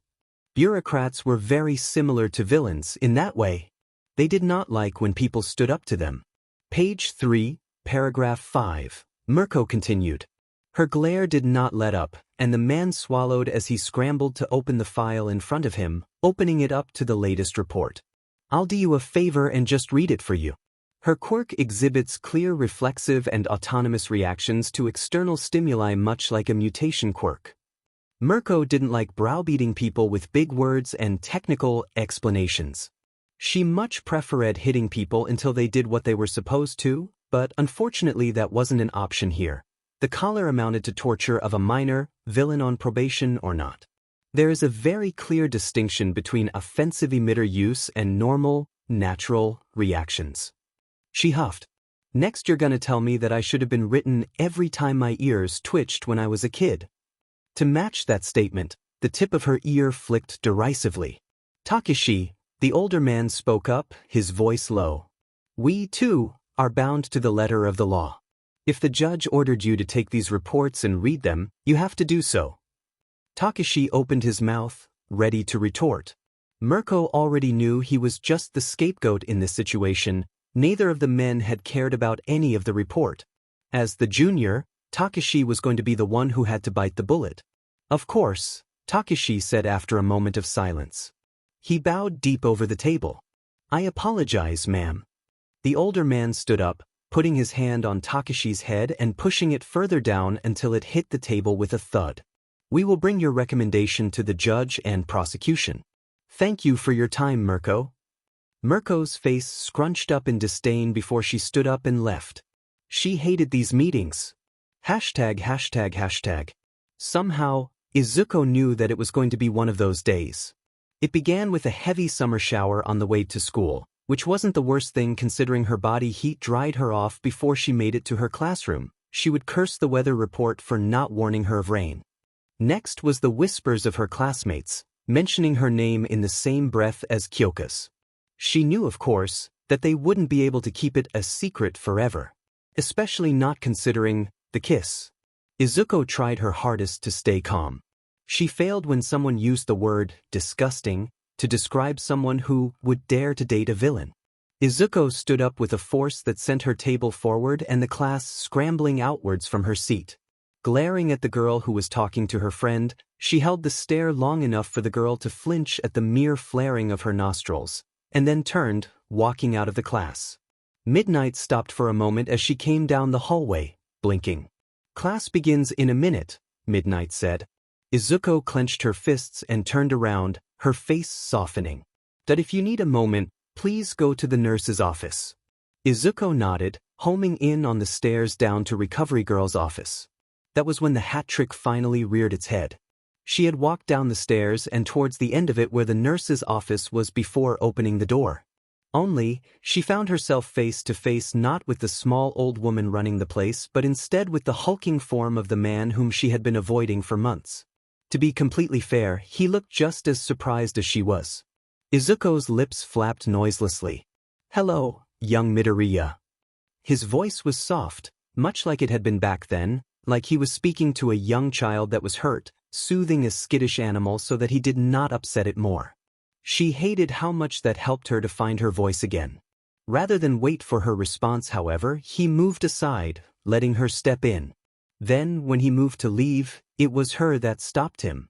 Wait. She would forever deny that she pleaded with him, but her voice was enough to make the symbol of peace stumble all the same. He turned around with a soft smile. Let's go, Izuko said. He nodded, walking back into the office. Recovery Girl was there, of course, sitting at her desk and sorting through files as if nothing was going on around her. Despite her focus, she raised one hand and pointed at some tea that she had prepared earlier. They sat down at a small table in the corner of the sterile room. The table was sized for Recovery Girl, which meant it was a bit small even for Izuko, and made All Might's squat sit look almost comical. It has been months, hasn't it? Almost a year, even. All Might's voice was still low, reminiscing. Yeah, Izuko said, nodding. Though you were busy during that time, what's with all the interviews and speeches about me anyway? Not that they did much good, did they? All Might asked. Izuko blinked. Well, I'm not behind bars, Izuko said, laughing softly. I can take the whispers and the stares. You should not have to, All Might said. People shouldn't be afraid of you. It should not be fine. I can't change what other people feel, Izuko said, her voice rising slightly as she thought of her classmates. Neither can you. People are stupid. I'm sorry, All Might said. The apology didn't sting as much as it did back when they'd faced each other at the end of her villain career. It came from a different place, and for some reason it didn't hit her as hard. I've failed you at every step. The reason I've been avoiding you, Izuko said, scratching her cheek. It's not because I hate you or anything. It's just, whenever I see you I feel so ashamed. I feel like a disappointment. You're not a disappointment, All Might said, his shoulders straightening. And you have nothing to be ashamed about. All of this, is the consequence of my own callous words. You will never get anywhere if you keep pushing blame on yourselves, Recovery Girl said. The old woman was, not quite glaring, but certainly judging them. All Might laughed, though stopped when he realized she was being serious. I'm trying to work here. Sorry, Izuko said, nodding. She turned back to All Might. People are talking about me and Kyoka. It makes me angry. I needed to cool off. I've heard, All Might said, nodding at her with a bright smile. Congratulations. Izuko flushed slightly. Is that something teachers should congratulate people for? Having someone to rely on is an excellent feeling, All Might said, nodding. Even if it's not romantic, a good partner will see you rise to new heights. I imagine you've already chosen her as your partner for the festival. I have, Izuko said, crossing her arms. Not that I wanted to participate. Yes, it's not something I've had a chance to discuss with you, All Might said, nodding as he leaned into the chair. It creaked loudly. It is a very public event, and you have not been a very public person since our second meeting. The media might be hyenas, but even they would not mess around with UA and other pro-heroes. I've lived in their shadows for too long and become an enigma, Izuko surmised. All Might nodded. I think I understand your reasoning. I don't really want to participate, but it's a way to show that I'm different from how I was. She would disagree, of course. She was still exactly the same. The only thing that had changed was the addition of a solid support network and a lovely girlfriend. Yes, it's not the best way, and I regret that this was done without your consent, All Might said, nodding. Which does remind me, Midnight would have talked with you about it.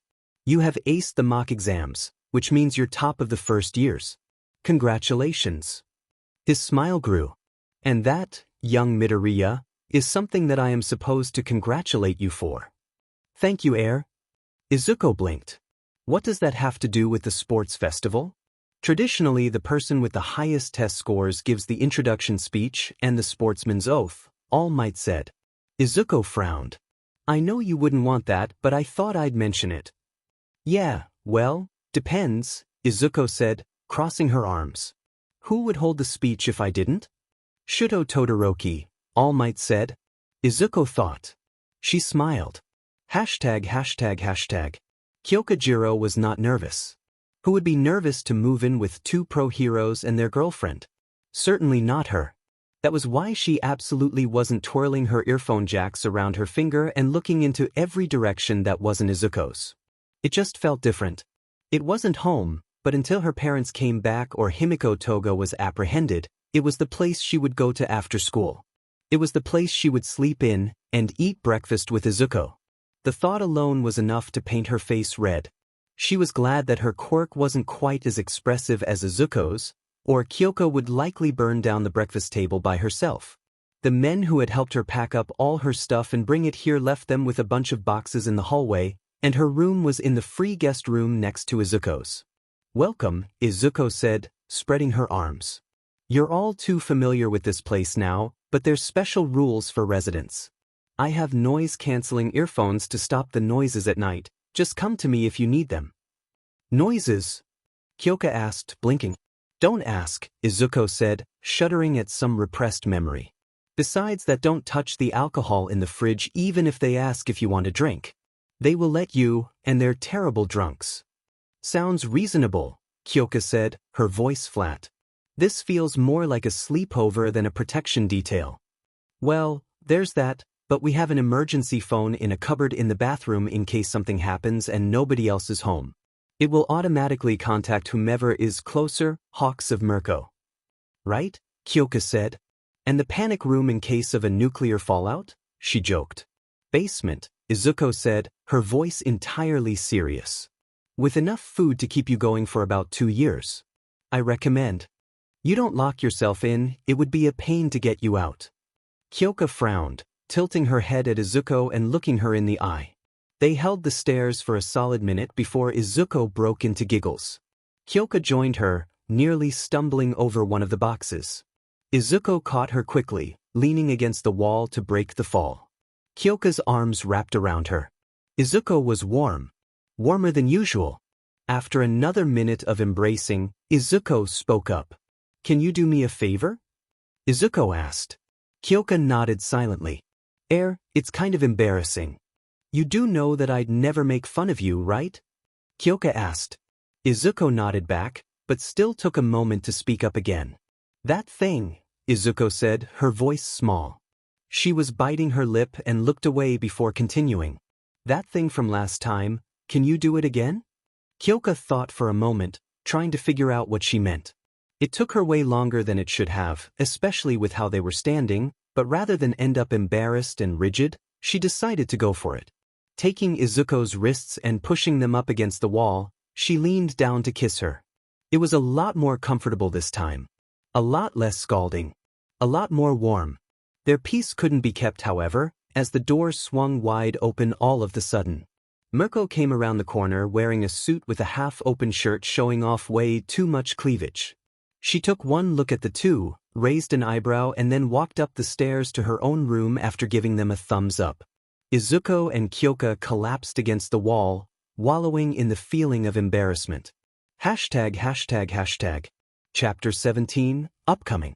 Hawks stood there in the crowd, smiling at them. Mirko couldn't be here, but that was fine, she would be hearing about the results on her patrol anyway. Izuko's back straightened. She could feel the stares of the people. The costume that they had prepared for her was not quite the same old blue kimono which she had used as the Fire Princess. It reminded her more of a GI, though with a lot more fire resistance than the usual UA uniforms. She felt very small at the microphone. It was strange, Izuko noted, wearing a costume again. They were allowed to wear them because the first challenge involved heavy quirk usage that required the bonuses that a good costume could give. All the students from non-heroics courses were allowed to get one as well. Kyoka stood there in her jacket and dress, with boots and wristbands that had speakers on them. It looked good on her, though with her usual haircut it looked much closer to a leisure outfit than a proper costume. Izuko ended up straightening and tying up her hair. She regretted it when she looked in the mirror, but it was too late to find another solution. The Fire Princess stepped into the arena with the rest of the students.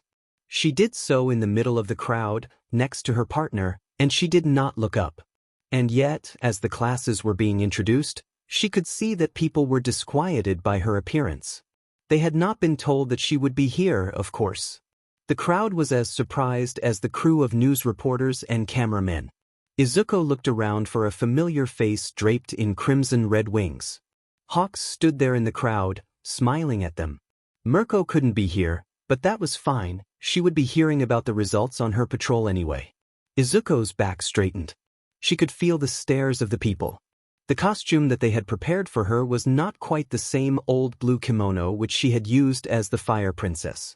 It reminded her more of a GI, though with a lot more fire resistance than the usual UA uniforms.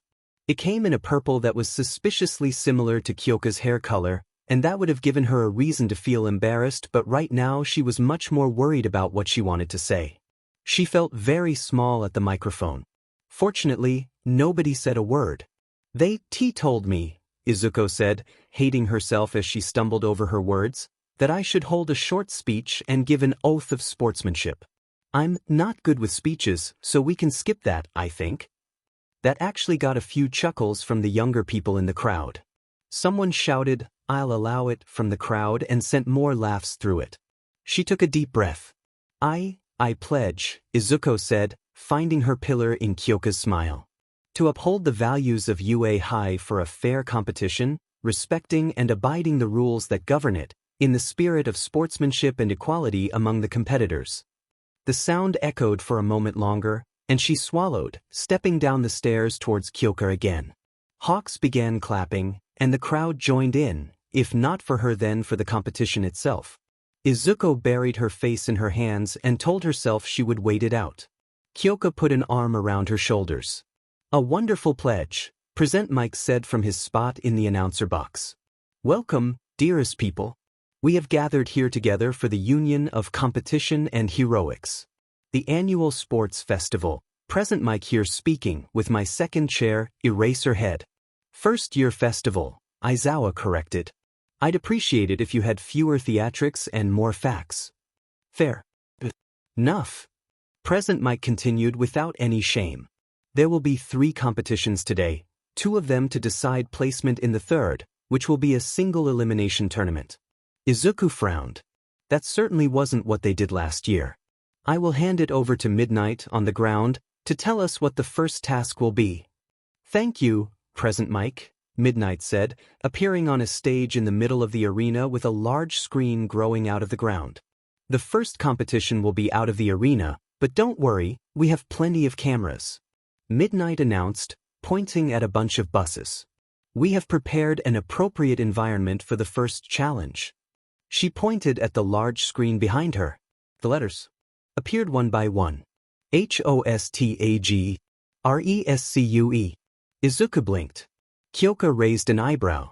The teams will be competing in a hostage rescue operation. Midnight announced to the cheers of the crowd. Todoroki and Ito were nodding at each other. You have 30 minutes to rescue as many people from buildings as you can. Points for the next round will be split up based on your success. Your opponents will be robots. Izuko could hear some people in the crowd of students groan. Hero students, specifically. She could see Mina and Momo, the former waving at her. Kirishima and Setsuna Tokage from Class 1B grinned at each other. Shinso and Mei Hatsum were paired up. The former seemed to have hit off during the joint training, and the latter were looking ecstatic at showing off. Izuko could also see the utterly gleeful face of Minoma, who had paired up with Tetsu. This was going to be a fun task. ####. What's the plan? Kyoka asked. Izuko measured up the rest of the competition as well as the stage. A district-like garden of buildings, built with the help of quirks no doubt. Half of them looked intentionally fragile, and the other half largely empty except for the presence of some noise inside made by dolls that were playing the hostages. They were also set at different entrances of the area, which meant that the buildings right next to them were free pickings. I'll handle any hostiles, Izuko said. Until we meet them, we can clear the first buildings. Can you hear it? Yes, Kyoka said, pushing her earphone jack into the ground. The dolls are equipped with speakers. I can track them. Izuko smiled. Then our plan will work until we need to get closer to the middle. Let me explain the rules really quick, Midnight said, her voice echoing from a blimp above them. It projected her face on screens at its side. Any hostage hurt by your actions subtracts points. Child hostages are worth twice the points. You have to bring them to the marked extraction points, white squares on the edges of the crisis zone. Besides that, there are no rules. Good luck. A countdown began at 15 seconds. Ready? Izuko asked. They settled next to the entrance, waiting for the signal. Kyoka nodded, raising her fist towards Izuko. Ready, Kyoka said as Izuko bumped fists with her. The signal came with a loud screech. ####. Izuko tried not to grin, but it was too much DMN fun. They had already saved the first 5 hostages easily, set up at the outer rims of the area. Extraction, 6 points. Not a bad score for the first 3 minutes, she imagined. Then they had to dig a bit deeper to find the dolls. 12 minutes in, they had tripled their score. The way to the extraction point became longer and longer, and in between the rescuing they were avoiding meeting other people as well as the robots. Kyoka's quirk was amazing for reconnaissance. But no plan survives contact with the enemy, and right now the enemy was in front of her and blocking her girlfriend's way. She flew forward using the flames to push herself. Her knee bashed into the face of one of the more humanoid robots, before landing and spinning her body around and swinging her leg around to send fire into every direction. Kyoka was still holding onto the child-shaped hostage doll, though it was clear she wasn't going to sprint around with it. Children were surprisingly heavy. Izuko had to clear the way for her. The blue flames parted and melted robots in Kyoka's way. Kyoka gave her a nod and ran forward. It was then the alarm rang. 15 minutes into the 30-minute challenge, and massive robots with the number 0 painted on them were released into the area. Hostages would die in the buildings, crushed under debris. They were not there to fight, but to destroy. How exciting! Izuko! Kyoka shouted. I'll get the hostage to the extraction point. Keep my way clear. Yes. Izuko shouted. She lowered her stance, her fingers touching the ground before she spun. Flames shot out under her and sent her flying upwards. As you command. The level 0 tried to swat her out of the air but ended up merely melting its own arm off. She was untouchable. She was powerful. She was fierce. For one moment, she was not Izuko Midoriya. She was the Fire Princess. And under her was the kingdom that she would inherit through flames. Fire exploded outward, creating a blue sphere around her as she melted the robot down to nothing but its base metals. One of the buildings ended up singed, but she kept the range focused. It would not do well to hurt the hostage dolls herself. A pillar of ice, cold enough to resist her flames until it touched her feet, interrupted her concentration. The sphere vanished into nothing, and Izuko began to fall. She grabbed the ice and spun around it on her way down, glaring at the obvious troublemaker. Ida was much faster at getting hostages out, which left Todoroki as the fighter, and there were no rules that said they couldn't interfere with each other. Not yet, she said. She was too far away from him to hear it, of course, but she imagined he could tell what she wanted to say. She kicked off the pillar, more flames flickering around her as she aimed at the sky above Kyoka. Before she could help out, Kyoka herself jumped up and kicked the robot into the curb, allowing her to reach the extraction point. Plus 2 points. Izuko came crashing down and broke her fall before landing. There were still 10 minutes left. The leaderboards were hidden, but she knew that they were not in the lead. That didn't matter. She didn't want to win anyway, she wanted to show off. Izuko loved to show off. Todoroki once again came between them and the buildings, this time close enough for Izuko to feel the cold of his quirk encroaching when he activated it. She challenged it with a heat that caused a massive burst wind between them. She really wanted to fight. She could hear the distant cheers in the arena. People screamed when they were. They also screamed when they were afraid. Izuko didn't know much about happiness, but she knew a lot about fear. So when the crowd roared like tinder beneath a match, their voices hot and sharp against her ears, she forgot where she was. Forgot why she was. Lost it all beneath the drum-taut tension of her skin and the little thing inside her that said make them scream louder. She could reach that heaven through violence. Kyoka's hand on her wrist felt not like a chain, but like a thin thread that would rip if she pulled away. Izuko vented. Blue flames licked the air from the tip of her tongue and vanished into nothing. This is the extraction point, she warned. If you cause damages here, you'll lose points. Todoroki had the exact same look on his face that Dabi had back then. The kind of look that shouted, I don't care. It was the voice of Ida, calling out to him, that stopped the escalation much like Kyoka's hand did. We'll fight, Todoroki said. Izuko nodded. The results were about as expected. Though, she had not thought they would be able to tie with Ida and Todoroki. It looked like Todoroki's refusal to use his fire half made him slower the longer the task went on, and Ida himself could not find as many hostages as Kyoka could. The crowd's cheers and screams were still in her ears. Tension left her body as Kyoka walked her back to the bus. ####. Chapter 18, upcoming. More. Dabi's voice was slowly turning less raw. Slowly, his skin began to take on the more natural hue. The piercings fell out of his cheeks, wounds sealing shut. Small flames of blue danced on the tips of his fingers. More. The young girl with the red eyes frowned as she put her other hand on his cheek. Flames roared at the top of his hand and she flinched. His black hair had returned to red. His scars were gone. He would have been almost unrecognizable if it weren't for his striking blue eyes. Stepping off the bus felt strange. The crowd was no longer sitting in stunned silence but was cheering instead. Perhaps it was not for her specifically, but they were cheering all the same. The screens around the arena showed some playbacks of the first task. She saw the unedited footage of herself fighting robots. She saw Kirishima and his partner Setsuna tag team another team and steal their hostage. Hell, she saw Todoroki and her standoff at the end. Most notably, she saw the interesting sight of Mei and Shinso in a powered suit rushing through robots with multiple hostages in tow. To protect her eyes from the wind, the support course girl wore thick orange lenses. Kyoka and Izuko stood next to each other as they waited with the rest of the crowd for the next task.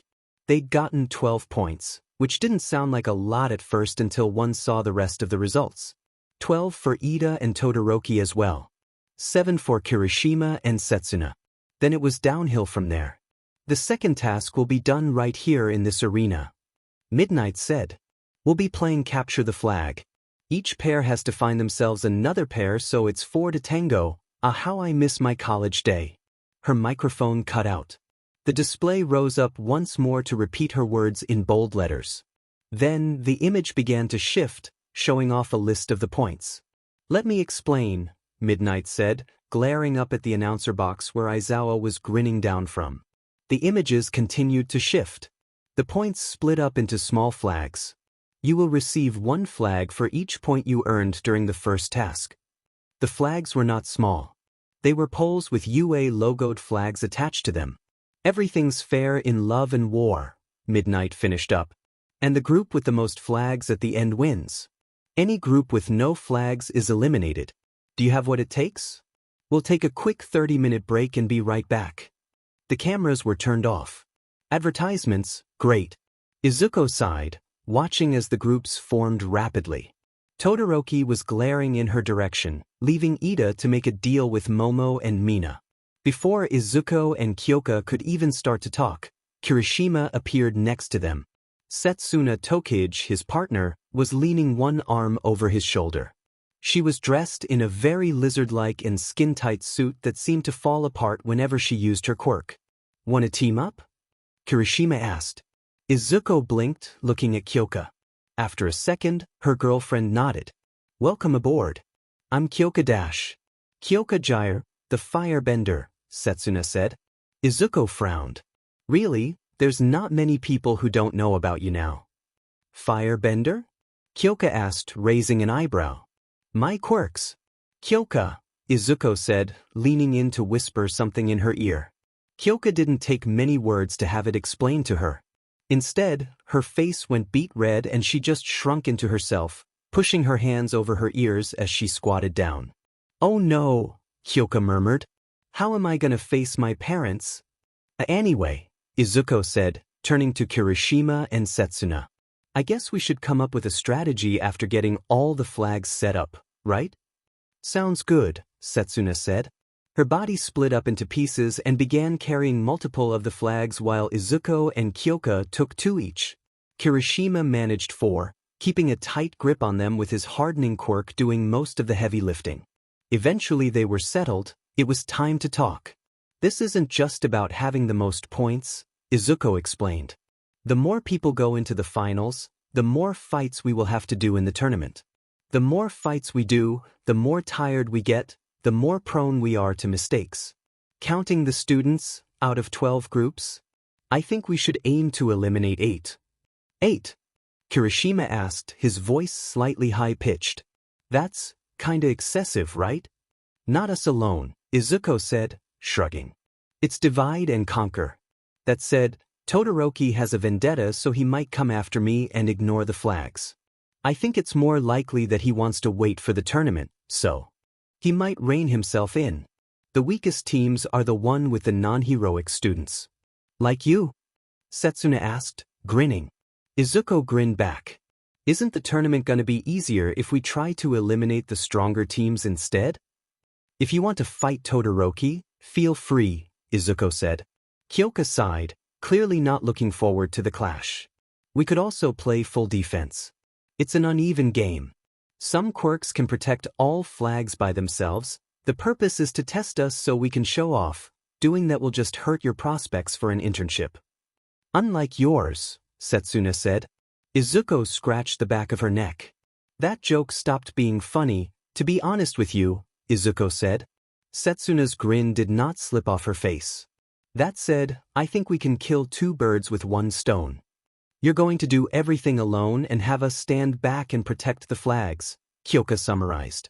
Izuko opened her mouth, then closed again, then narrowed her eyes. It's too obvious. I have an actual plan. Oh yeah? Kirishima asked, leaning in. What is it? All's fair in love and war, right? Izuko said, raising her hand to one of the flagpoles. Her flames ate into the metal slightly. It's about owning the flags. She never said that we had to steal them to make other teams lose. Geez, Kirishima said, crossing his arms. Remind me to never piss you off. Izuko's smile was brighter than the sun. Hashtag. Dabi was not someone who would leave a debt unpaid. There were 3 of them, and each one earned his ire one way or another. The first debt was the one carved onto his body. His father's abuse, his attempts to create the perfect heir, and the immediate dismissal the second that Todoroki showed the traits that he wanted from his ideal child. The second debt was one carved onto his mind. All for one could have given her any quirk out of his ridiculous repertoire. During his time at the League, he even heard whispers of his ability to clone quirks. Even still, at first, losing his quirk felt like freedom from the burdens of his father's fame. But then the emptiness destroyed him. And then there was her. Izuko Midoriya. His hand twitched just thinking about her. The wound she had carved into his chest still itched whenever he breathed. A girl so desperate to win that she would kill them both before she yielded. If only she was a few years older. Today his destination was a mansion in a part of Tokyo that really didn't look like it should still have a traditional Japanese home. It reminded him of his own home, but he knew what truly lay inside. The gate at the front was guarded, though only lightly, as to not R's suspicion. He raised his arms and let them check him over, walking in once they waved him through. It was at the door to the mansion that he was greeted with another unfriendly face. You brought it? The man asked. He was bald, wearing a mask with a childish pattern of a teddy bear smile, and a glare that looked like it could kill. Considering the state Dabi was left in, that might even be true. Dabi raised the small suitcase he brought with him and shook it, creating a small sound like marbles rolling around. The man nodded, taking it off him to check the contents on a table while Dabi stood by at the door. I'm you, the man introduced himself. And if you try something stupid, I will kill you. Dabi would usually challenge him to try, but he had more important things at hand. Shrugging, he walked in and followed the man down a hallway, the suitcase left behind on the table. They ended up walking almost towards the back end of the mansion. Empty halls with ripped-off paintings. You took a deep breath before opening the door to the last room at the end of the hallway to reveal Dabi's target for today. She was small. No, not small. Too young. It irritated a part of him that Shigaraki would have loved to snuff out, no doubt. A girl like this surrounded by grizzled men with too much blood on their hands. In spite of that, she looked quite happy, sitting on a big comfortable chair. Next to her were plates of sweets and bottles of chocolate milk. Behind her and around here were plush animals and dolls. She wore a white dress with fresh food stains, like she'd been eating before he came in. Dabi had the feeling if he brought that up, he would not walk out alive. She turned to him with striking red eyes, and a horn as long as her own face pointed upwards like a challenge to the heavens. The ashen hair bounced up and down as she greeted him with a very formal, hi. He brought payment, you said? The girl nodded. His case is special, he's not here for the scars. Dabi blinked. She hadn't shown any reactions to them, but considering the job she was doing here it was likely that she had healed many injured people before. My quirk, Dabi said. A man took it from me. I believe you can bring it back. The girl frowned, waving her arm to beckon him closer. She pointed at a pillow on the ground, allowing him to sit. He would have rather stayed standing, but he wasn't sure if that was proper for the kind of audience. Sitting down on the uncomfortable softness, he looked up and waited for her to continue. Can you explain? She asked. Dabi blinked. She reminded him of his sister. Innocent, young, unambitious but always willing to lend an ear. How the F did a 7-year-old girl become a mafia princess? He shook his head, shrugging. The guy who took it, he pulls it out of you and can put it into someone else. I'm not good with the science stuff, quirk factors. If it's physical, you spoke up, drawing their attention, it should work. Eri nodded. She beckoned Dabi closer, and he obliged. In the end, in the middle of that weird throne room, between piles of sweets and plush figures, he was left kneeling and at the mercy of a girl with a godlike power. Her horn began to glow as she slowly moved her hand towards him. He could feel it the second she touched him. Something was pushed into him. Strange energy that came from the horn. He could see it physically shrink, so little that if he were not face to face with her he would not have noticed. Her arm, too, was covered with scars. Perhaps that was why she did not flinch. After minutes he noticed a small change. Something in him ignited. Then, his piercing began to fall out one by one, in the reverse order in which he had stabbed them into his skin. First were the ones between his lips and his chin, then came the ones around his mouth and all the way up to his cheekbones. But the flame, it was not bright enough yet. More. The girl blinked, her red eyes narrowing at him as she raised her other hand. More. His voice was almost pleading. Kneeling here, looking up at the face of a childlike devil, he leaned into her hands and uttered not a demand, but a prayer. The energy coursed through him and he could feel his scars shrink away. The fire became brighter. Blue sparks exploded off his fingers, which he kept off to the side to prevent her from seeing them. His black hair, dyed so long ago he couldn't even remember, was flaking away in a wave of something indescribable. It was like he could taste time on his lips, and when she let go of him, blue flames roared off his back and died out again. He could feel it in him again. Gone, but not forgotten. Lost and now regained. Eri sighed, a bead of sweat on her forehead. The horn was now half its size, and he, too, had changed. The hair was red again, like that BSDRD's. His scars, they were gone, to the point that he could no longer recognize himself in the mirror if it wasn't for his eyes. Did it work? Eri asked. Dabi looked around, making sure none of the men was going to jump him before taking a step back. He raised his hand and snapped, creating a small blue flame which danced from fingertip to fingertip. It burned, the lack of scars and dead nerves would be hell to pay, but his quirk was back. Yes, Dabi said, his voice less raw than happy. Thank you. Eri smiled, then promptly fell asleep in her chair. ####. Is certain? All Might asked. Absolutely positive, Sir Night Eye said. His voice was cracking through the phone. He was in a car, driving through a tunnel from the sound of it.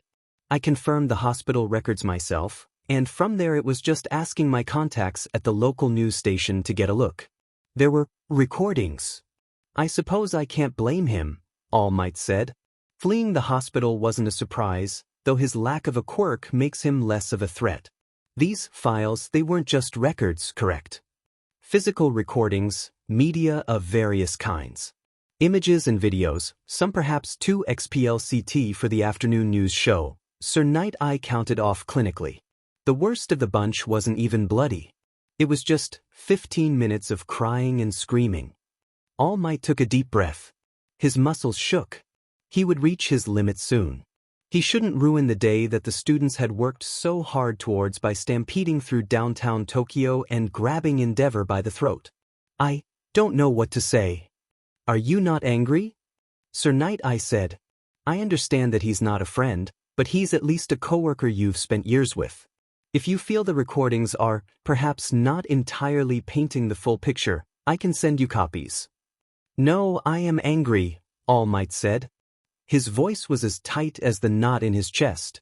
He knew, of course, that Endeavor's ambitions went too far, but the extent of his family's circumstances were not something he could confirm by himself.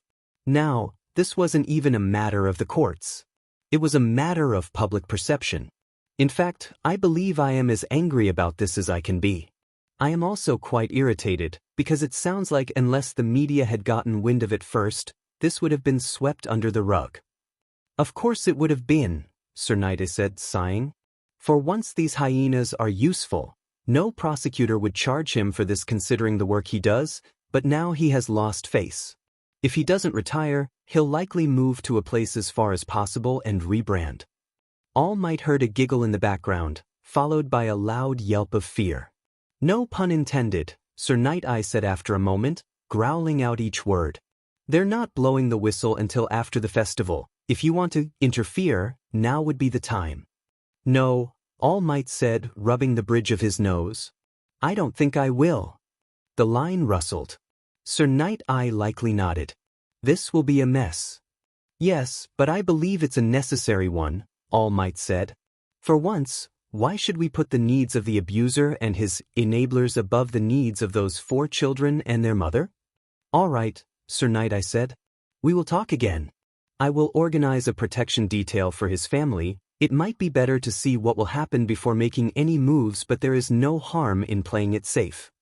Yes, All Might said, reading over the file. Just another thing on a long list of failures that he had propped up as the symbol of peace. Thank you, Night-Eye. Have you had any leads on the League yet? No, Sir Night-Eye said. I have found some other things. But until I can confirm that information, it's useless to speculate. All Might nodded.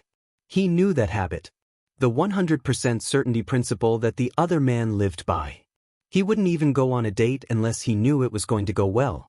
It was a sign of unconditional trust between them that All Might never pushed. He had never been disappointed by the man after all. Then we will talk later. Thank you, Night-Eye, again. Not for this, Sir Night-Eye said. Never for this, All Might. ####. Chapter 20, upcoming. She was not Izuko Midoriya. She was not the Fire Princess. Right now, she was Helios. She was sun and fire incarnate. And she saw that image reflected in Kyoka's terror-filled eyes. Hawks knew that the way he spoke set off a lot of people. It was in large part intentional, but in some ways he didn't know the right social cues. Sometimes he just didn't care to pay attention. Mirko had once summarized it simply as bird-brain sarcasm. He sounded cheerful to the point that people couldn't believe him to be genuine. But when Hawks had said that Izuko was ridiculously good at what she was doing, he hadn't been lying. She was like a force of nature, like some ridiculous comic protagonist whose ability was to improvise, adapt, and overcome any adversary. All that was missing was some red glinting eyes. Age did not make a master. Yes, size and muscles made a difference, but technique could be lived and breathed regardless of your own constitution. Quirks were the great equalizer in that regard. So where does all that go in such a small girl? She moved with a certainty that made pro-heroes look greener than her hair. She had a flashy and destructive quirk that had to be held back to avoid collateral damage. Once, one of his many teachers for heroics had told him why heroes had to be much stronger than the villains they faced. His reasoning, and one he would still put forward to anyone who would ask the same of him, was that holding back against your enemy was always harder than ending their life. It stood to reason that someone with a quirk that made killing so easy would learn a valuable lesson like that on the path of destruction. A task meant to show off those with destructive quirks, Endeavor said, frowning. And letting the small fries ride on the coattails of those greater than them. Is that what you see? Hawks says. Endeavor's eyes shifted, though his face did not turn. Hawks met the glare with a grin. I suppose that's one way to look at it. The festival is a thing to show off after all, but I think you're selling the others short. One of Izuko's teammates, Setsuna Tokage, was holding some of their flags in the air using her quirk. The boy, Kirishima, was shielding the others, while Kyokajairu was using her quirk to guide Izuko to flags that were hidden underground by some other teams. Wasted potential all around, Endeavor murmured. Someone who has no future in our industry shouldn't be trying so hard. Funny, Hawks said. It almost sounds like you're disappointed she won't be a hero. Endeavor made a non-committal grunt. Hawks could guess. In the end, Endeavor was very much a traditionalist when it came to quirk eugenics. Quirks were not new expressions but refined old quirks. If Izuko Midoriya was a hero and succeeded using the quirk that his own son could not use properly, it would be Endeavor's victory.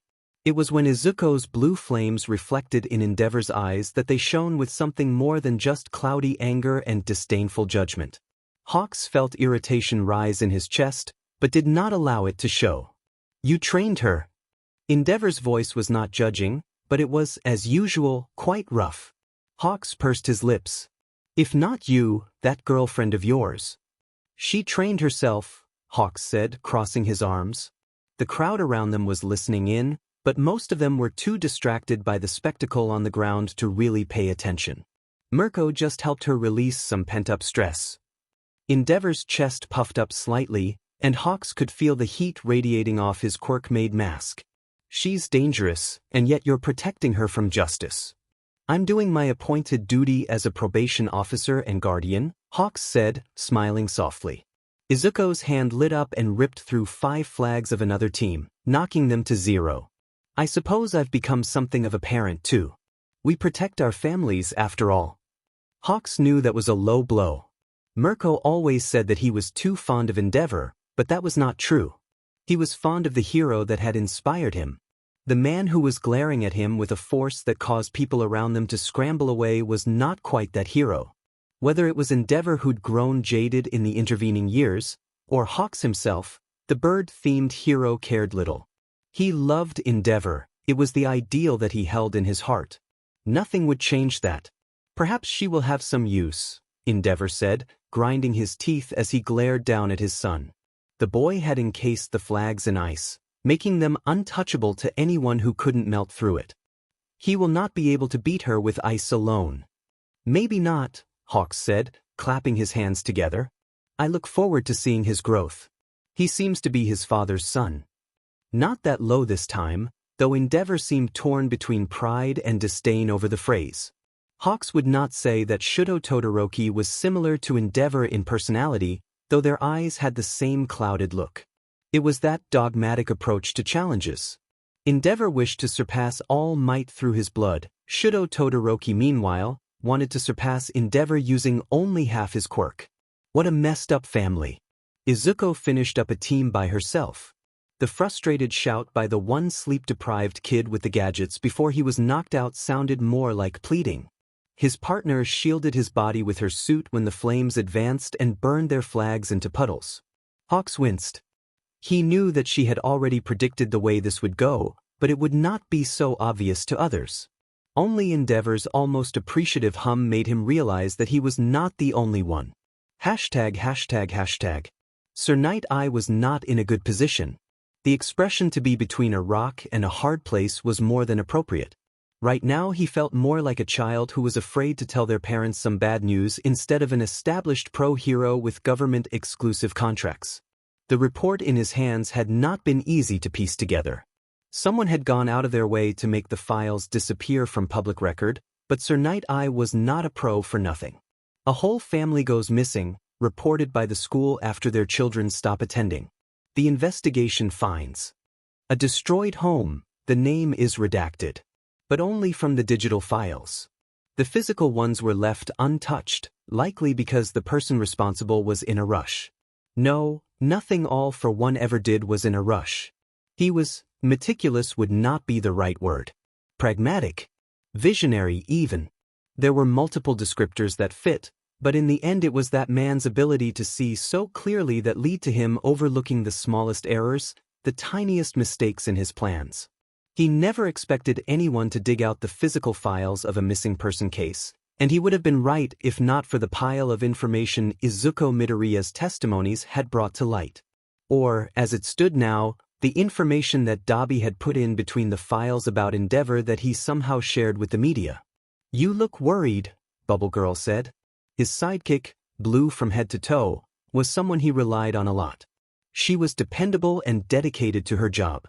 Sometimes, however, she could say just the wrong thing and just the wrong time. "Who is Tenko Shimura?"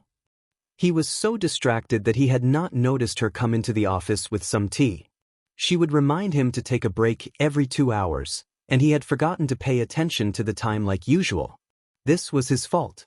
"The grandson of All Might's teacher," Sir Night Eye said. Bubble Girl blinked. "And I believe a villain." Bubble Girl coughed, unable to formulate the right response.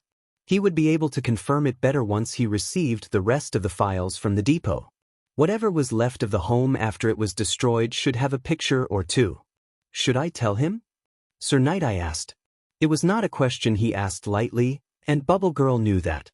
If he asked for her advice, it was not because he was testing her, but because he didn't trust himself to come up with the right answer.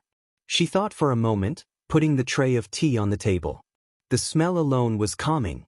You've always been honest, sir, Bubble Girl said, her hands in her lap. I think it's one of your best features. If you share your predictions with someone, you never lie. Sir Knight I said nothing, hiding his mouth behind his fingers as he bridged them under his nose. If All Might knew, he would chase after All for one now. He had not even picked a successor yet, though Sir Knight I knew he would soon. He might not survive another confrontation with his nemesis, and that could mean losing one for all, forever. And yet it was his right to know. He sighed, reaching out to one of the cups with shaking hands. He wished this was an easier choice, and in a way it was. Bubble Girl was right. Sir Knight I was not a liar. Not by bold-faced lies, and not by omission. Hashtag. Izuko was having too much fun. Again, it was the screams and shouts that ignited her flames, but she had to stay focused. In the end, Todoroki and her had come to a silent agreement not to go after one another. In spite of his need to fight her and measure her ability, or seek revenge for his brother, he wanted to do so in the single elimination stage. This was between them, he was no doubt thinking. Izuko was more than happy to oblige and ride roughshod over the rest of the contestants.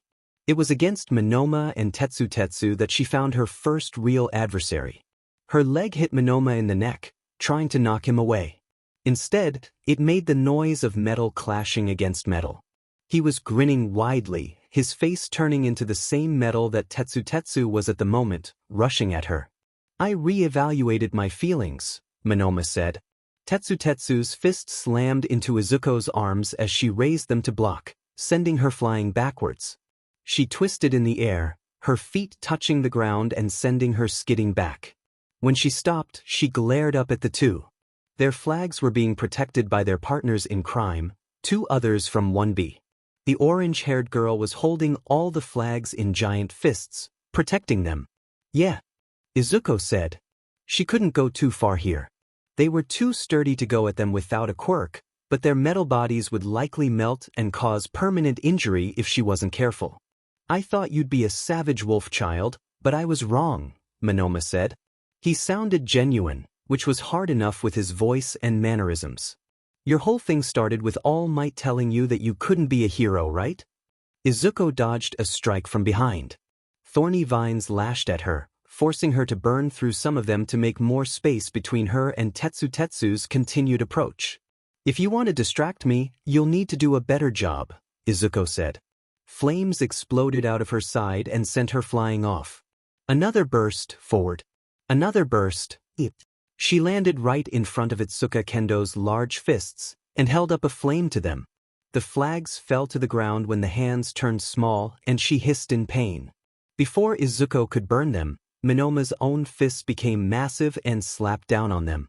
Izuko flipped backwards, kicking a wave of flames at the hand, but the swinging hand took on a metallic glint. Your body's messed up, Monoma said. His massive metal hand became small again, pulling the flags along. The team of 4 stood united.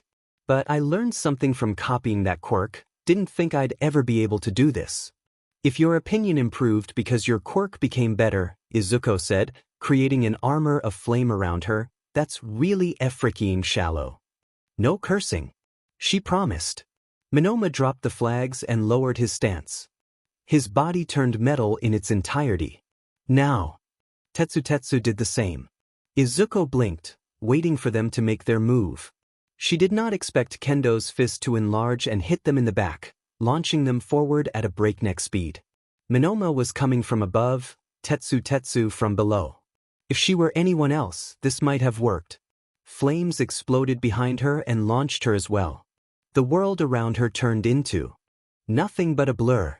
She took a deep breath and focused. Her body twisted with the help of small flames that shot out of her skin, creating holes in her costume. Spinning between the boys, she kicked off with some more flames again, burning their clothes but not reaching temperatures to damage metal. They would be embarrassed, but fine. Her target was in front of her. Shiozaki, the girl with the thorn hair, created a massive wall, but here Izuko had type advantage. Her body burned into the wall like a comet, and she kicked into Kendo's fist with a force that caused the girl to recoil. Izuko would not stop. She could not stop. Thunder drums and rattling chains. She felt wrong in her skin. It was too tight around her muscles. Izuko's feet touched the ground again, kicking up the dirt until it formed thin clouds at her feet. She roared at the sky. The flames shot upwards as she stretched her body into every direction. Itsuka Kendo could not approach. Monoma was still in flight. The flags were on the ground, melting into nothing. Monoma is wrong. A soft voice came through the roaring flames. It was Shiozaki, who was nursing her burnt hair, standing behind Kendo's large hands to shield herself from the heat. "You're still a monster." Izuko felt a lump in her throat as the flames began to die down. ####. Chapter 20, upcoming. People don't change, the small voice in the back of her mind spoke softly. Only their circumstances do. In the end, the finalists were the only teams that did not once face each other in the second stage. Todoroki and Ida, Mina and Momo, Kirishima and Setsun, and Kyoka and Izuko. There was another intermission, as the stage was set up to let everyone get checked over by Recovery Girl before they went on to the final event. Though the small old woman nagged a lot, none of the finalists was injured enough for her to use her quirk that would knock them out. In fact, besides a few scratches here and there on Ida, none of them were actually injured. Izuko would never be thankful to that monster, but her improved body was one of the benefits she would carry forward into the future. In the end, they had settled away from prying eyes, in one of the hallways on the way back into the arena, sitting and leaning against the white walls. Izuko's head was on Kyoka's shoulder. It was with great effort that Izuko prevented her body from shaking in the aftermath of the fighting. The tension was slowly leaving her body. "Monoma apologized," Izuko said. Kyoka tilted her head slightly, her cheek touching on Izuko's hair. "Well, as much as someone like him is capable of apologizing." "That's good," Kyoka said. She wasn't sure what else to say, really. "I don't suppose he did it so you would not knock him out of the match?" "No," Izuko said, shaking her head slightly. Her hair brushed against Kyoka's neck, making her squirm as it tickled her skin. "He's unpleasant and arrogant, but not the most unpleasant and arrogant person I've ever met. I guess I can understand his inferiority complex." Hell, she even understood All for One's obsession with cultivating powerful quirks in that way. In the end, both All for One and Monoma were only as strong as the strongest quirks they could get their hands on. Monoma would never shine alone. "I guess," Kyoka said. She snuck her arm around Izuko's shoulder, pulling her closer. "So why are you pouting?" Izuko frowned, unwilling to pull away. "I don't know what you mean." "Really?" Kyoka said, lifting her head up and turning Izuko's face with one hand. Izuko was looking away. "So what's this then?" Kyoka's hand brushed over Izuko's lips, which were definitely prodding out slightly. Izuko pretended to bite at Kyoka's fingers. Kyoka laughed, leaning and pressing their foreheads together. "Kyoka, do you think I've changed?" Izuko asked. Kyoka tilted her head slightly, her hair brushing against Izuko's cheek. "Not really," Kyoka said, blinking. Izuko lowered her gaze. "But that's not a bad thing, is it? If you had changed that much, you wouldn't be you anymore. I like the you that you are now." "I'm not sure I do," Izuko said. "But people don't change. She'd always be the person she was now. I don't know if I like myself." "Well, I'm sorry," Kyoka said, planting a kiss on Izuko's cheek. "But I think you're lovely." "No," Izuko said softly. "Don't. You're adorable when you eat something tasty," Kyoka said. Izuko shrunk into herself. "And your cooking is amazing." "Please stop," Izuko said, feeling herself shrink further. "You don't need to butter up to me. But the way you react to compliments is really cute," Kyoka said, pulling her up again. She planted another kiss on her lips this time. The way you fight is admirable. You're funny and you're smart. Izuko melted away, flushing too much to say anything. She shook her head, trying to hide her face and failing when Kyoka reached up and grabbed her cheeks. Her breath was warm. I can't wait to introduce you to my parents, Kyoka finished off. Izuko made a noise between a tea kettle in pitch and a jet engine in volume. Kyoka kissed her cheek again, avoiding her no-doubt scalding breath at this point. Burning one's lips once was enough. Kirishima was the one to interrupt them this time. While they were not in an embarrassing position, it still felt awkward to look at each other as he called out to them. They stood up slowly, and Izuko tried and failed to calm herself down. They decided the matchups. Kirishima was slightly out of breath. He had used his quirk a lot today, and must have sprinted down the hall. Izuko nodded, forcing herself to focus. Who's up first? You, Kirishima said. And Todoroki. Kyoka sighed. Izuko raised an eyebrow. What? We said no cursing in front of the cameras. There's no cameras here. Izuko rolled her eyes. It'll be fine. I did promise him a fight, right? It's not him I'm worried about, Kyoka murmured. Izuko laughed, walking with Kirishima and Kyoka back towards the arena. No worries, I'd never lose to someone like him, Izuko said.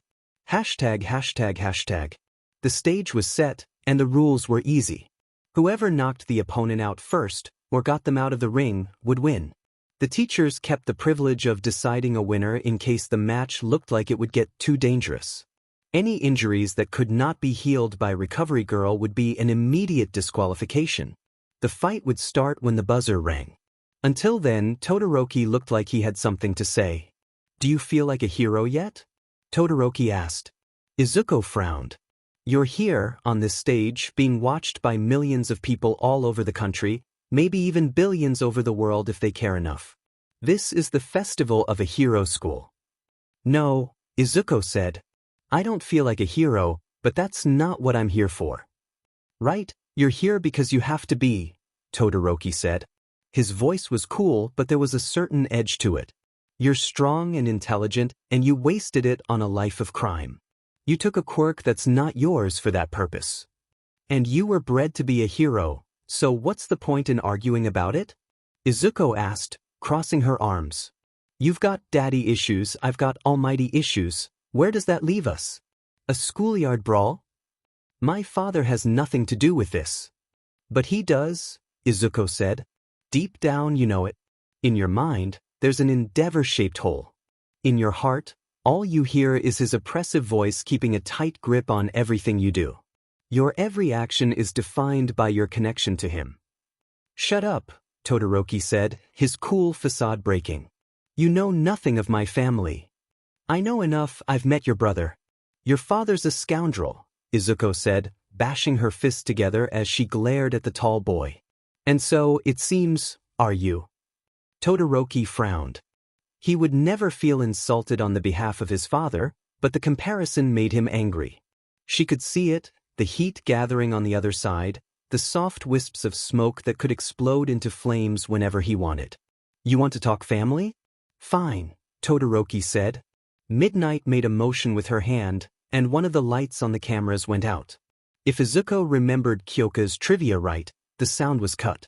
I imagine we're not too different, considering our mothers. She knew it was a provocation. She knew that he wanted her to go all out.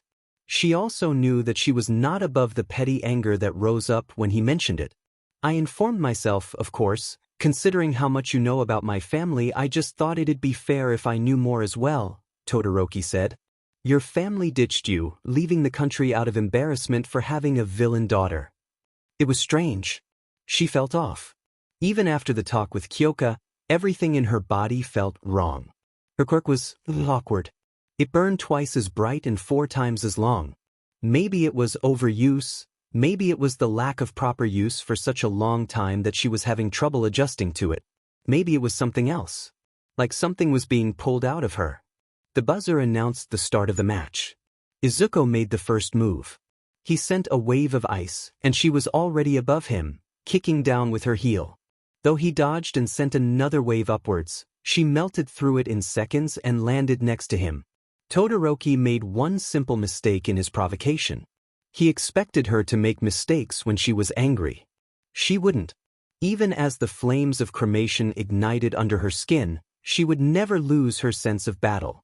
If anything, she became better the angrier she got. Her success fed into her emotions and she continued winning. She would keep winning. Todoroki could pretend that this was about revenge for his brother as much as he wanted, but in the end, people did change. This was, and always would be, about his piece of sheet father. Izuko knew he was using her as a measuring stick to see how long of a way he had to go. She was more than happy to oblige. Her fist smashed into Todoroki's face. He had created some ice there, blocking the attack but leaving him shaken. Rather than take another hit, spikes of ice exploded around him and forced her back. Todoroki created a lance of ice and sent it ahead. It broke off the large formation and flew forward at a ridiculous speed. She wouldn't be able to melt it completely before it passed her, so she dodged. She heard a scream. Todoroki stopped. The lance of ice had moved faster than the teachers could stop it as well, and while it had not hurt anyone, it had hurled itself towards the contestant stand where the other 6 finalists were waiting. It had lodged itself half a foot between Kyoka and Kirishima, who had reflexively hardened in response to the shock. Izuko saw red, then blue, and then lost herself in that color. Right now, she was no longer Izuko Midoriya. Hellfire on her back, she was no longer the fire princess. She was at the center of a sun. The sweat that formed on her brow immediately evaporated and turned into nothing. Her hair was slightly singed as she was wreathed in blue flames. A baptism by fire gave birth to who she always was. Right now she was Helios. Todoroki looked ecstatic. Much the same as her, he created an armor of ice and a world of frozen wasteland around him that extended forward to half the arena until it met with the heat of her flames and turned into steam. It was already volatile. If they clashed, it would explode outwards. Izuko took it all in. She was not just wearing the flames like armor, but also the stares, the attention. All eyes were on her. She stood here, and like the sun the world revolved around her and her alone. Then she saw herself reflected in Kyoka's fearful eyes and the sun collapsed on itself. In spite of the heat around her, a cold shiver ran down her spine. It began deep in her neck and carved into her back until it made her cringe. People don't change, the small voice. In the back of Izuko's mind spoke softly.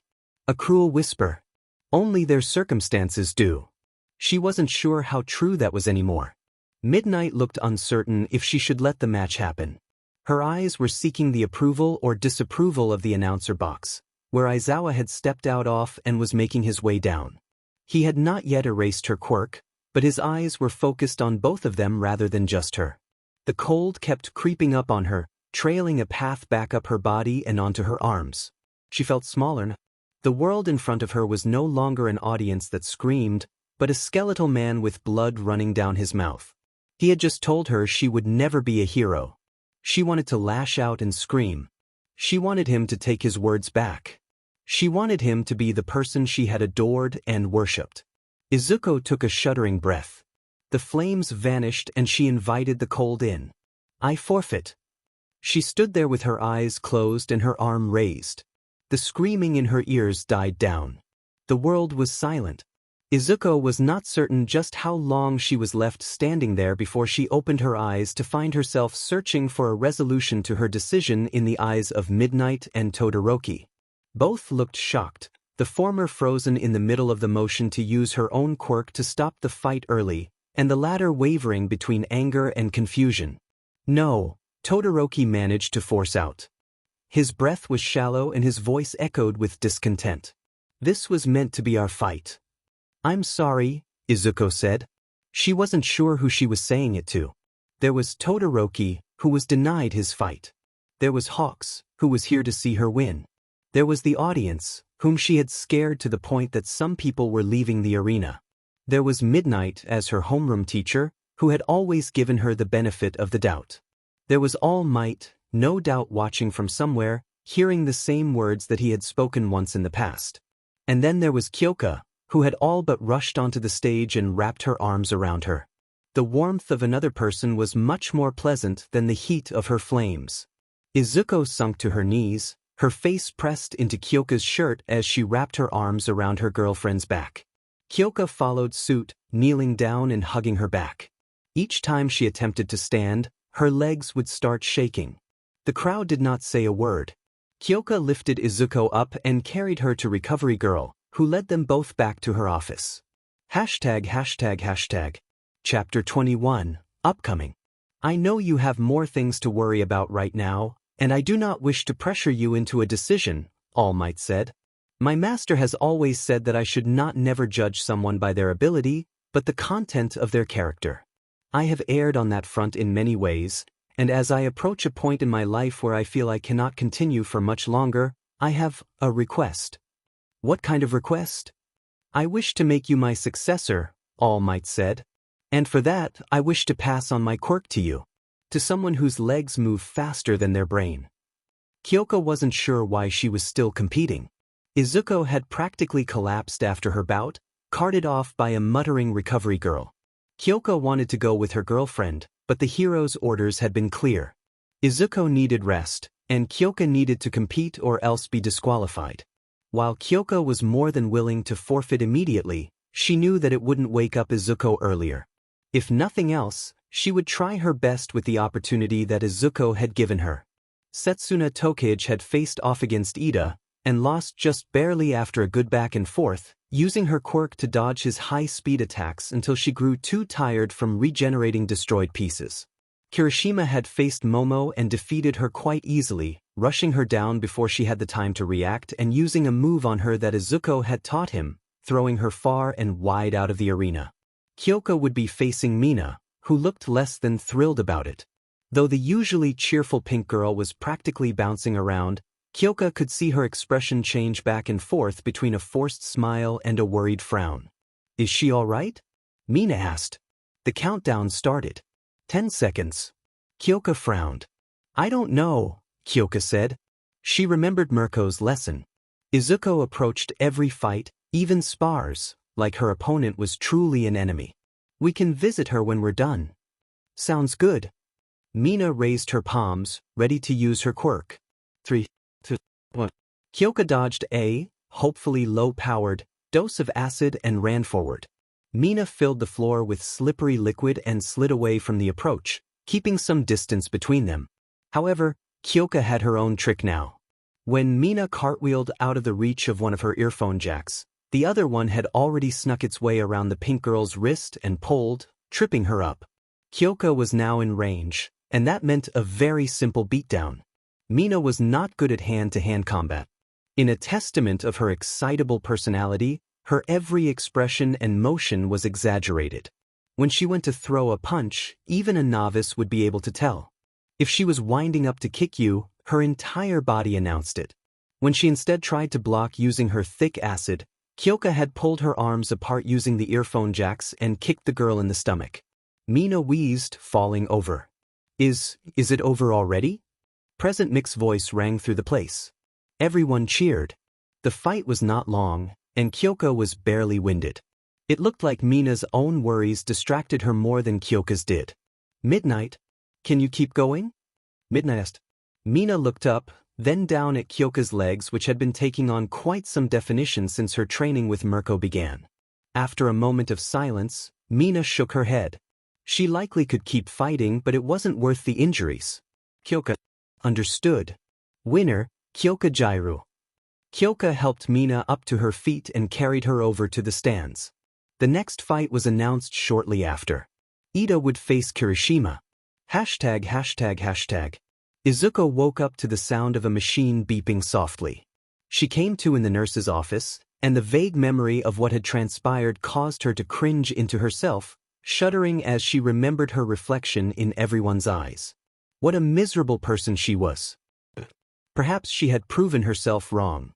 She knew that the Fire Princess would not have pulled back from that fight.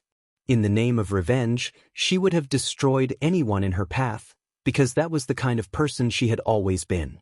But the word always did not quite apply anymore. Very few people with middle school syndrome actually had the fire that would reduce creation to ash as their quirk. It changed a girl. Izuko sighed, turning around to the machine attached to her arm and flipping a switch. The beeping stopped. Recovery Girl appeared at the base of the bed, forcing Izuko to look down. "Don't turn that off." She turned it on again. The beeping was annoying, but Izuko did not complain. "What happened?" Recovery Girl pointed at the screen. She knew it wasn't the fight that Izuko wanted to know about, but the subsequent ones. Kirishima had just defeated Ida, and the next fight was... Izuko's eyes widened. She nearly threw her blanket onto the ground and rushed out, but Recovery Girl's firm hands stopped her. "I need to stop them, Izuko said. The countdown hadn't even started before the boy raised his hand. "I forfeit," Todoroki announced. He looked off. Not quite the way she had seen him before. His eyes were less clouded, and his gaze was not threatening to fall on his clearly furious father who was visible in the background. Kyoka looked as confused as Izuko. ####. Kirishima was tired. Kyoka could see it. He had hardened too often today, and while his stamina was certainly on the upper end of Class 1A, even he had his limits. While Kyoka only had one fight, Kirishima had two so far. Ida had left him in a pretty bad state. It was then that she realized something critical. She might be able to win. Kyoka had not approached the tournament with any real expectation or desire even to win. She had, in fact, been pretty certain that Izuko would take the gold medal and go home with it. Making it to the finals herself was a surprise, because she'd ridden the coattails of those who were much stronger and better than her. But not every fight was fair. Not every tournament would be nice. Kirishima gave her a grin so wide that she couldn't help but grin back. He was too out of breath to say anything, but his stance announced his intent as the countdown began. He would fight to the end, and the best would take this crown. Todoroki's surrender, likely due to the dissatisfaction of not being able to fight the only person he wanted to fight, ended up becoming the biggest turnaround of this stage. The countdown ended with a loud buzzing noise. Kyoka and Kirishima clashed. Her boots hit his hardened knuckles with sparks. Her other foot came up to kick off his chest when he tried to grab it. She flew through the air, spinning by using her earphone jacks in the ground. The excitement got to her.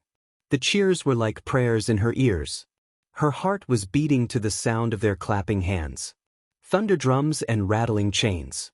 She pointed her boots at Kirishima as she fell, pushing her earphone jacks into the modified boots and sending out her heartbeats as sound waves. Kirishima cracked. But he would not stop. His hardening ended with a heavy shudder as his body pulled itself together again. She hit the ground and rolled out of his stomp. She rolled back, kicking upwards and then pushing off the ground to kip up, landing on her feet. Her earphone jacks moved from the boots into the ground and vibrated. The arena crumbled slightly. Kirishima lost his footing. Kyoka grabbed him by the vest of his costume. He, in turn, grabbed her wrists and pushed, stopping her from throwing him. "Hey, Kirishima," Kyoka said. "Can you still harden up?" Kirishima frowned. His happy fighting grin turned into a worried wide-eyed look. Kyoka pulled her head back as she twisted her wrists to break his hold, grabbing his arms to lock them in place. With a roar, she bashed her forehead directly against the bridge of his nose. She felt him harden his face, but it lost most of its edge before she hurt herself on it. He staggered back, dazed but not out yet. Dazed was good enough. One of her hands grabbed him under his armpit as she pulled on his wrist, lifting him up. He refused to forfeit. His other hand came down on her shoulder and he shifted his weight to land again. "Winner," Midnight announced. "Kyoka Jairu." Kirishima blinked, then looked down. The part of the arena she had destroyed before was right near the edge, leaving a small slope down to the ground, at an angle that made it hard to notice the ground was uneven. Had she thrown him, he would have ended up in the arena still, likely out of the fight anyway. But the way he landed had sent him straight over the edge. She had won by ring out. Kirishima let go of her shoulder and staggered back. Kyoka gauged his reaction. He took a deep, shuddering breath and sighed. Then he grinned again, smiling up at her before falling over backwards with a thumbs up. Kyoka was going to wear a sheet-eating grin for the rest of the day. Izuko stood near the gate, smiling back at her. Recovery Girl was behind her, all but pulling the girl back to the nurse's office. Kyoka would join them soon. ####. It was on the way to the nurse's office that she was caught by Aizawa, who had told her that All Might was looking for her in a nearby office room. Kyoko wasn't sure whether she wanted to meet with the man right now. She still had Izuko to worry about, but something in Aizawa's voice made it sound urgent. Sighing, she ended up taking a left from the hallway to Recovery Girl's office and found the room in question. It was a plain office with a small table and 2 chairs in the middle. The desk in the corner looked like it hadn't been touched for years. "You wanted to see me?" Kyoka asked, walking through the door and closing it behind her. The man on the couch did not look like All Might. He looked more like a hollow shell, a strange emasculated alien being with spiky blonde hair and a chin that looked like it could cut someone. Sorry, I must have gotten the wrong room." "No," the man said. "Please, take a seat, young Jairu." She frowned. His voice was familiar. She always had something of an ear-phone jack for specific sounds, and voices were some of those. "All Might Sensei?" Kyoka asked, blinking. The man nodded slowly. "What happened to you?" "It's kind of a long story," he said. "One that young Izuko is familiar with, so you do not need to lie to her about this conversation.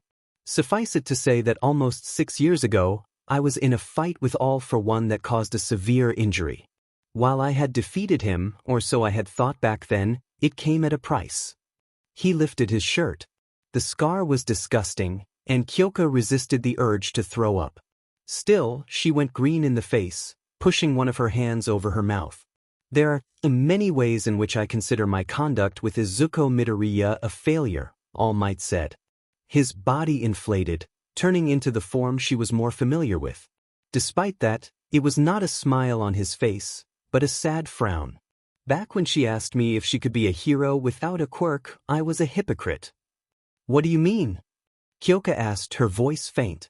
"She said she doesn't blame you for it, you weren't wrong." "But I was," he said, a bit rushed. His hands came together, his fingers intertwining. "Just like her, I was born quirkless. The quirk I have now was granted to me, again, just like hers, though the circumstances were different." "Different?" Kyoka asked, frowning. Her nausea was leaving her as her interest was piqued. "I assume you mean you didn't receive it from All for One." "In a way, we all did," All Might explained. 8 successors of this quirk, the first who was All for One's brother. The story he weaved was one that sounded too far-fetched to be real, and yet it was told by the one man who had been held up as the paragon of virtue and all that is good. All Might was many things, and she had quite some opinions about him due to how Izuko had looked up to him, but she knew that he was not a liar. "I should have given her my quirk, but now.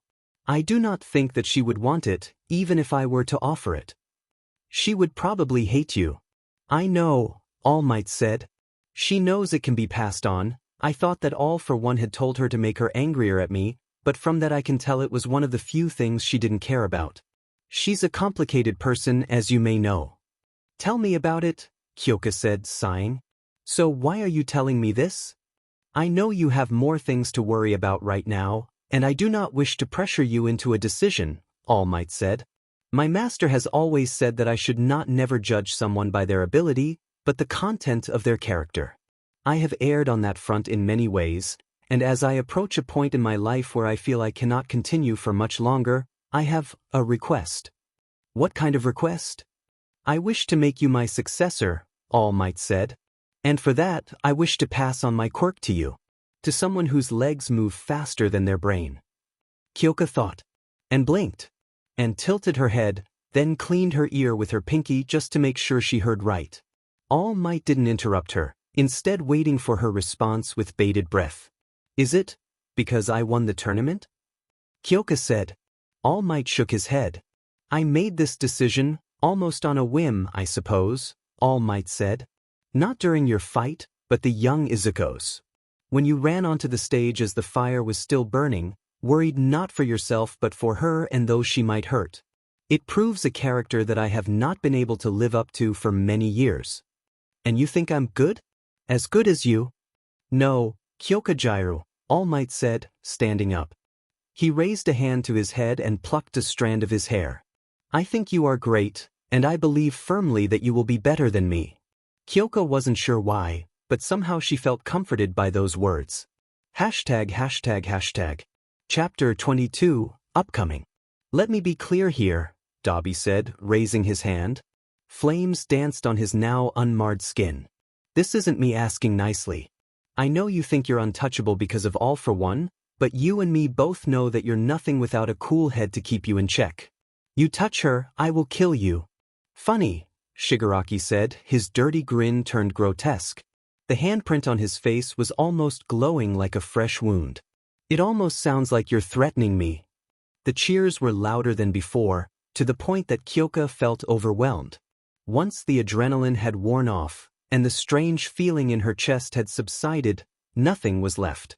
The tension had left her body, and she stood on the stage waiting for the announcement with shaking legs. All Might appeared in all his glory, giving her a nod as he approached the microphone holding 3 medals. The cheers grew louder still. Ladies and gentlemen, All Might said, thank you for joining us today. Though all students have fought valiantly and proved what made them excellent applicants for UA, I have only 3 medals to hand out for the finalists. For those who have gone far above and beyond Plus Ultra, this is one of the many ways UA honors the efforts of those who work hard to be pillars that we can rely on. Young Ida. The boy's back straightened. Yes, sir. 3rd place overall. Congratulations. All Might led him to the prepared podium and hung the bronze medal around his neck. I know your brother is proud of you. I hope you are too. Ida's face twitched, but Kyoko could see a smile form on his lips. Thank you, sir. All Might nodded, patting the boy on the shoulder before continuing. Young Kirishima. Kirishima walked up to the 2nd place on the podium and let All Might hang the silver medal around his neck. He looked too tired to say anything, still, but his smile told them everything they needed to know. All Might nodded at him and ruffled his spiky hair when the boy's gaze lowered to the medal around his neck. And finally, All Might said, turning around to Kyoko. The first to cheer the loudest was Izuko, sitting in the stands next to Hawks. The rest of the crowd drowned her out with their own clapping and thunderous voices. Young Jairu. Kyoko walked up to him with stiff legs. The podium to the 1st place was a bit higher than she could climb without some effort, but Kirishima and Ida both stretched out their hands and helped her up. She accepted gracefully, only stumbling for a short second when she turned around and smiled widely, her eyes meeting Izuko's. Hawks, too, was giving her a thumbs up and a nod, which was about as much as she could expect from him. Endeavor was pacing up and down the top of the stands, a phone in hand. Her focus was brought back to the ceremony when All Might put a gold medal around her neck. It felt much heavier than it should. You will go far, All Might said. Good job, young Jairu. Kyoko wasn't sure what to do with her hands, so she hugged All Might out of reflex. He patted her back, smiling for the cameras. The sound in his chest was hollower now, and every breath he took made it weaker. ####. Todoroki wasn't sure why. He hadn't stayed until the end of the festival. The second he had forfeited, his legs took him out of the arena and towards the train station. His stop was one he had passed often and never dared to step out at. The institution, because it could not reasonably be called a hospital, was a short walk away from there. It certainly looked like a hospital. The reception hall was neat and tidy. Few people were here at this hour, many of them were likely watching the sports festival from home, and those that were working looked busy enough that nobody paid any attention to him. At least until he walked up to the receptionist's desk, where an elderly man was signing some papers. Ah, are you the reinforcement? He asked. Todoroki blinked, then looked down. He had his costume still on, of course. He had forgotten to change before all but running from the school grounds.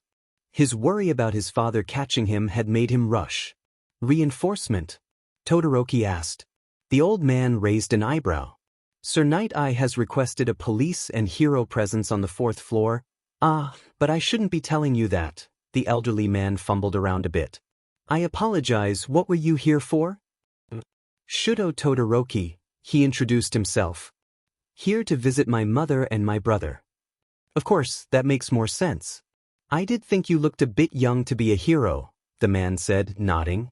He moved his hand over to a display and typed something on the screen. After a moment, he looked up with a frown. Your mother is on the 4th floor. Your brother has left the facility. Todoroki didn't listen to much else before rushing up the flights of stairs to the 4th floor. The old man was a bit too chatty. If his brother had left, that meant he had escaped. Why would nobody inform him? Did Endeavor know? He was out of breath when he arrived on the 4th floor, and his rush down to his mother's room was stopped by a thin hand that grabbed him by the collar and lifted him up. Owner of said hand was Best Jeanist, the number 4 pro hero on the charts. He was in costume, jeans jacket with a collar higher than his nose on top, and jeans for his pants. Todoroki coughed. Best Jeanist was glaring up at him as he held him against the wall so easily that it made Todoroki feel like a manhandled child. State your business. My mother, Todoroki choked out. Is she safe? Mother? Best Jeanist asked. Another one joined the fray. A man with a killer whale head put a hand on Best Jeanist's shoulders and stopped him. Todoroki knew him as Gang Orca, another top hero. That's her kid, Gang Orca said. Let him down. Best Jeanist did as instructed, slowly lowering Todoroki to the ground and giving him a once-over. Apologies. We're currently protecting your mother due to an apparent risk. You're free to visit her. What? Todoroki started, choking on air. He had rushed up the stairs too fast. What risk? Is it my brother? Best Jeanist and Gang Orca shared a look. Todoroki could already tell it wasn't about Dabi. If he had any intention of hurting their mother, he would have done so during his escape. No, Todoroki was quite aware of his brother's obsession. They shared it after all. It wasn't like some quirkless villain could do much in a hospital with people that had quirks. There's an arrest warrant out for your father, a voice cut in. Todoroki turned around. A less familiar face, but one very easy to recognize for any die-hard All Might fan. Sir Night Eye, older now than his pictures from the All Might Agency, stood tall and imposing. His glasses reflected the indoor lights. Your brother has shared recordings of various kinds, taken in secret in your home. Todoroki frowned. That wasn't what he had expected, and yet somehow exactly what made sense given the circumstances. Those charges won't stick.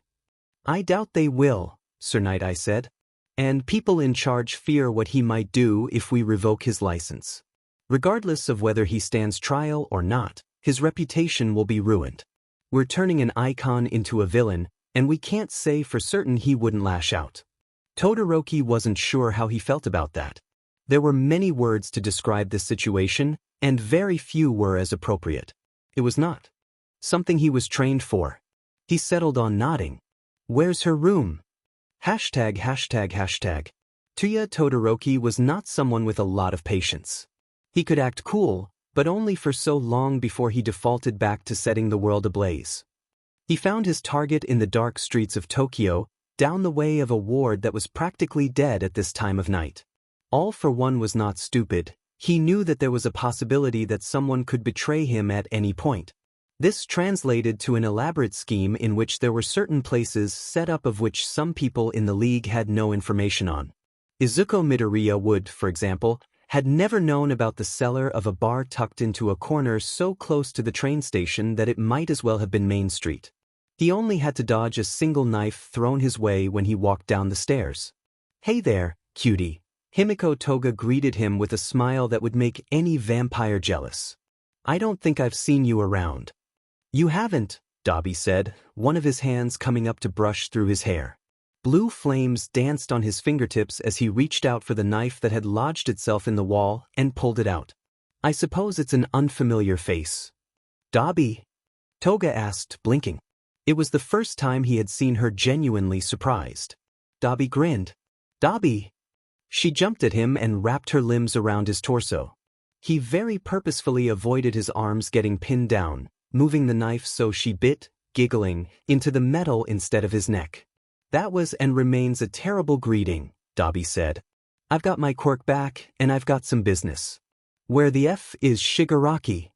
Toga let go, landing on her feet and spinning around, showing off her new uniform she must have stolen off someone. She slipped the knife back into her sleeve so quick he almost missed it. He'll be here soon. Did you see the UA Sports Festival? Your brother was attending. I was busy, Dobby said. He found the remote on one of the tables and turned the TV on. Rather than the results of the sports festival, the news were showing nothing but Endeavor's face on every channel. I've dealt with my sheet. I know you've been chasing the princess. Any success? No, Toga's shoulders sagged. I thought she hadn't changed, but I think she did. She forfeited in a fight after her girlfriend nearly got skewered. It was kind of embarrassing. Funny, Dobby said, not finding it in him to smile. I could have sworn she was the beach who always told us people can't change. And they don't, a voice echoed from above the stairs. No matter how much you hide your true nature, in the end you always remain the same twisted piece of sheet underneath. I didn't ask you, Shigaraki, Dobby said, turning around. The filthy young man with pale hair and red eyes looked almost happy to see him again. His filthy grin made Dobby want to burn him down. His fingers twitched. Flames sparked out. I'm here to make an announcement. Oh ho! Shigaraki said, stepping down the stairs. I see your quirk's back, so you're here to join again? I'd rather SEK off my father than come back to this hell house, Dobby said. Toga made a somewhat disgusted noise. Dobby would count that as success. All for one betrayed me. You can't betray your loyal subjects, Shigaraki said, raising his hands to the side in an exaggerated shrug. You lost a bet. I lost a fight, Dobby said. The bet was she would get a quirk for beating me, not that she would get my quirk. But that matters little. I don't care about you and your BSRD teacher. Shigaraki managed to hold himself back from screeching about insulting Sensei right there, but only barely. Dobby could see the snarl form on his lips. He could see his hands itching to grab something and decay it. I'm going to go after her, and I want none of you rets getting in my way. You're not in a position to make demands, Shigaraki said. Dobby chuckled. Let me be clear here, Dobby said, raising his hand. Flames danced on his now unmarred skin. This isn't me asking nicely. I know you think you're untouchable because of All for One, but you and me both know that you're nothing without him. You touch her, I will kill you. Funny, Shigaraki said, his dirty grin turned grotesque. The handprint on his face was almost glowing like a fresh wound. It almost sounds like you're threatening me. Shigaraki reached out. Toga moved back to watch. Dobby sent flames into every direction. It was the black sludge and mist of Kurogiri that stopped the fight before it began. The man appeared at the bar, unconcerned about the lashing out, and poured everyone a drink. He's free to go, Kurogiri said. Sensei's orders. What about the princess? Shigaraki asked, glaring at Kurogiri as the black mist held his hands far from where they could do damage. The flames must have been sent out of the bar. Make it a competition, he doesn't care, Kurogiri said. There are more important things at hand than your childish feuds. Yeah, Dobby thought. His childish feud. ####. Chapter 23, upcoming.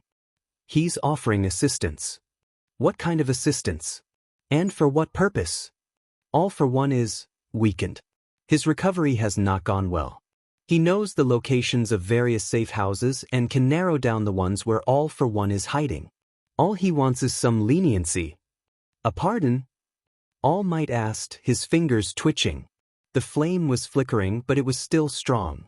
He would have another 6 months before his quirk vanished. No, Sir Nide said, sounding almost confused. A fight. Endeavor was done. What a strange idea. Izuko was not sure what she expected when she came home. She thought that Jiru's face would be plastered all over the news as the up-and-coming first year who has won the sports festival, with more news about the second and third year stages. Instead it was the face of someone else plastered over the news, with the occasional news station daring to show clips of the evidence that they've received about what he had done.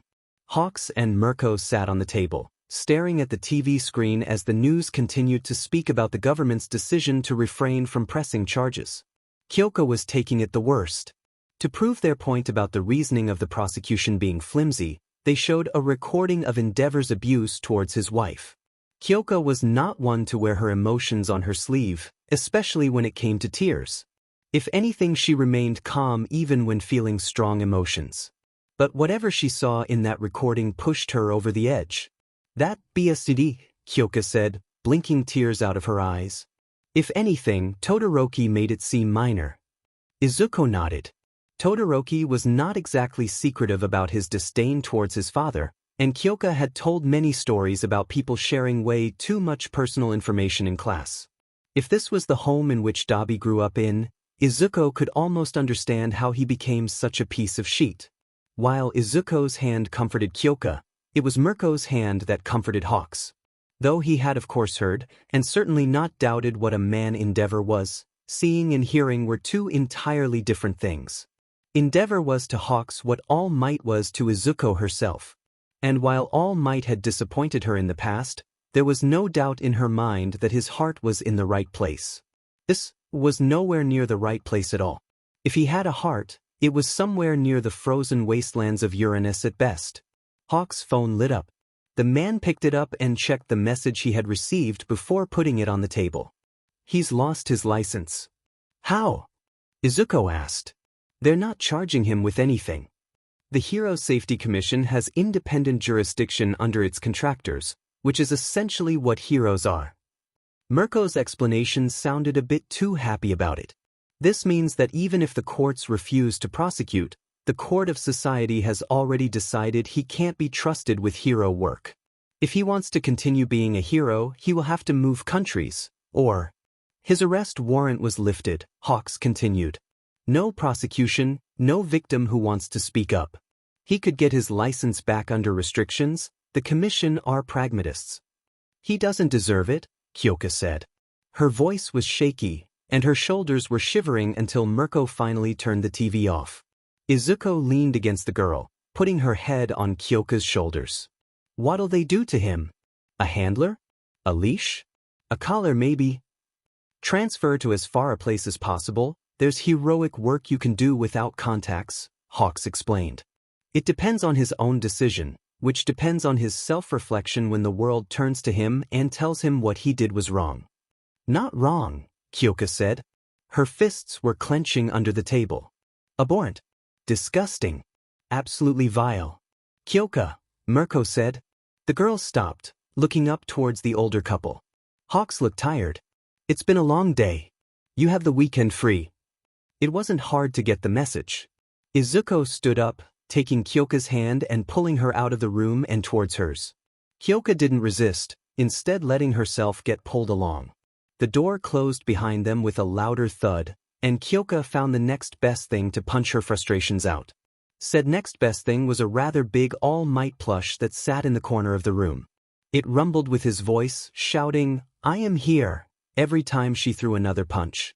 Izuku wasn't sure, but she had the feeling that Kyoka became more and more frustrated the more she heard the man's voice. You, Kyoka said, punching again for emphasis. Weren't. And again. Here. Izuko came up behind her and grabbed her wrists to stop her from abusing the poor plush more. Kyoka pouted. I didn't expect you to be that angry about it, Izuko said. She wasn't. Is it wrong to be angry on someone else's behalf? Kyoka said. Todoroki was an a-hole but that. It kinda esikas, yeah, Izuko said, nodding. And I hope he gets the help he needs. I'll even be slightly less mean the next time I see him. Kyoka stifled a laugh. You're terrible. Just the worst, Izuko said, nodding again. She pulled on Kyoka's wrist again. I'm the kind of person who'd drag her girlfriend into her bed before marriage. Well, it was as far as Kyoka got before Izuko had already stumbled backwards onto the bed. Distracting Kyoka from being angry was top priority. Enjoying each other's company while doing that sounded like the best course of action. Izuko's grip on Kyoka was broken quickly when the girl finally fought back. They rolled on the too big bed until they hit the wall with Kyoka on top, glaring down at Izuko. Oh no, Izuko said, her voice flat. You have caught me. Kyoka snorted, her shoulders shaking from laughter to the point that she lost strength in her arms and fell down on top of Izuko. They flushed, but Izuko's phone rang. The ringtone was loud and annoying and exactly the kind she reserved for people whom she didn't want to call her. I'm going to melt it down, Izuko said. Kyoka laughed, wrapping her arms around Izuko's to stop her from exploding into flames. If we get interrupted one more time. Kyoka shut her up with a kiss and handed her the still ringing phone. ####. This country will be in dire times in the future, All Might said. Sir Knight I nodded. I suppose it will be harder to earn back the trust of the people considering the circumstances of this revelation. People are always blind to the faults of those they admire, Sir Knight I said. The muted TV in the background had protests in front of the National Diet and the Hero Commission on a split screen. And even then, some are not willing to accept this truth. There were more than a few supporters of Endeavor who were, if not outright denying the truth, very happy to claim it didn't matter. Perhaps it didn't to them. To the face of a bruised woman. There's just one more thing for today, though it might take the longest to discuss, Sir Knight I said. When I told you that I was working on something else, it was perhaps the biggest investigation I've had to do. My sidekick had to force me to stop occasionally, which is why it took so long. Knowing when to rest is a virtue. We've had this talk. And you've never listened to your own advice, Sir Knight I said, grinning slightly. But no, this is serious. I had to confirm it for myself. You know how I am. I wouldn't have it any other way, All Might said. Though the way you're saying this worries me. You think I can't handle the information. No, Sir Knight I said. I know you, I know exactly how you will handle it even without using my quirk. What worries me are the consequences. When have they not worried you? All Might said, laughing softly. Sir Knight I's mouth twitched downwards. The tension in the room grew. All Might's laughter died in his throat. What did you find out? I don't know if it's arrogance or intentional error because it would hurt more, but due to Izuko Midoriya's testimonies and a few old files I was able to dig out, I have found out that Tamura Shigaraki is not Tamura Shigaraki. All Might raised an eyebrow. So who is he then? If I'm not mistaken, Sir Knight said, folding his fingers together on the table. Then Tamura Shigaraki was born Tenko Shimura, grandson of Nana Shimura. All Might's reaction was, as expected, a puffing up. Focusing on his quirk, his frail body turned into that of the human god who had become the symbol of peace for all of Japan, but his face was missing that trademark smile that Sir Knight I had loved so much in the past. Between the debt you owe your teacher, Sir Knight said, his voice even, and the debt you owe Izuko Midoriya, which one do you think will be easier to repay? All Might grunted. He looked ready to run and tear the streets open. I wouldn't go as far as to say that anyone is beyond redemption, Sir Knight I said. But if you focus on Tamura Shigaraki, who is the prime suspect in a long line of murders, and lose sight of the bigger picture, it will not just be you whom you're hurting. I know, All Might said. Sir Knight I blinked. The man's voice was almost too calm. But I know you wouldn't have told me this if you didn't already have some sort of plan. I've passed my quirk on. You know I did. If I don't act now, I will not be able to do so by the time the school year is over. Tamura Shigaraki will have to face the same consequences as any criminal, Sir Knight I said. All Might nodded. If removing him from All for One's influence helps that, then we need to remove All for One. All Might perked up. You crusty beast you, I knew you had a plan. I was contacted through some sources. Tuya Todoroki, Dabi, is reaching out, Sir Knight I said. After ruining his father's career, he's put himself into the perfect position to come out as the victim forced into a life of crime, but that's not his end goal. He has a vendetta. Against All for One? Izuko Midoriya and All for One, Sir Knight I said. All Might nodded along. He is making an offer that would never fly under any sort of legal circumstance. It's something we will have to decide on. He's offering assistance. What kind of assistance? And for what purpose? All for One is weakened. His recovery has not gone well. He knows the locations of various safe houses and can narrow down the ones where All for One is hiding. All he wants is some leniency. A pardon? All Might asked, his fingers twitching. The flame was flickering, but it was still strong. He would have another 6 months before his quirk vanished. No, Sir Knight said, sounding almost as confused as All Might. A fight. I refuse, Putting her in more danger on my call would. She already said yes. All Might glared at Sir Night-Eye with a fury that made the bespectacled man break out into a cold sweat. Sometimes, Sir Night-Eye knew, it was much easier to ask for forgiveness than to ask for permission. That saying was a lie. It felt very, very hard to ask for forgiveness right now. ####. Chapter 24, Upcoming. Because you're the last person I want to ask, he said, his fists clenched so hard that his knuckles had turned white by now. That makes you the only person whose advice matters. I once heard someone say that the first person you should care about is yourself, not self-centered arrogance, but rather, being the best you can be before you extend kindness out to others. Do you think that's true? As true as any self-help advice, Izuko said, shrugging. And every religion's about 5% right. You want to know how to move past being an a-hole, I'd focus on what you want first. Hang out with your mom, make dinner with your sister, work out with your brother. The only advice I can give you is that you should live your life how you want it, and not let that BSTRD's shadow loom over you. She grinned, sparks of flame popping from her cheeks. After all, we cast our own shadows. Calling it a tribunal would be excessive. Hawks sat with all the formality he could muster, next to the other top heroes, as a council of sorts in front of the Hero Commission's own leadership. The number 2 seat would remain empty until the next ranking.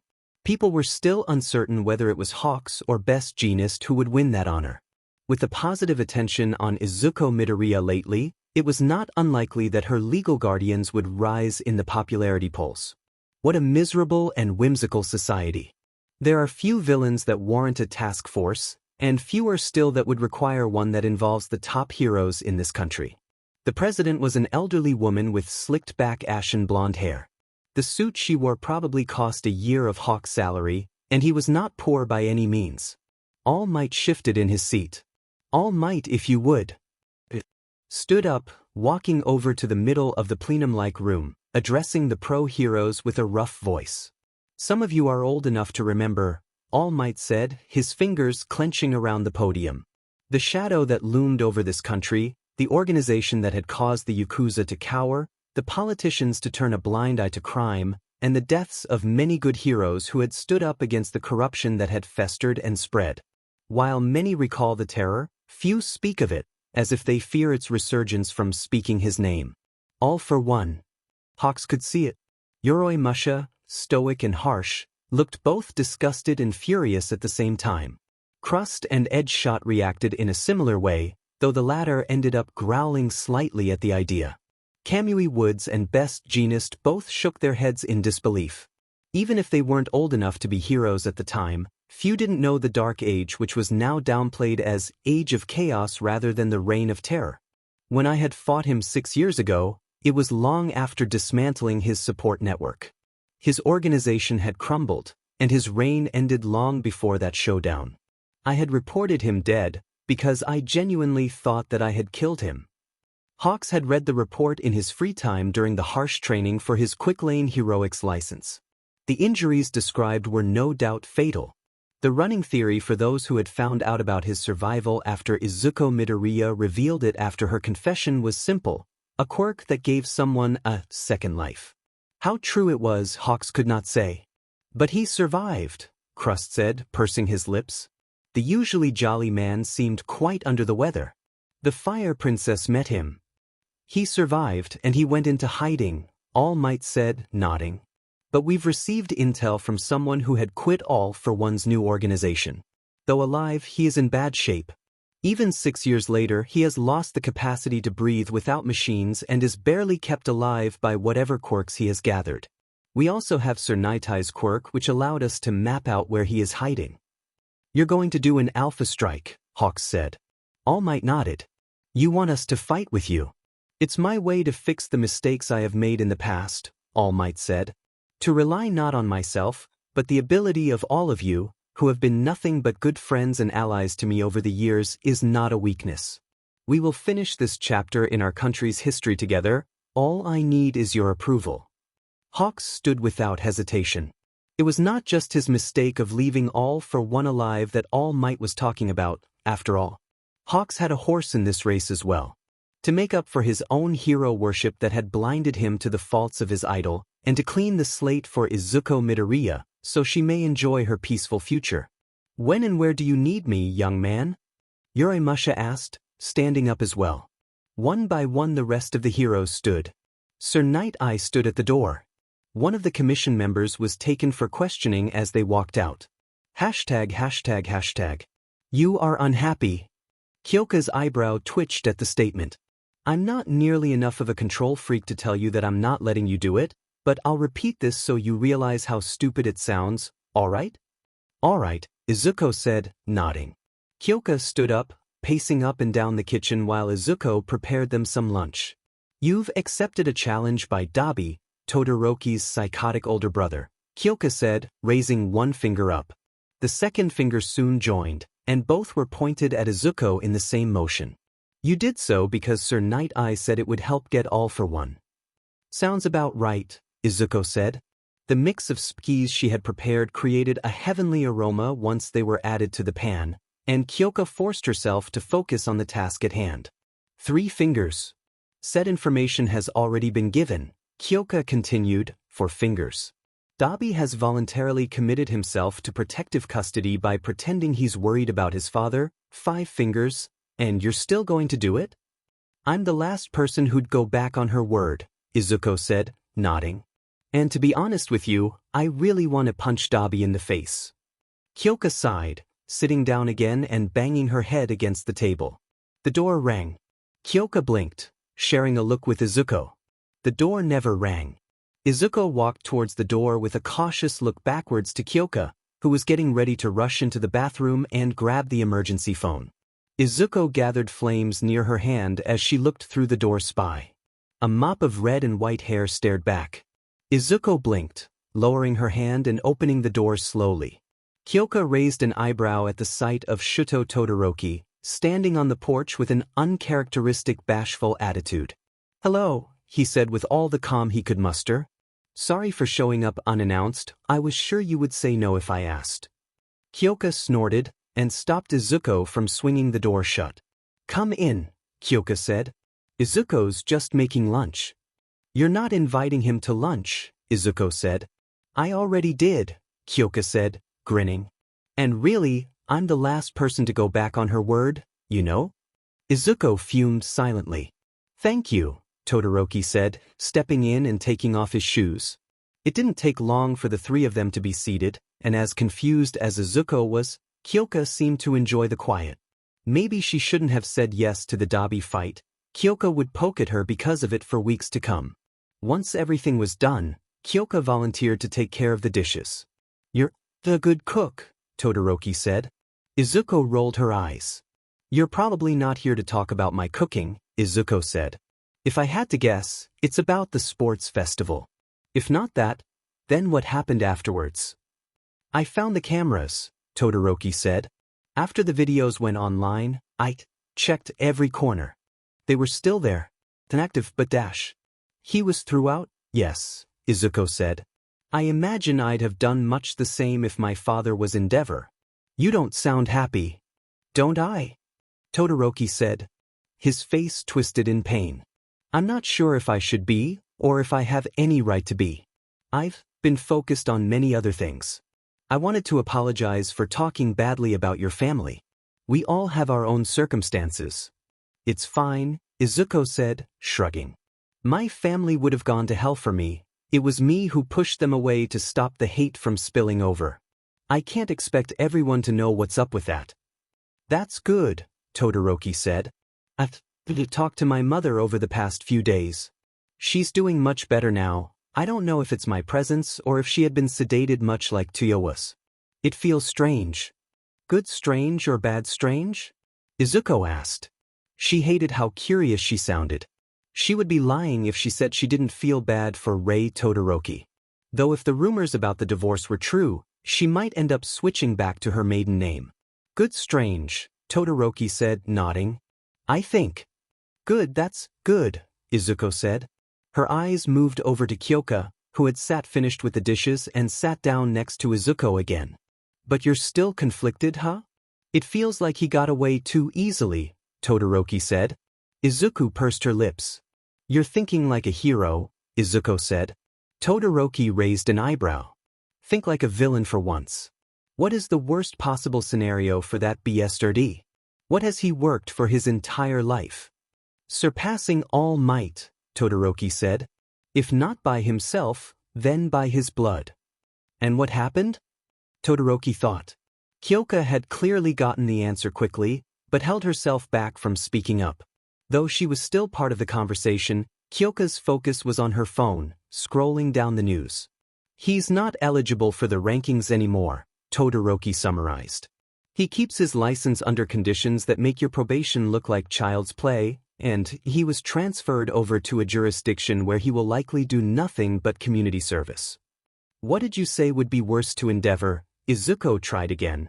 Getting arrested, losing his license and going to jail, or becoming a nobody, removed from all the prestige he used to have, and cut off from the only people whom he had any control over? Todoroki's jaw set. The young man's fists were clenched over the table, shaking slightly as the idea of Endeavor's misery manifested in his eyes. He could still change, Todoroki said, sounding hopeful. You changed. He had 2 decades to become a better person, Izuko said, shrugging. Me? I dunno, I'm still getting used to the idea of having changed. To be honest with you, I was certain you'd attack me after I gave up back then. The fact that you didn't proves your character much more than you think. You're not wrong, Todoroki said, nodding. I thought about continuing the fight. I knew I'd have been disqualified, but I felt like proving myself was more important than winning. In the end, everything I do comes back to him. I still don't understand, Izuko said, leaning back into the chair. Why'd you make the entire way here to talk to me about this? There's a ton of people at school who you can talk with, and who are more than glad to listen. Because you're the last person I want to ask, he said, his fists clenched so hard that his knuckles had turned white by now. That makes you the only person whose advice matters. I once heard someone say that the first person you should care about is yourself, not self-centered arrogance, but rather, being the best you can be, before you extend kindness out to others. Do you think that's true? As true as any self-help advice, Izuko said, shrugging. And every religion's about 5% right. You want to know how to move past being an a-hole? I'd focus on what you want first. Hang out with your mom, make dinner with your sister, work out with your brother. The only advice I can give you is that you should live your life how you want it, and not let that BSTRD's shadow loom over you. She grinned, sparks of flame popping from her cheeks. After all, we cast our own shadows. Izuko reached out to Kyoka, taking her hand. Kyoka turned her hand around, intertwining their fingers. Todoroki nodded once more, a pained look on his face. There were things to be done. ####. Night had fallen. A starless sky over the light-polluted streets of the greater Tokyo area. In the middle of the briefing room sat the husk of a man that had rested the entire day for this moment. It was time to see the end of his way too long story. All Might lowered his head. Sir Night-Eye knew All Might well, and he knew that he had little faith in higher powers that were not his fists. Nonetheless, the silent nod felt like a prayer. All Might's shaking hands and haggard breathing stilled. A preemptive strike was not something that heroes usually had the chance at, especially not against a foe like this. It's time, Eraserhead said. All Might nodded, standing up. As the blue in his eyes burned bright enough to vanish the shadows that had gathered over his face over the many years, Sir Night-Eye knew it to be true. All Might would win. ####. Chapter 25, upcoming. I've watched it, of course. Do you know what I saw? A monster? Izuko asked. There was no bitterness in her voice, but curiosity that defied absolute curiosity. She continued slightly more sarcastic. A scared little girl? A person who reached a crossroad, the therapist said, and who decided not to walk backwards scared of what laid ahead, but instead who took a step forward that so many people would not dare. Sounds like a load of bull. Izuko laughed, but for once it didn't sound forced or dismissive. Izuko never liked shrinks.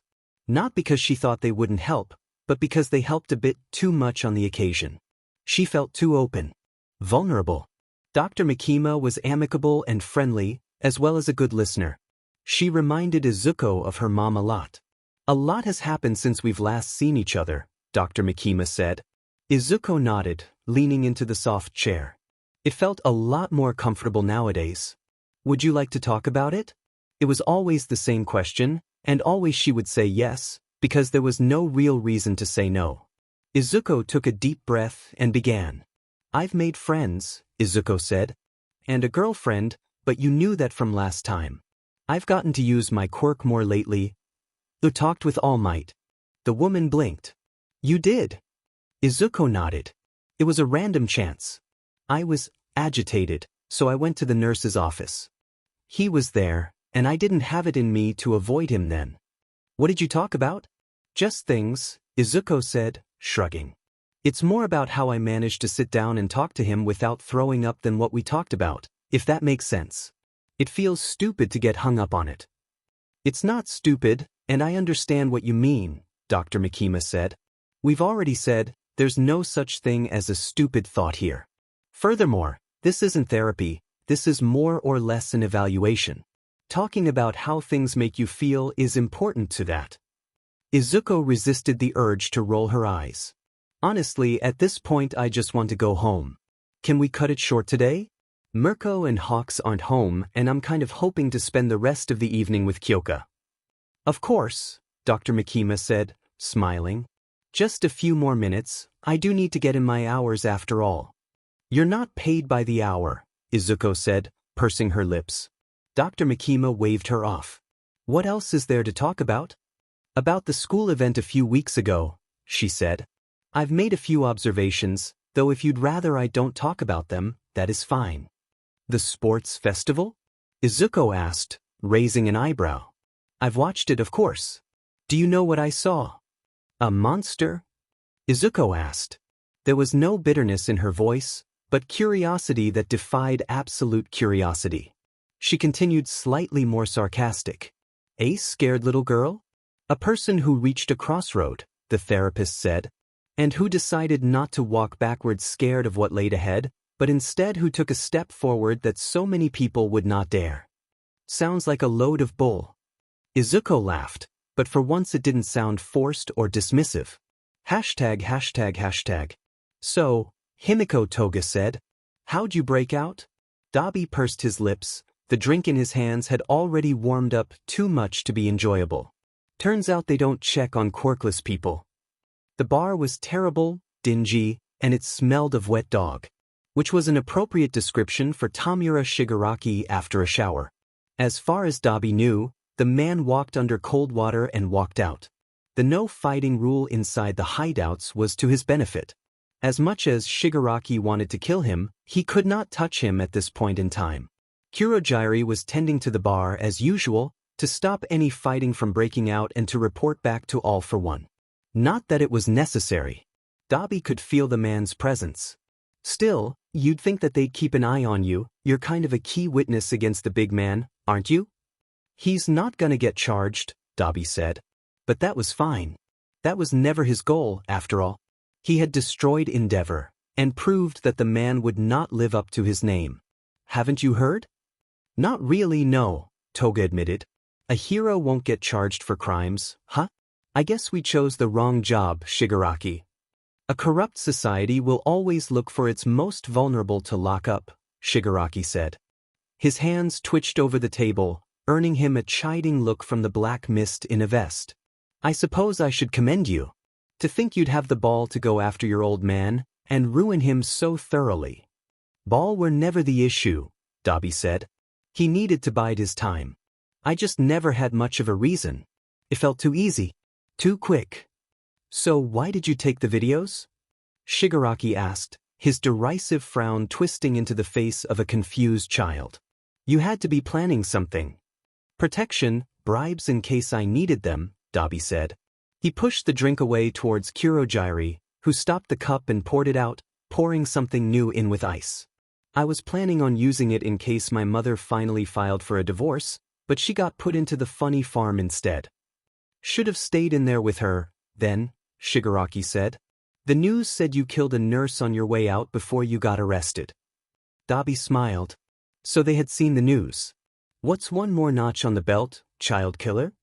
Shigaraki's whole body shuddered.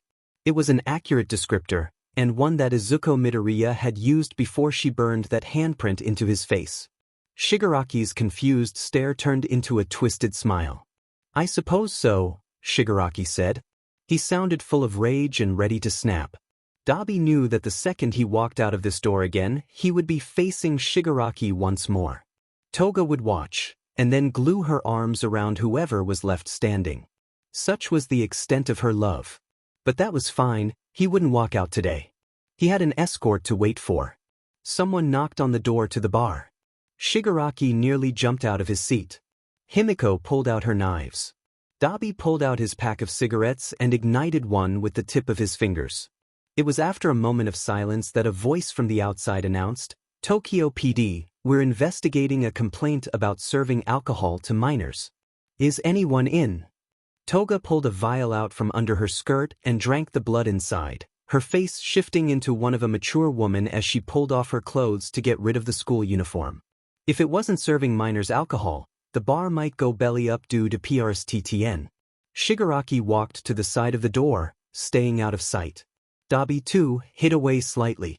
When Toga opened the door, it was a heavy kick to the face that greeted her, sending her into the wall on the other end. Dabi took a drag of the cigarette and gave a solid thumbs up when Eraserhead and Hawks grabbed Shigaraki, who began screaming at the top of his lungs. What a beautiful FNG sight, Dabi said. Toga's stare from where she was lying against the wall was worth its weight in gold. ####. They had eaten dinner and were just talking. But as always, even their time alone could not be left uninterrupted. Kyoka's phone rang. Then messages hit Izuko's. Before she could look at her own, Kyoka had already picked up the call.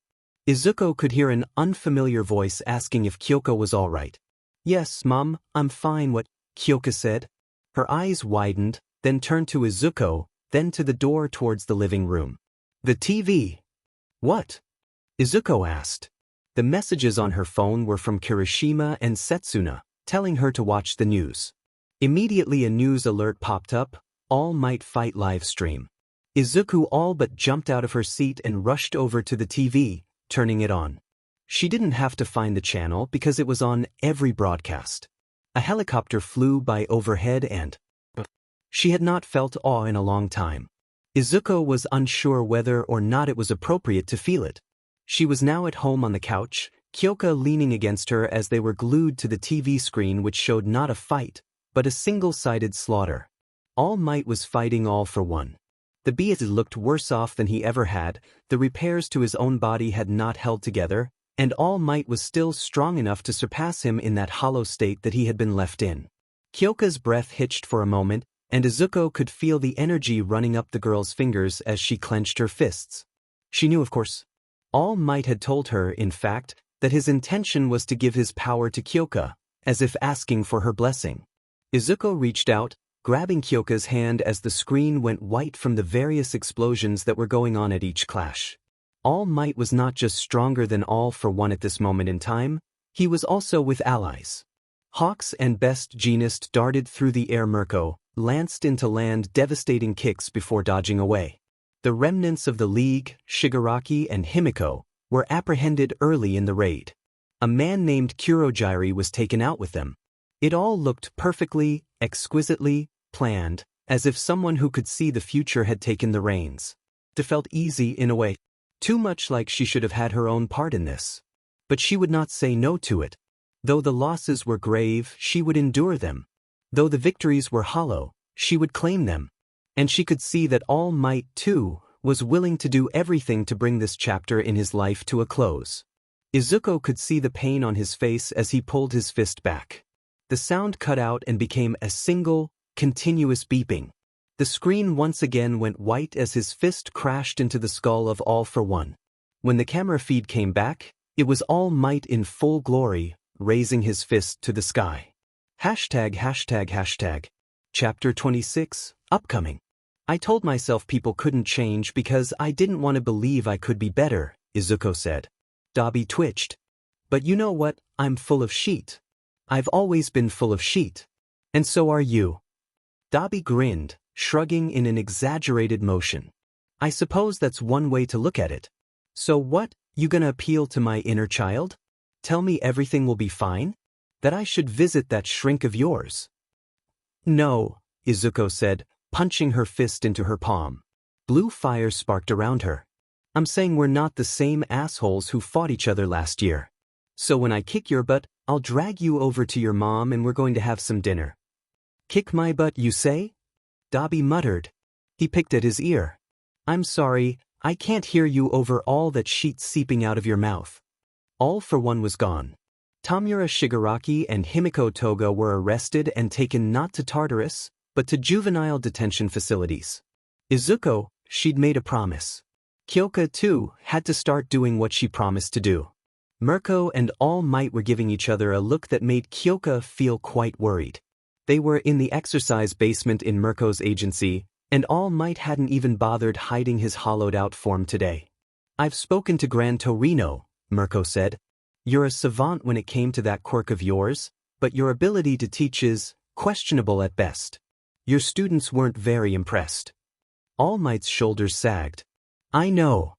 But it's not like you've done that badly, Mirko continued. We'll get her through this together, right? So what's the quirk like? Well, All Might said, crossing his arms. A flame would not be inaccurate. It's kept alive by the memories of those who held it before. Kyoka nodded. She felt something like that one day during a dream. Like she was sitting at a campfire with heavy hands sitting on her shoulders. All right, then we'll work on sparks first, Mirko said. Remember the first sparring match we had? Yeah, Kyoka said, nodding again. You said I had to look at you like an enemy so I wouldn't pull my punches. Please, do pull your punches somewhat, All Might warned. The quirk can be highly destructive not just to others, but yourself as well. Once you have complete mastery of it, you'll be much more powerful than me in my prime, especially with the way it might improve your own quirk. Mirko pointed at a training dummy that was standing nearby. Punch! Kyoka rolled her eyes. She walked over to the dummy. She had kicked it over 100 times by now, to the point Mirko had started training them harder by getting heavier dummies and fixing them onto the ground. Izuko was still quite capable of knocking them over when she wanted, but Kyoka still struggled with it. But with this flame. She turned around, receiving a nod from both All Might and Mirko. Kyoka took a deep breath and ped her fist back and gathered sparks of that flame. Slowly, very, very slowly. The sparks burned. She lost concentration for a moment. The second she punched, the dummy splintered into 100 pieces. So did her hand. Her arm was fine, but everything above her wrist was bruised. She hissed in pain, sinking to her knees and clutching her hand to her chest. Mirko and All Might ran over. F, she said quite loudly in the face of her teachers. Mirko didn't laugh like she usually would. What the F? All Might scratched the back of his head. So much for clenching your butt cheeks, Air. I'll call recovery girl. Kyoka glared at him as he walked off to the stairs. Mirko wrapped her hand up with some bandages she pulled out from somewhere. ####. It was so quiet she could hear her heartbeat. In the end, the arena was chosen by Aizawa on UA campus, who had graciously accepted the responsibility of proctoring the match. Hawks was watching as well, leaning against the wall. Dabi was psyching himself up in his corner of the ring. He looked off. His hair was red, his eyes looked quite like Todoroki's, and the lack of scars made him look a lot more approachable. If he didn't overuse his quirk and kept visiting the doctor, he could stay scar-free for the rest of his life. Somehow she doubted he would care much. Todoroki was going to kick his butt if he made their mom cry, though. Do we need to go over the rules again? Aizawa asked. Dabi shook his head. No killing and maiming. Fight ends when you use your quirk to tell us it ends, and if we break the rules, Birdbrain back there will personally bring us to jail. Sounds about right? I wish I could say you're the worst person I've had to watch fight in this gym, Aizawa said, shaking his head. Start whenever, just finish it quickly so I can go home. You hear that? Dabi asked, turning to Izuko. He told me to kick your butt quickly. It's weird, Izuko said. Maybe it's because of your pretty boy face, but I feel less inclined to punch your nose into your brain. Dabi snorted. Any more big announcements? Izuko thought. She shrugged, her eyes dancing from Aizawa to Hawks and then back to Dabi. After a moment of thought, she opened her mouth to speak. I told myself people couldn't change because I didn't want to believe I could be better, Izuko said. Dabi twitched. But you know what, I'm full of shit. I've always been full of shit. And so are you. Dabi grinned, shrugging in an exaggerated motion. I suppose that's one way to look at it. So what, you gonna appeal to my inner child? Tell me everything will be fine? That I should visit that shrink of yours? No. If you touch her I'll burn your face off too, Izuko said, punching her fist into her palm. Blue fire sparked around her. I'm saying we're not the same assholes who fought each other last year. So when I kick your butt, I'll drag you over to your mom and we're going to have some dinner. Kick my butt, you say? Dabi muttered. He picked at his ear. I'm sorry, I can't hear you over all that shit seeping out of your mouth. Izuko moved first. She kicked forward as Aizawa walked towards Hawks. Her body twisted through the air, drilling into Dabi's raised arms. He fell backwards, too easily she noticed. When his back touched the ground, she didn't have enough of a foothold to kick back. He kipped up, his quirk shooting out from his feet and right onto her. He knew though, there was no way he could defeat her with his quirk. Because all for one's fed up experiments have left her body completely incapable of being affected by fire.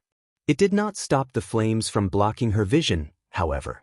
His feet hit her in the chest, sending her sprawling. She coughed, rolling out of the way as another wall of flames came down on her. It was a stark contrast from the first time they fought. She was completely unapologetic, still. Drugging someone with a quirk while she didn't have one, so she could earn one of her own? Who wouldn't do such a thing? But that was then, this is now. But now she was not a quirkless loser with a desire to prove herself. Now she was a normal goddamn girl. Who threw normal FING punches. The fist of her normality hit Dabi in the face with the force of a rabbit-themed train. The knuckles pushed against his chin, sending him staggering backwards as she summoned her own flames. Before he could dodge, her hands clasped around his head, pulling at his hair and shouting flames. He kneed her in the stomach and she let go. His face was slightly singed, the heat was kept under control. She didn't want to burn off all his hair before he got to meet his mother again after all. When he tried to punch, it was slow and aimless. He could barely see, it seemed. She grabbed his arm and jumped up, her legs wrapping around his neck and twisting around to send him onto the ground. Straddling him was a mistake. He had aim now. His fist hit her in the face, but she had the high ground. She felt no remorse as she pounded his head into the ground. She wouldn't quite call it therapeutic, but beating the shit out of Dabi was definitely the next best thing to punching endeavor. Dabi grabbed her wrists and opened his mouth wide. He shouted, similar to her, copying her move and sending a wave of heat that made her eyes tear up and her throat feel singed. He rolled, taking her with him. Dabi tried to straddle her. She punched him in the throat. He kicked her in the chest. They slid apart on the floor, staggering upright. Dabi was still half blind, while Izuko recovered faster. Hey, Izuko said. Sorry. Dabi blinked. But before he could even process what she was saying, Izuko moved. She leapt, easily slipping past a sloppy punch. Sure, it meant she couldn't hit him back, but Izuko hadn't been aiming for his face. Her feet touched the wall behind Dabi. She spun, erupting in a massive jet of flame as she pushed off, putting every ounce of her quirk into a kick that just clipped Dabi's chin in a show of control that made Hawk smile. But even that was enough to send the ex-villain flying. He hit the ground hard and tumbled to a stop. Izuko landed a second later. If she'd hit him full on, that kick would have cracked his skull like a grape. On the other side of the room, Dabi coughed, black smoke escaping his lips before he drew a sharp breath. Aizawa stepped in, crouching down next to Dabi to give him a once-over. Can you keep going? Do I look like I can keep going? Dabi asked. His voice was rough, clearly strained, and his jaw was already starting to swell. Holy shit, you stink. Off and give me room to breathe. Izuko sunk to her knees. Her limbs were shaking, and her hands would not hold their grip on her upper arms. She had not felt this cold in a long time. "Are you happy?" she asked. Her voice was even as Dobby's ragged breathing turned into a low growl accented by thick billows of smoke from both his nose and ears. "You got your fight." "Depends," Dobby said, turning his gaze from Aizawa and glaring at her. "Was I close?" Izuko forced her limbs to sit still, slowly rising from her position on the ground. "No." Dobby laughed, coughing another bit of smoke before turning around and pushing off the ground. "You're such an arrogant little sheet." Izuko laughed as well. Aizawa glanced back and forth between them, rubbing the bridge of his nose in visible frustration. "Is he good?" Izuko asked. Aizawa shrugged. "Looks intact, probably needs to be checked over but—" "Good enough for me," Izuko said. She walked up to Dobby, who barely struggled when she lifted the young man up and threw him over her shoulder. "We've got dinner with his mom." "You were serious," Dobby said, unable to resist the manhandling. "You can't be serious." Izuku laughed all the way to the exit. ####. Epilogue. Upcoming. Dancing in the rain. Shudo Todoroki was meditating. It was in the dojo at their mansion. They would sell it soon and buy themselves a smaller home. Big enough for all of them, still, but not so big that it would be oppressive. Not filled with terrible memories that still haunted these hallways. "Dinner's ready in 10, a voice called out. Shudo frowned, opening his eyes to look upwards. Tuya stood there at the railing. The scars which he had received over the years were almost all gone. Whatever gave him his quirk back had seen to erasing them as well. But his hair had been dyed black once again. "You look like you want to say something to me." "I don't know if I want to be a hero anymore," Shudo said. It felt strange, saying it to someone who was essentially a stranger at this point. Or perhaps that is why it was so easy. "I'm considering switching over to the General Studies Department." "Heavy stuff," Tuya said. He hopped over the railing and down onto the mats, bending his knees and landing. "So you're not going to be there for dinner? Mom's going to be sad." Shudo stood up, rubbing his nose. "I get it, you don't really care. I'll just talk to Fuyumi after dinner." "To be honest with you, yeah, I don't care," Tuya said, nodding. "But I'm the last person whose opinion you should care about. If you really want it, I'd say it's a waste. You're strong and your problems aren't as severe as mine." "I envy you," Shudo admitted. "You're at peace with who you are. Even when you broke out of the hospital, you just went back to what you were doing." "I'm a piece of sheet," Tuya said, frowning. "Even if it wasn't for the old man, Spitfire made a pretty good point when she punched my face in once. We are who we choose to be, not who they make us. I chose to be a villain, you chose to become a hero. To spite him. Is your ego this fragile?" Tuya raised an eyebrow. Half-burnt and barely moving. "Is your reason for becoming a hero more important than the people you save? And he didn't have good reasons either?" Shudo asked, his voice rising. "He became a hero from the start just to be the very best? Knowing him? Probably," Tuya said, shrugging. "If you want to believe he became a hero out of more altruistic reasons, feel free. We won't know what the F is going on in his mind because there's no way he'll show his face here again." Shudo punched forward with a fist encased in ice. Tuya spun on his heel and redirected the attack with a motion that Shudo had seen before.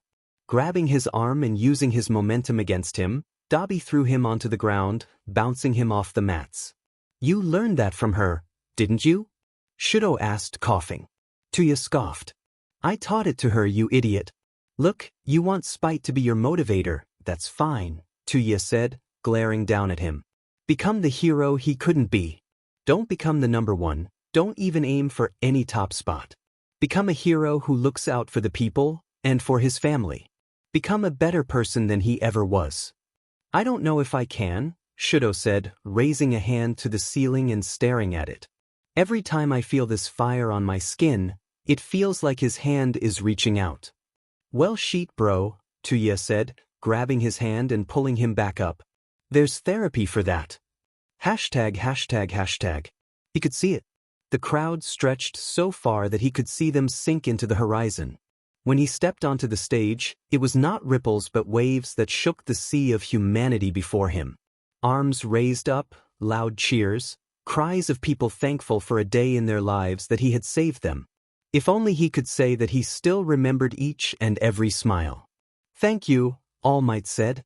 The crowd was still cheering, but his own voice, together with the powerful speakers, let him continue without issue. "Thank you." Judgment Day. There was no other way to begin this than the truth.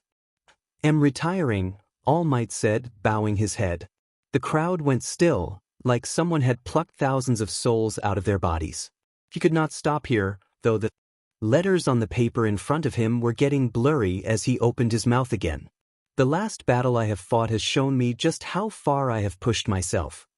It was with Sir Nightie's help that he had set this all up, of course. In the end, this needed to be done right. And if it was done right, he would teach them how to say goodbye. More than that, I have come to realize just how much the meaning of heroics had changed over the years. All Might continued to the now deadly silent crowd. In our aspiration to have something to look up to, we ignored the mistakes of those who kept us safe. It is not just Endeavor who had taken his ambitions too far, but also me, who had protected a society that could not extend its merciful hand towards those very children who were hurting the most. The crowd chattered. The direction of the speech was already clear. As I have said not too long ago, when I defended the rehabilitation Izuko Midoriya, All Might said, "If a perfect society punishes people who do not conform with the same severity as mass murderers and RPSTS, then that society is no longer perfect. And it becomes a self-fulfilling prophecy." He pointed at the screen behind him. An image was displayed, large, revealing 4 faces. Izuko Midoriya, not with a mugshot but forfeiting her battle at the sports festival with empty eyes. Tenko Shimura, an image from his childhood, smiling with his family. Himiko Toga, an old selfie she took with her friends before she lost control. Tuya Todoroki, in the hospital bed holding the hands of his mother. "It is not simply that my body has been brought to its limits, but my heart which yearns for the day when we can treat children as children, and extend then the courtesy to make mistakes without condemning them forever." The image changed. The All Might Agency logo had been replaced by the image of him extending his hand outwards. For that purpose, All Might continued, "I have used all the funds from my years of work to create an organization for rehabilitation of juveniles, not just for those who are under the age of majority, but those who have fallen onto hard times up until the age of 25. Silence. Silence and more dead silence. All Might looked up, staring forward, finding himself reflected in the eyes of thousands of listeners. He smiled his trademark smile. "Even if the world becomes your enemy, and nobody believes you," All Might said, pushing his thumb into his chest, "I am here." ####. She wasn't sure how long they were here on the rooftop. It was after school, Mirko and Hawks were busy, and All Might was busier still. They were left alone for the first time in a long time. The music playing from Kyoka's phone was the same song that they danced to in the bar back on their first date. Izuko felt like she had come a long way to get where she was now. She felt not quite as vulnerable anymore, not quite as needy. "Ah," Kyoka said, standing up and turning around, giving a small mock bow. "May I have this dance?" Izuko still didn't like slow songs. But just this once, she would make an exception. An exception she would no doubt make again and again, just this once, just for that moment, just for the first person who had truly reached out to her, not as a scared child to be molded, or as a scarred criminal to be redeemed, but as an equal. Izuko laughed.